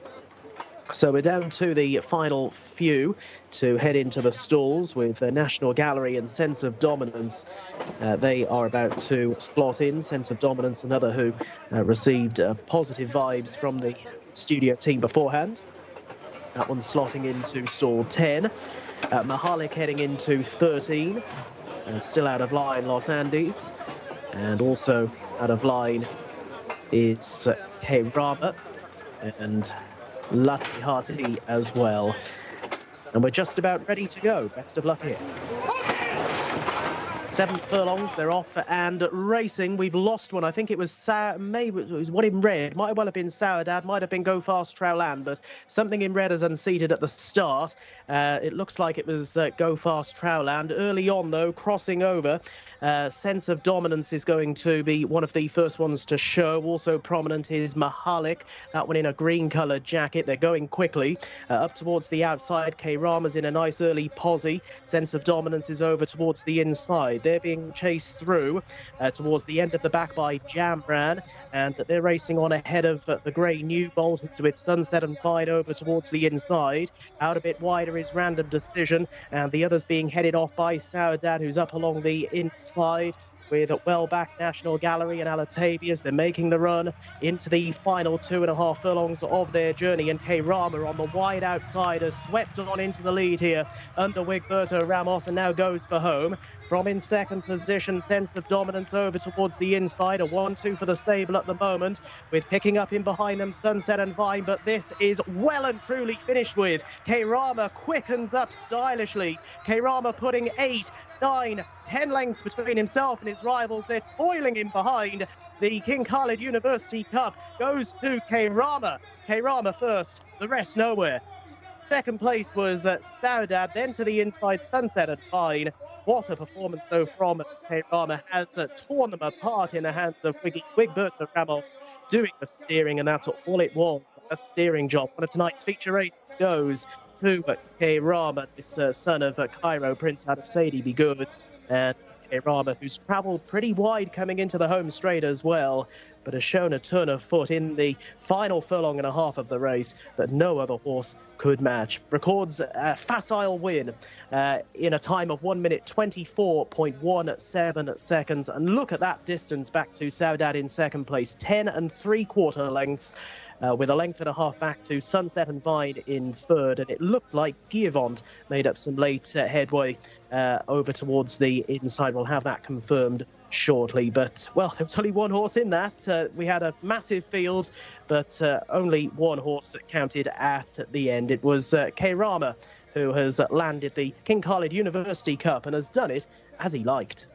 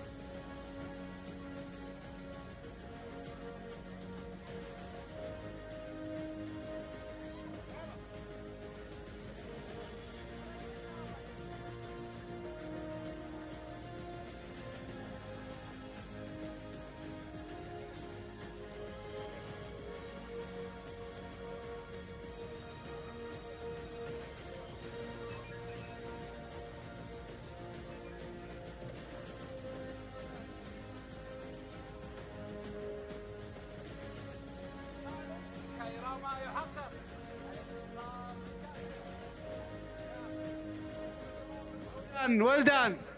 Thank you very much. First of all, I want to say thank you to Shala Al-Dayani, the trainer. We discussing about get the horse in Alfa Romeo, and I think this is a very good distance, and he showed today. Very, very powerful and the good performance. Thank you.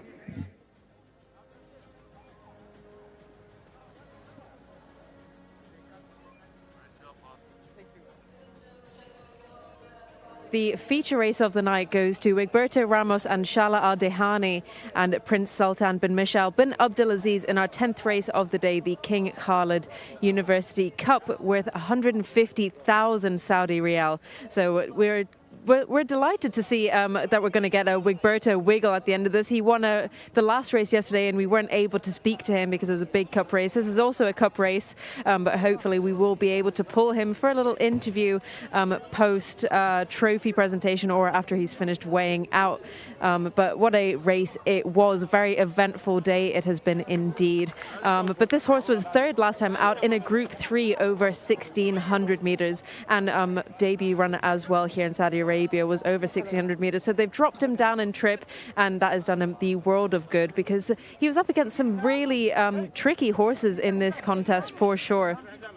But very well done to the trainer, Shala Al-Dayani. This horse won by 10 lengths, if you can believe it. So fantastic performance there, and a great win for the man of our channel, Wigberto Ramos. Very well. Oh, there it is. There is the wiggle. We love to see it. Callum will be doing the wiggle in the studio, no doubt, as well. Callum absolutely loves Wigberto Ramos, and how can you not look at him? He's absolutely fantastic. Such a great personality. We're going to pull him very quickly for an interview, hopefully. Congratulations, Wiggy. That was a fantastic contest. Yeah, he was. I get on the horse every morning, and the past 2 races that he always hang in the last 100. So I was discussing with my trainer, say, I really think that this horse in 7 furlong he will do because he got speed, and that way he will be easy. And I got.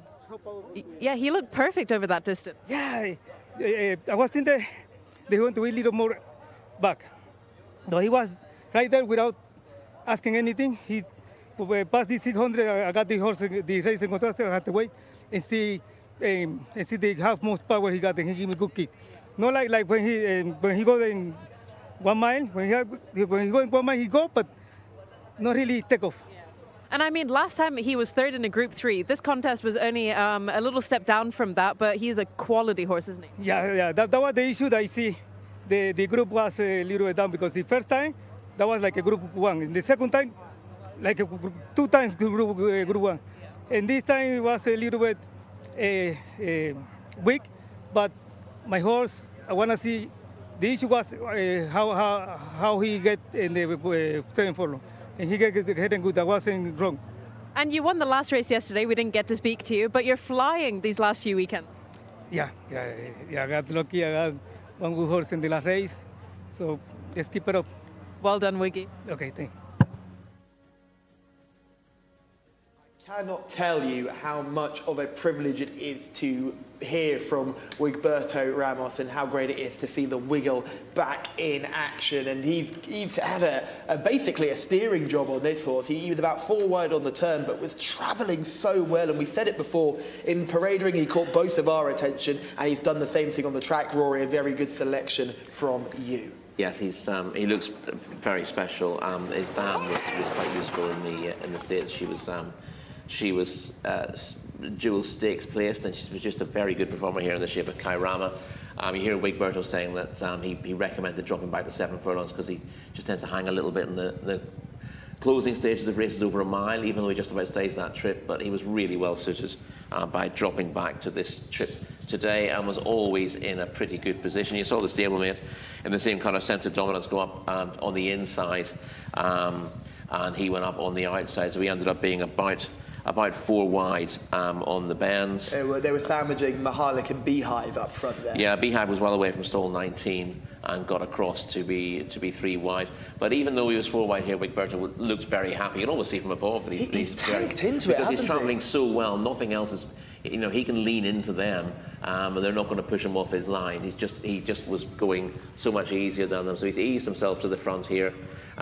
They just can't go with him at this stage, and there's a gap behind Sunset and Vine, who's bounced back to form with a good effort here. He's the first one to go off in pursuit, and then you see Sodad bouncing back from that rare poor run last time out, but it's had to come from a lot further back in the field.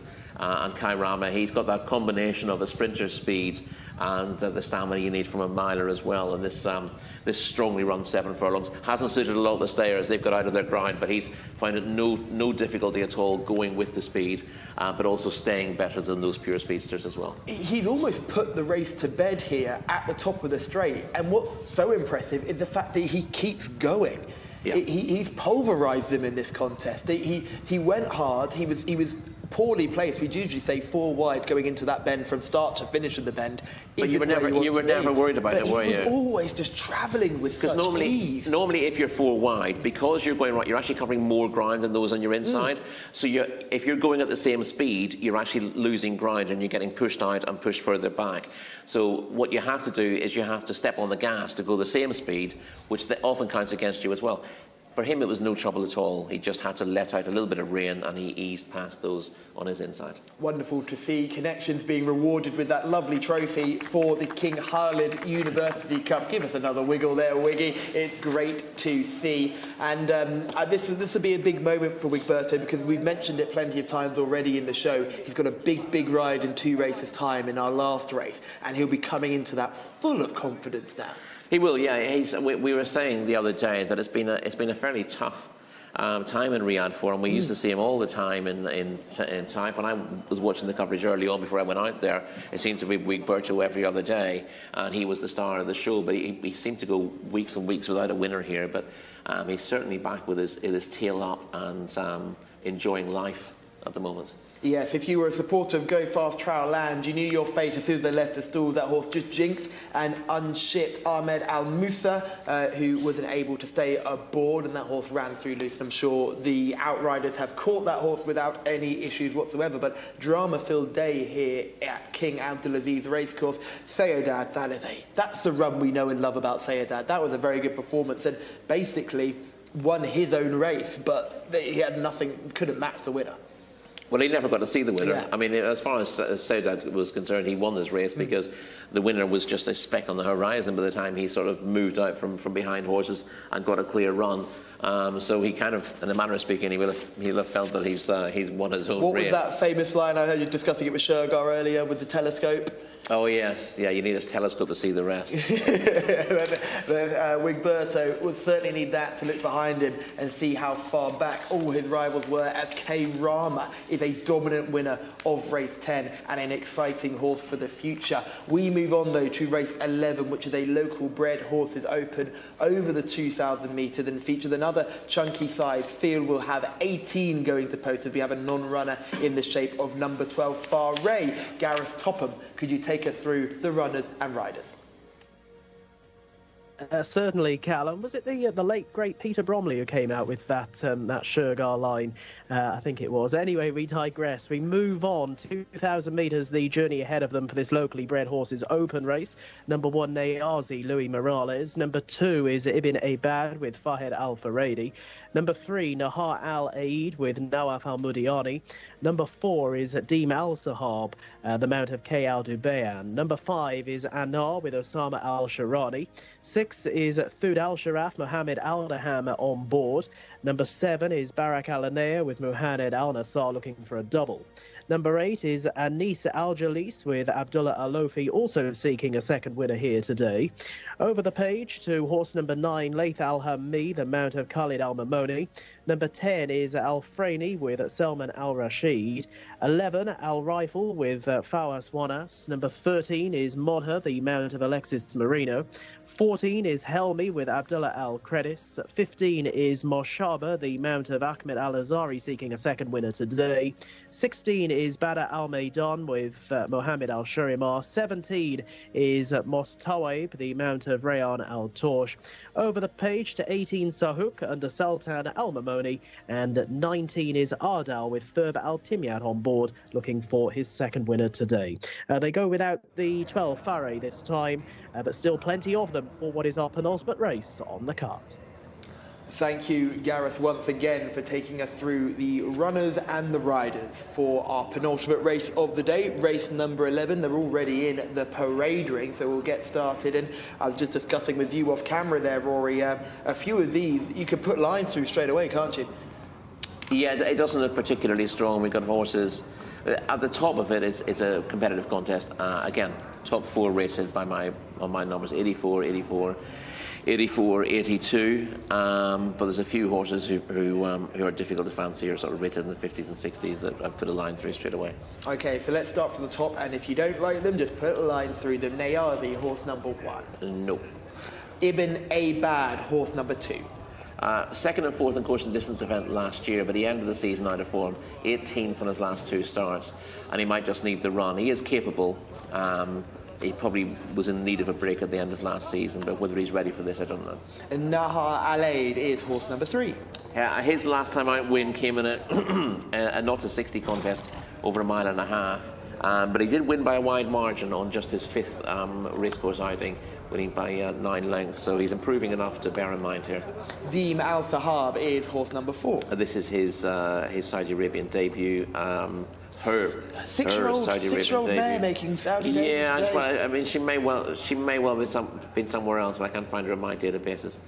So it looks a tough task on paper, given this is a tough open race. Anna is horse number 5. 1 from 21, career rating of 54, no. Sood Al Sharaf was proving a little bit difficult in the parade ring, sort of stopping and starting, but now seems to be walking around confidently. Did win his maiden in meeting 63, but not so good in better company since, and with a rating of 68, I thought he was set to struggle. Barak Alanea has better form than a lot of these. He does, but it's only rated 70, and although he was back to form in second last time out, again, I've put a line through him. I might regret that, because we're being ruthless. He's good enough to get placed, perhaps, but I thought there were too many in here, too good for him.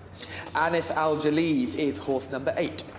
And this is one of them, only 11th, meeting 76, but I thought the run was probably needed on his return.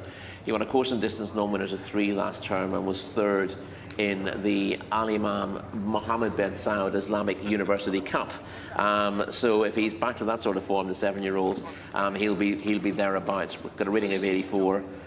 Fitness should be less of an issue after that pipe opener last time. Abdullah Alofi on board looking for a double. Laith Al-Hami is horse number 9. Yeah, 4th in one of those primary championships of the racecourse 2 starts ago, meeting 81 over 1,800 metres. And then 3rd to Thakati and Hafi in a non-winners of 3 over 1,800 last time. I thought it was a strong contest in comparison to this, and should be a player. Al Franey is horse number 10. Al Franey, I didn't like so much on recent form, 11th and 15 and 2 starts, has won a maiden, has half a chance in the best of his form, but I didn't like it. Another one who seems a little bit out of form at the moment is Al Rifle, number 11. Yeah, again, with a rating of 70, he doesn't have tons to find, but last 2 runs are unconvincing, and again, the line went through it. Shamila is in the parade ring. We've got a rather wide open contest here, but there are a few that didn't catch Rory's eye on the form book. Did any catch your eye in the ring? I quite liked Rory's analysis of horse number 1, just put a line through it. Absolutely not. I did that with a few of the horses in here myself, but I have indeed landed on horse number 14, Helmi, for Abdullah Al-Kredis and Abdullah Nasib. Those 2 have been flying in the Arabian Stakes, but this is a thoroughbred open contest, so it'll be really interesting to see how they get on. The jockey is in really good form at the moment. 4th last time out at meeting 89, and I think can go a few places better in this contest. Though it was pretty tricky trying to find a proper good looker. There were a few horses that caught my eye. However, I think I'm going to stick with my grey theme. I can't go wrong with the greys today, so horse number 14 is the one for me. But another horse did catch my eye, and that's horse number 7, Barak Alanaya, who was 2nd last time out for Ahmed Ashaya, the trainer. So those were the 2 horses that initially came down to it, but I will be sticking at the end of the day with horse number 14 for our penultimate contest of the night. Thank you, Shamila. Yes, we were just discussing there. Anis Al-Jaliz as well was another one who caught our eye here in the studio going around the parade ring. But yeah, a very positive mention for Helmy. Makes a lot of sense. You mentioned that these owners are more au fait with the purebred Arabian racing scene. They actually purchased Helmy after a few runs in Taif. So it's good to see that they're dipping their toes into the thoroughbred world as well. Mozher is horse number 13. Comes there for a win and a second in the last 2 starts. Yeah, this is one of 4 rated 82 or 84 in the race. Mozher, winner of a not to 80 hands and heels 2 starts back. You do love a bit of that over a mile and a half. Sends the shivers. Was a good second to Akko Mobari in an open contest last time out, again over the mile and a half. Helmy was a length and a half behind him that day. They're closely matched on form. Drops and trip now to 2,000 metres, but still has to be borne in mind. Let's have a look at some of these in action. This is the Mozher race we were just discussing with Helmy in behind the grey horse in those colours. Yes, you see that Helmy comes home well, but a little bit one-paced over this a mile and a half, and Mozher is just a little bit strong. There's not a huge amount between the first 4 or 5 in this contest, and I'm slightly concerned about the fact that both of them look to stay a mile and a half pretty well, but they do have a decent chance on form, and you've got to respect their chances in what looks a pretty poorly contested open race. Here's Helmy going to post. We're going to have a look at the 4th place effort of Helmy at the beginning of January. This wasn't a bad effort either. Look where he comes from. It's a really good run, I thought. Yeah, he's come from a fair way off the pace, and what he needs in this contest is a real pace burn-up, because he is capable of finishing very strongly from off the pace, but he doesn't really have a turn of foot. He just really gets going late as other horses get tired, and this was likeable, but he doesn't really get within hailing distance of the winner, but stays on past beaten horses to get 4th. We say he doesn't have a turn of foot. Do you remember when he ran over 1,200 metres and again finished 4th or something? He's just such a wonderful horse to own. Yeah, exactly. I mean, it seems whatever the trip, he looks outpaced and stays on. But yeah, I was amazed in Taif. He's run over 6 and ended up getting placed in a good open contest, and one of our big evenings there. Yeah, Helmy making his way down the post, and also a very gorgeous horse to look at. Let's keep going down. The Mashaber is horse number 15. Rated 82 as well, so one to bear in mind, was second in a mile and a half handicap in October. That was, October 2022, but he's only had 1 run since. He had 1 run in Taif and meeting 37 and finished 10th. So he clearly had some sort of issues in the meantime. He had 1 more run last year, later in March, after his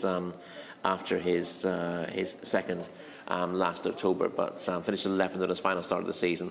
Then was off until Taif and finished 10th in 1 run, and has been off again. It's just a staccato season, isn't it? Yeah. Badr Al-Medan is horse number 60. Rating of 66, hasn't won, and although he wasn't absolutely disgraced last time, I thought he's definitely going to struggle in this company. Mosta Woeb is one I'm really keen on. No Camille Ospina here, so Reynald Terej gets a very good opportunity, and a winner last time out. A little bit of a break, though. Is that a concern for you, jumping into the heat of this contest? Not massively, and I think they find him a good spot, because if he was straight up into a cup competition, you wouldn't fancy him, but he beat Garrett-Lee in 8 lengths for a mile and a quarter maiden win in Taif. There wasn't much for him later in the season there, so I can see why he's been given a break since. These horses don't tend to be unfit when they come back off a break, do they, the white horse runners? And the horse that was 3rd in that maiden won next time out, Garrett-Lee, and it's been a tad underwhelming since, but he ran quite well the other day. He's just a little bit paceless, but he's been running okay. But Mosta Woeb won that really impressively. He's got a rating of 79, so he's got a little bit to find officially, but he's getting weight here. He's only got 58 kilos, so he's getting 4 kilos. It's the equivalent of 8 pounds off Helmy. And if you add 8 pounds onto his rating, you're moving from 79 to 87 against Helmy's 84. I find it hard to get away from Mosta Woeb, because I think a few of these, are real plodders, quite frankly. Not bad horses, but they really want a trip. And at 2,000 metres, I think they look vulnerable, whereas I think Mosta Woeb has got a bit of pace. He's suggesting a little bit of a classy pace in a race where there isn't going to be much of it could be the difference here. I think so, yeah. Sahuk and Adhal are the last 2. Adhal's owners already had a winner today. Yeah, he's struggling for his best form at the moment. We kept busy in the last few weeks. Didn't greatly fancy his chances, but Sahuk's got a chance. Again, on old form. He was second in the Al Madina Al Monawara Regional Governorate Cup in March, not last March, the March before, and we've only seen him. Wait a minute. We've only seen him twice since then, both in March of that year, and he's been absent for 22 months. Clearly, if he retains that kind of form, he's got a big chance, but that's a long absence, and generally speaking, you don't expect them to bounce back to the best after that kind of Imagine break. he would have had a very serious vet check as well. Yes. To order to run his Sultan Al Mimoni on board. Sahuk, interesting runner, no doubt. We can knock a few of these off. I did like Anis Al-Jali's in the parade ring. I thought that was a big eye catcher for me. But, I can understand with Mostawar. I think I'm going to join you on that one if you're still continuing to go down number 17. Yeah, well, I'm very much with you. I thought both Moder and Helmi are both interesting, but they both really want the mile and a half to be winning races. They're both good enough to get placed here, but I was taken by Anis Al-Jali's in the parade ring, and he's got a rating of 84. Needed the run first time up. His form last season gives him a chance, but I do like Mostawar, and that's where I'm going to go. So Rory and I are sticking with Mostawar. Shamila likes number 14, Helmi. There's been a lot of chat in the comments from Mod Hair, number 13. That's a selection of Samir. David likes horse number 17, Barak Alanaya, who was a positive for Shamila as well. So best of luck at home with your selections. Gareth Topham, a tough little race. Who do you like in this one? Yeah, on profile, Callum, it was Mostawi for me as well, and I can tell you that this horse is currently favourite on the international market. There has been some support for Ardal as well, the bottom one, with double-seeking Thurbal Timiat taking the ride. We're down to the final few here to head forward. They include Moshe Bar, who is partnered by Ahmed Al-Azari, who looks for a second winner on the card. And about to head forward, there is Moshe Bar there. We've got the blindfold on for Stall's entry. Out of line as well as Laith Alham. There in shot is Mostawi, who we were just talking about as well. Current race favourite, Rayon Al Torsh taking the ride. So we're around about halfway through loading. Talk a little bit closer actually, but maybe there's a slight difficulty with one of the runners going in. And it's Roger Lease by Abdullah Alofi. Late adjustments being made. I'm just looking actually, being taken out of the front switch. Had so there is some sort of issue at the spot. There's plenty of discussions going on. The horses that had loaded have now been taken back out of the stalls. So going to be a few minutes before this race is underway, our penultimate race of the day. It's been a fairly eventful afternoon and evening, hasn't it? And we've had a bit of everything really. But yeah, the loading up process on hold for the time being.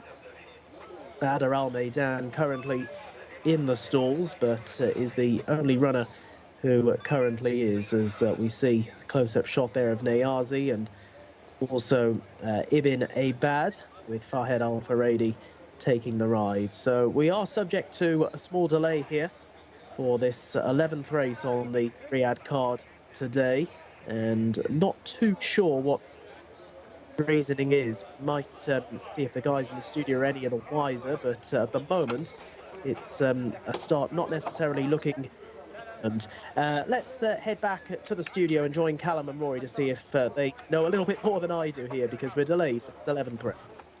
Thank you, Gareth. And I can tell you, I've got no extra information than you do, but I have seen a couple of the horses going round. I thought a big negative for Al Rafael, who's got very, very warm, horse number 11. A positive for me was horse number 15, Moshaba, who looked very good going around at this stage, just good, relaxing. There is the horse that we mentioned, Anis Al-Jali's. We haven't really had a good chance to see that. Getting a little bit warm between his hind legs now, as a few of them are. I was just saying 15, who I just mentioned was looking good. Within a couple of laps, it suddenly got quite hot again as well.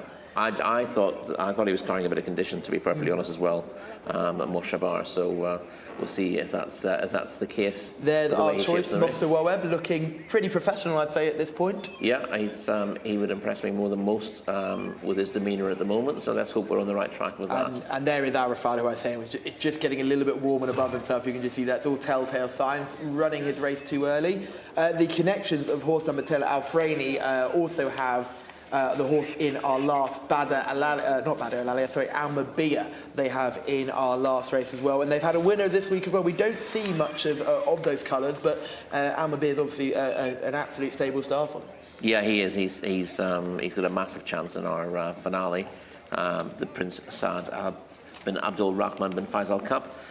He'll be top rated, and he's got the beating of most of these on recent form lines as well. So yeah, nice to see different colours in action. They got some interesting horses.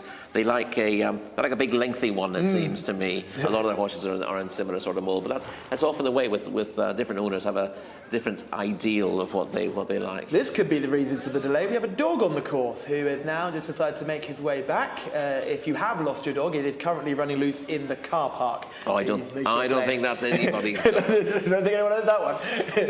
But as they continue to go around the parade ring, I just saw another horse getting a little bit worn, Adhal, right at the bottom, horse number 19, drawn widest of all. 2,000 metre start, they start at the bottom of that chute. Does that give more credence to the horses drawn wide, being able to get across in a group, teaming up? It gives them more time before the bend, but also it's a negative for those drawn very low. They can't sort of get onto a rail and hug it into a turn, which is, you know, if you're able to get away well from a low draw and sit on the rail, that's quite a handy thing to do. But when you're in a chute like that, it's of less way into that it's bend, of less benefit. Yeah. I was looking at this now. If we talk about horses struggling drawn low, the real quality of this field is middle to high. So it might be okay if you're looking at the classier angle of this race. You should be okay with your draw position. Yes, I mean I struggle to like anything drawn 7 and lower, to be perfectly honest. One or two of them might have a bit of speed earlier on. Nahar Al-Aid, I suppose, in stall 3 is on the up and up, but most of the strength, I thought, was from those drawn 13 and higher. The horse number 6, Sood Al Sharaf, is getting very above himself as well, and I think Mohammed Al-Habail, Mohammed Al-Daham, I think he's on board there. I think he was signalling, why are we waiting? So it looks to be they're going to get the loading process started again by the looks of things. Again, just to go through selections while we've got the chance, Rory and I are teaming up with 17 at Mostel Woeb, who's coming back off a bit of an absence, but looked very good last time, and the collateral form of that race looks good. Shamila likes the absolute legend that is Helmi. He'll be jumping out of stall 14. You won't see him up in the vanguard early, but he'll be coming late with a He'll be coming run. home well. That tends to be Helmi's way. Yeah. We've also got some love for Modhair in the comments, who with a good looker on this occasion, and one that made Rory's shortlist. His recent form is fairly strong. And we also have a little bit of love for Barak Al-Anaya, who in the paddock positive for Shamila too, but they look to be loading, and hopefully they continue loading. So Gareth Topham, another member of the Mota Woeb train, I hope you can call this one well.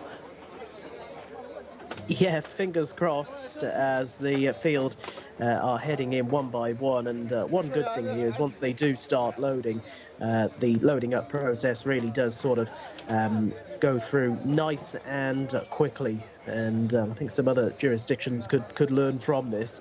Barak Al-Anaya heading in along with Deeb Al-Sahab. And we're down now to the final 5 or 6 or so, with Anis Al-Jalis about to head forward here, the horse in shot. Abdullah Alofi looking for his second winner of the day. Just a few others out of line as well. Modha looks to be out of line, along with Sahuk.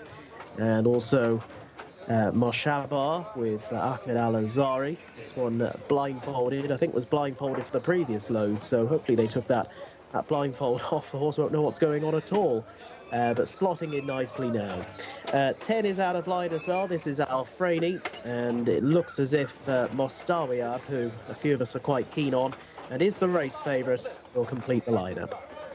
So we're ready. We're 8 minutes behind the clock with 5 minutes to go for this 2,000 metre contest, and they're away. And slow in breaking out was Al-Frani. towards the back end of the field early, and Sahuk wasn't any faster out either. One of the first ones to show, Ardal up around the wide outside. Also, Food Al Sharaf is racing well to the fore in a light blue coloured jacket, and moreover to the inside is Nahar Al Aid in blue headgear. Another racing prominently is Deem Al Zahab as Ardal leads the field back onto the course proper. Favourite Mostawi Ab is up around the outside, white jacket, green cap. Currently in around about 6th or 7th spot, is keeping company with Anis Al Jalis as they continue their forward progress over in the back straight. Not too far off the speed either, Barak Al Anaya with up towards the very wide outside, Sahuk looking to make up some places. Moshabar is following that one through. They're being chased by Nayazi, who's over to the inside in the red sleeves and cap. Well back in the field at this stage. They run towards the end of the far straight is Al Rifle and also Anar with plenty more in front at that time. They're preparing to turn left-handed out of the back straight. The well-supported Ardal over towards the inside holds a narrow lead from Food Al Sharaf, who's never been too far off. And close up in behind them is Nahar Al Aid and Order is the crowd on the course. Then down along the inside is Ibn Abad in the white sleeves, chased by the now nudged along Mostawi Ab. Got a little bit of work to do, and this Ardal is going best here as they swing back towards the straight.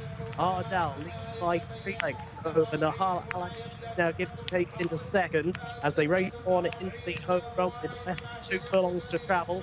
And it is Ardal, and if he can keep going, then this valuable prize will be his. Thurbal Timiat and Ardal stretching away by 4 lengths as they race into the closing stages.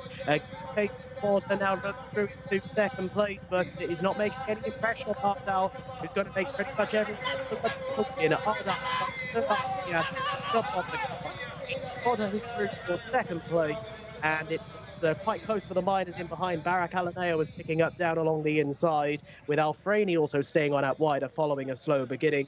But if you were one of those that followed in the support here for Ardal, they've been rewarded. This horse scoring in a time of 2:09.2 seconds and having the race sewn up from pretty much the entrance to the home straight. The writing was on the wall for several of those in behind. Modher in the end has come through into second place under Alexis Marino, but has been beaten fully 2 1/4 lengths by the winner.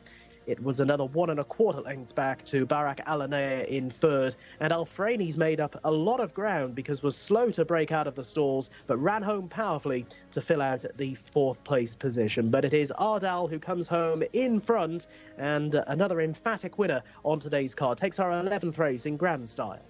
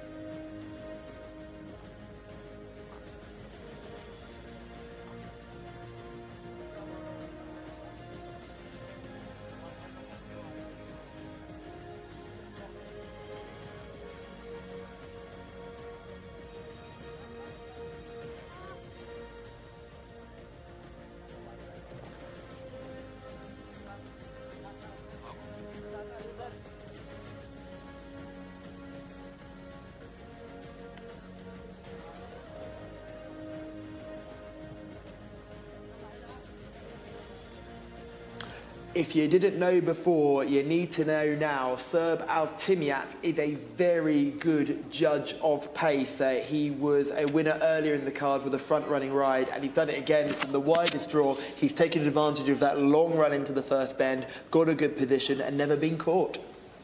Yeah, we've seen him in winning action already today, obviously, but we saw him last week ride a very canny race from the front of Freshwater Cliffs, and clearly not a jockey who's generally been making headlines, but 3 recent winners for third, showing that he's as canny a rider as many are around here. It's been a big day for the Saudi riders, isn't it? Yeah, it has. They've won almost every single race. I was saying it's a pity Ricardo Sousa Pereira got that winner on one of the turf contests, because I'm sure they'll be tutting at him in the Although, in fairness, you know, you're including Wiggy then as a Saudi rider. Yeah, he's an adopted Saudi rider. Yes, it feels like he's a local, but yes, Wiggy of course as well.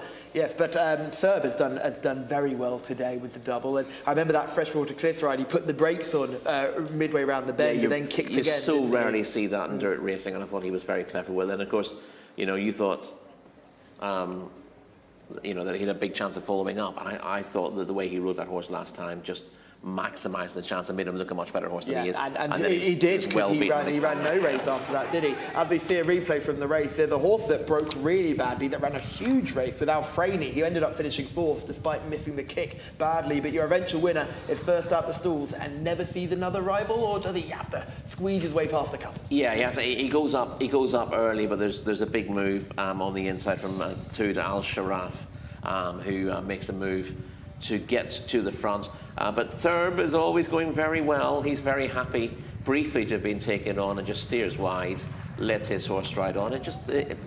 It's interesting to see how these horses have gone for him. That Freshwater Cliffs, for example, just a very hard horse to win with generally, just looked a totally different beast. He made Freshwater Cliffs look like an easy ride, didn't he? He did, yeah, which he clearly impressive. isn't, and he's made this look like a steering job on a horse who, you know, he's well supported in the international market, but he didn't have blindingly obvious claims to the rating of 76, and he's been you know, in and out. What's his previous form? He'd only had one run at this trip before. He showed up a little bit better last time out, went 6th in a biggish field, whereas he'd been largely well beaten.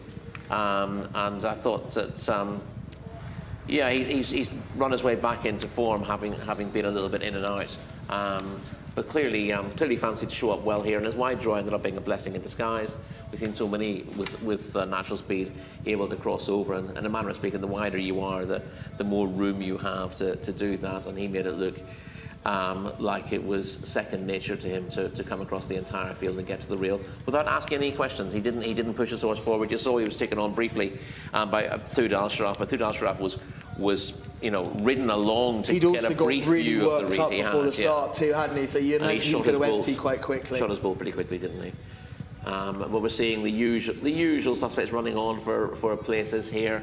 Helmy could only manage a 5th, which only is got hugely disappointing for him. I thought he was guaranteed to get 4th, coming down the straight with his usual run. Motair ran on as well late in the day.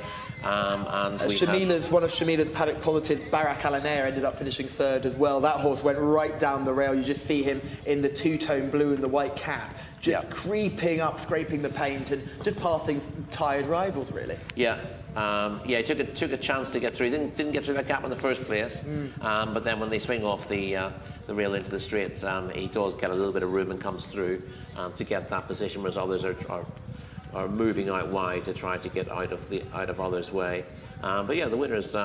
He got a little bit tired late in the day, but he had them all in all sorts of trouble. His ears are going. He's wondering where everyone else is, isn't he? Because he hasn't seen a rival for a while. No, and he's getting a little bit lonely all on his own. But he's done enough to put this race to bed, and those who supported him in the market never had too much of a worry. No, you would have been quite happy coming into that final bend and the way he came off it and still looked like he had plenty underneath him. And Serb, again, a jockey who just keeps the balance. We mentioned this with the Freshwater Cliffs ride. He never panicked when that horse started to idle as well towards the end. Just keeps his centre of gravity right in the same place, isn't looking around and is just guiding this horse to the line. Yeah, he knows exactly what he's doing. It's not like, again, what I said when you asked me about that question is when riders think they're going to win easily and then suddenly the horse gets tired under them and they panic and don't know what to do. do.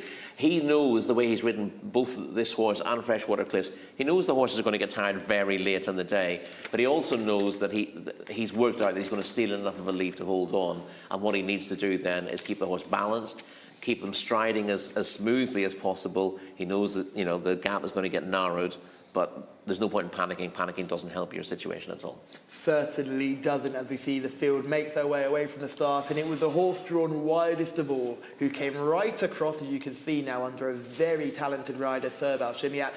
He got to the rail, got comfortable, and never saw another horse. There were big runs in behind, but they couldn't catch our eventual winner here of our penultimate contest. So we must move on to our lucky last. And this is another big cup race for 300,000 Riyal, and it features only a field of 8, but there's some good horses amongst it, and Gareth Topham can take us through the runners and riders. Thank you, Callum. Our final race, 12th and last, coming up, and indeed a very valuable prize. Number 1 is Sultan Al Anaya with Abdullah Al Rashid. Number 2, Barjera, the mount of Abdullah Al Fayrouz. Number 3, Heshan Ali Al Mutib with number 4, Bada Al Lalia, the mount of Khalid Al Mamoni. Number 5 is Al Mobia with Berto Ramos, looking for a big race double on the card. Number 6 is Akho Mobari with Ricardo Ferreira. 7, Aramar Ayad Al Tarisi. And number 8, Ibn Hadban, partnered by Abdullah Al Credis. A full field of 8 to contest our final race.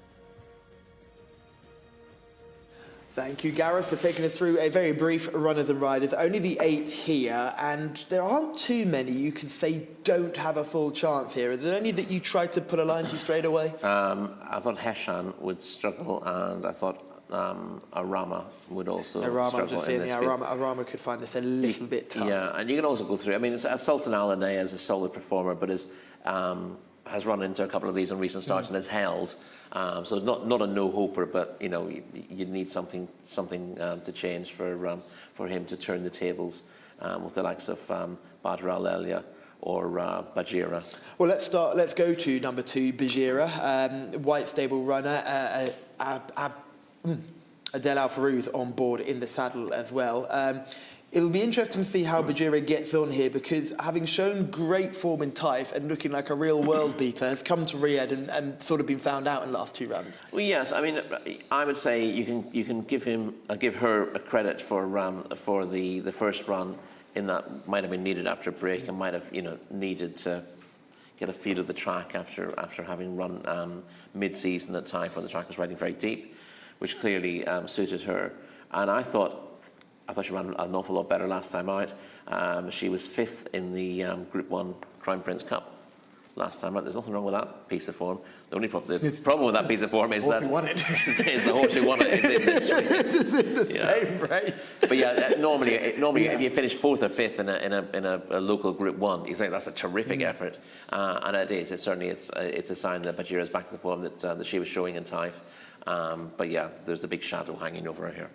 Heshan is a horse that you were quite happy to say was probably not going to be involved in this sort of contest. Yeah, has only won 1 race, is rated 82, will probably come on for that seasonal reappearance and meeting 76 when he ran perfectly well. But, he's up against a horse rated 106 who's in the form of his life at the moment, and it's difficult to see him making up sort of 20-odd pounds. Which is a fair distance. Bada Alalia is a really good horse. Khalid Al Mamoni's partnered him with all his wins, and he'd have a chance here, certainly. He'd be the one that could potentially cause the upset. Yeah, I mean, he's got a similar rating to Bajira. He beat Ibn Hadban a length and a half last time out in a 2,000-metre Jcsa award contest. He was also giving £3 to Ibn Hadban that day. They meet at level weights today, so he's clearly got the beating of that one. And had Sultan Al Anaya back in 5th on that occasion. So that's a solid effort. Should beat those 2, and he might be the one to give the likely market leader Al Mobir most today. Shamila is in the parade ring. Thank you very much, Callum. It is our last race of the day. It's worth 300,000 Saudi Riyal. Whopping amount of prize money here. And my paddock selection for this race goes to horse number 4, Badr Al-Anaya, who will be ridden by Khalid Al-Mamoni. The bell has just gone for the jockeys to mount for this last race of the evening. And this horse caught my eye from the very beginning as soon as he entered the parade ring. A lovely chestnut 5-year-old colt by Worldly for the Abdullah Al Mossa stables. Rated 97 and a 2-time winner already this season, and I think he could make it 3, Callum. Well, hopefully anyway. I feel like I started the day off really well, and it's all gone downhill from then. But I do have to say also the Red Stables runner, horse number 6, Ako Mabari, looks stunning as well. Ricardo Ferreira has already had a winner today, so he is chasing that double for our last race of the day, and it is over our longest distance on the dirt as well, 2,400 meters. I wanted to side with Al-Mabir, but I just don't think he looked very well inside the parade ring. I will be sticking with Badr Al-Anaya. Yes, thank you, Shamila. And your day started well and went downhill. My day started downhill and never quite got any further uphill either. Rory, you've probably been the most consistent of all of us today, flying along. Well, I'm more than happy with my current position. Let's just say that. Al-Mabir is horse number 5, a Group 1 winner last time. 2 starts before that as well. Probably one of the top local horses here in Saudi Arabia. He is certainly over at what you call a staying trip. 2 course and distance wins already to his name, including that Group 1 Crown Prince Cup last time out, where he beat Mostoli by 5 lengths, and with Bajira and Badr Al-Elia behind him on that occasion. Badr Al-Elia was back in 7th, but Bajira was 5th. So those are his 2 main rivals really on paper, and he's got the beating of both of them over this track and trip last time out. So the only negative you would say is that he didn't take Shamila's eye in the parade ring, and she doesn't take any nonsense. No, and Ako Mabari did catch her eye in the parade ring with probably her second most positive choice. That horse was a winner last time out. We will have a look at this run from Al-Mabir. I thought this was an unbelievable ride from Joel Rosario, who looked like he was going at wide, almost faked all the jockeys out, dived down the inside and just powered away. Yeah, obviously a top-class jockey, Joel Rosario, but a top-class horse as well at this track, and he's powered away at the end to win by a good margin. He wasn't spared a hard race, it has to be said, but we know that he's extremely well suited by track and trip, and you see that he's got a couple of these rivals well beaten behind him. Yes, and they were well beaten, weren't they? He was a very impressive winner of that Group 1 contest. Ako Mabari, what do we make of this runner? Yeah, he built in some good efforts when scoring over course and distance in open company last time out, beating a Modher 2 1/4 lengths. It was on Modher in the last race. He's a nice horse, but he's not a cup horse, certainly. He was behind Al-Mabir in the Africa Cup earlier in the season as well. Yes, that was Al-Mabir's season opener, wasn't it? Yeah, and so again, he's held on all the form lines. I think he was in receipt of weight when he was behind Al-Mabir as well. So difficult to see him featuring unless Al-Mabir doesn't run to form. And you know, we've seen plenty often enough horses who look like they should have the winning of races here not run to form. They're already loading, so selections here. Shamila likes Badr Al-Alia, Rory and I like Al-Mabir. Gareth Topham, it's over to you. Thanks, Callum. The final runner has gone forward and they're off and racing. They wasted no time, and this Prince Saad bin Abdul Rahman bin Faisal Cup is underway with Al-Mabir beginning well, the race favourite down the outside, and through along the inner for company is Badr Al-Alia, and it's the latter who strides on into an early lead.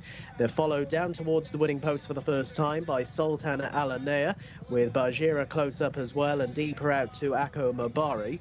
A length and a half off these is Ibn Hadban, and then at the back end of the field, Heshan, who races together with Aramar, as they now make a left-handed turn at a steady 34 miles an hour out towards the far side. And it is Al-Mabir in the yellow jacket, showing narrowly in front of Badr Al-Alia a close second. They are 2 lengths ahead. Ako Mabari running in at third, and they're being followed as they make this turn by Sultan Al-Anaya, who scrapes the paint right down along the inside as they now turn into the back straight, and the pace has steadied even further. Bajira is in the second half of the field at the moment, but the green cap is just ahead of Arabar and Heshan, who's over to the inside in the blue and white, and Ibn Hadbar is obliged to race a little bit wider as they continue their forward progress going down the back and are now through the halfway stage. And still Almobir and Wigberto Ramos dictating modest fractions, up along the inside for company Bada Alalia Khalid Al-Maboni. Close up in behind Akko Mobari, and then a rider out is Bajira. Behind Bajira is Sultan Al Anwar. The others with work to do now, given the way that the race has been run. Ibn Hadban at the back, still travelling all right is Arabar, but they're now leaving Heshan behind. On the home turn, tempo lifting, and it is Almobir doing the lifting for the Bada Alalia. They always been the leading pair. Boosted away by some 3 lengths. Mobari back in third. Then Bajira trying to make up some ground, but Almobir has kicked for home here and quickly puts daylight between himself and his rivals. The gap between third and second is now a good 4 or 5 lengths. Badr Al giving chase with down the outside Akko Mobari. Akko Mobari now into second. Then down the outside is Bajira, but they're into the final 200 metres of the contest. And out in front and clear is Almobir under a beautiful front-running ride here from Wigberto Ramos. Running home powerfully, Bajira down the outside will take second place. Running up towards the finish, Almobir is getting a bit tired, but the job is done and he wins tonight's feature. Beating into second position, Bajira with Akko Mobari keeping to the task. They were clear of Arabar. Big race double on the card for Wigberto Ramos. And he helped to dictate a slow pace there on Almobir. Kicked at the top of the home run, and although getting a little bit tired close to the finish, had more than enough in hand. The winning time for Almobir is 2 minutes 37.48 seconds. He hangs on by a length and a half from the fast-finishing Bajira, who's run home in second place. And back in third, a further 1 3/4 lengths behind was Akko Mobari, with Aramar across the line in fourth. Good night for Wigberto Ramos. Wigberto, of course, who does so well at these Saudi tracks, and he really has hit a rich vein of form this evening. That's a big race double for him, and it's Almobir who wins the Prince Saad bin Abdul Rahman bin Faisal Cup, our final race of the night.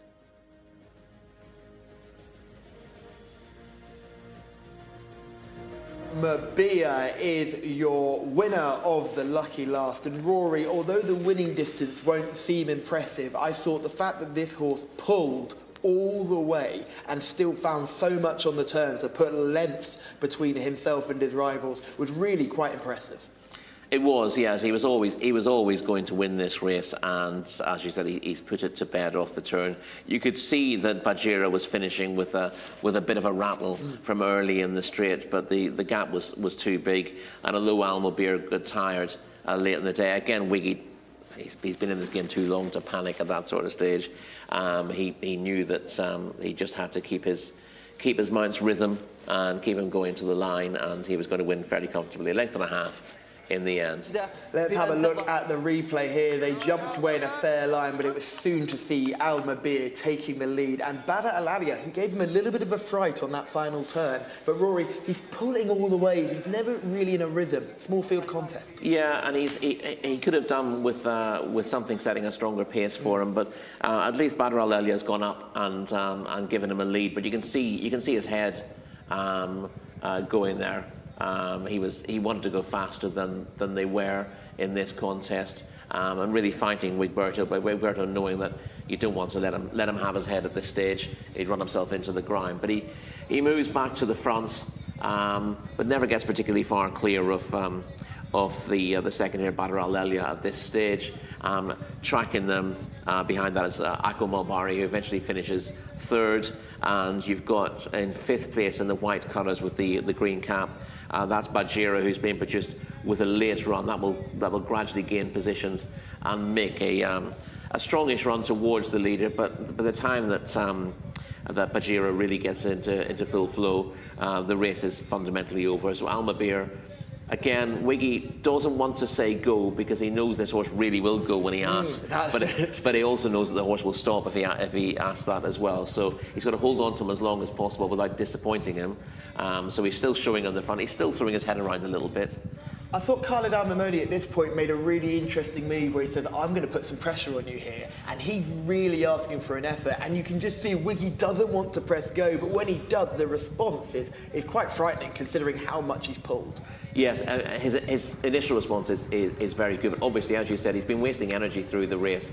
He really wants to go at this point. Now we're on the crown of the bend, so Wiggy thinks, right, okay, I can let out a little bit of rain and send you for home. But he's aware that this horse has burned up a little bit of excess energy, and he can't afford to give everything in one pop. But he gets well clear now of Badr Al Elio, who's got nothing left to offer, and it's the likes of Ako Mobari and Bajira from slightly further back who are going to throw down the strongest late challenges. It's the distance he puts between himself and the rivals just off that crown of the bend. It's so impressive. That's the point where you can really get down and stretch and get low, and he's built up a lead of 6 or 7 lengths at that point. Once he's made that move, you can see that he does get a little bit tired. He's not desperately hanging on, but he is being closed down late in the day. But I think Bajira's been given a good ride here by Abdul Al Fayrouz as well, knowing that he probably wants to come with the run as late as possible and try to mug this horse on the line. But Al-Mabir didn't quite come back to him in time. There is the Wigberto wiggle, and Shamila is with the great man. Oh, I don't want to interrupt Wigberto Ramos's flow there. He's absolutely wiggling all over the place after his double today, and we're going to speak to him very quickly before you're dragged off to get your trophy. But congratulations, Wiggy. Thank you very much. And Mobir, obviously he's a Group 1 winning horse. He won last time with Joel Rosario, but were you confident for this race? Yeah, well, I was very confident. The first time that I ride the horse, I want to say thank you to the trainer that gave me this opportunity. I know the group was very, very weak. And I just tried to enjoy the first part to the 800, and I got the horse inside, challenged me. So I don't have the horse too much because they lose power. So when they come to the 800, I just lose it a little bit, and he take off. He just continue. Thank you so much, Wiggy. I'll let you go, but congratulations again. Thank you. Speed and then. Yeah, we were just discussing that, exactly what Wigberto said there. He said, I wanted to enjoy the first 800 metres, and then I had a horse on my inside, which was an absolute nightmare for him. So he's made that position. He's done everything that he can to get a nice gentle rhythm, and suddenly you've got Badr Al Elio saying, oh, hello, I'm going to take you on, and you're not going to have an easy lead. And didn't just sort of race alongside, but kept poking up and poking up. So it was that made life a little bit difficult for Wiggy and stopped his horse from settling. But again, it's interesting to hear what he said about wanting to keep power. You know, this horse does have power, and if you keep disappointing them, then you limit their ability to show that power that they have. But obviously, if you go too soon, then they will express themselves initially, but they will also tie up quicker as well. They certainly will tie up quicker, but the way this horse has put the distance between himself and his rivals gave Abdullah Al Fayrouz absolutely no chance aboard Bajira. He's given that horse a very good ride in his own right, and I'm sure the White Stable representatives will be over the moon with that successful that run there in second. Yeah, he's ridden her to show her strengths in the race, and he's given her every chance of, you know, you can look at that and go, well, he's finished fast and he was too far back, but actually he's allowing her to express herself as Wiggy was with the winner. In different circumstances, if Wiggy had gone a little bit earlier, then he might have stopped and she might have had a chance of catching him. But I thought she's been given every chance the way the race has been run, and it was a good ride from her rider. Yeah, it was a very good ride for the second place rider. You also had Aku Mabari sticking it on in third, as we get to see some very wonderful delegates here who will be giving the prize to Wigberto and Winning Connections. And Wiggy said it himself, he was very grateful for the trainer for giving him this opportunity. He's a big race jockey here in Saudi Arabia, isn't he? The moment wouldn't get too much for him.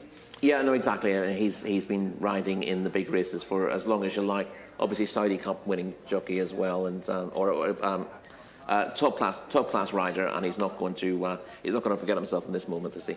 We're joined by Shamila here in the studio. We're keeping you out the cold now. How happy are you to be here? I'm absolutely ecstatic. I mean, I've wrecked the place as soon as I came in. I've tipped over every single water bottle possible. But yeah, it's great to be here. And obviously Prince Bandar leading the other princes towards getting their trophy as well. Lovely to see. Yes, Prince Bandar, the chairman of the Jockey Club of Saudi Arabia. It was a big week for him last week with the Crown Cups and everything on offer, and a big prep for Saudi Cup night. I think it went really well. And here he is presenting winning connections with this trophy. And we'll get to see Wigberto step up onto this stage as well. Solid gold, I heard. Solid gold. Yeah. It's not bad for some, is it? Aren't they? It's got some weight to it, you can see there. But wonderful to see these connections who we don't often see in these big races. And here is Wigberto. And again, Rory, I think it's key to mention, you're a man who's got children yourself. It's wonderful to see the children of these owners being able to get up there and celebrate with the adults and really feel part of the moment, not pushed aside. No, absolutely. And we mentioned that several times before. It's a good thing to see.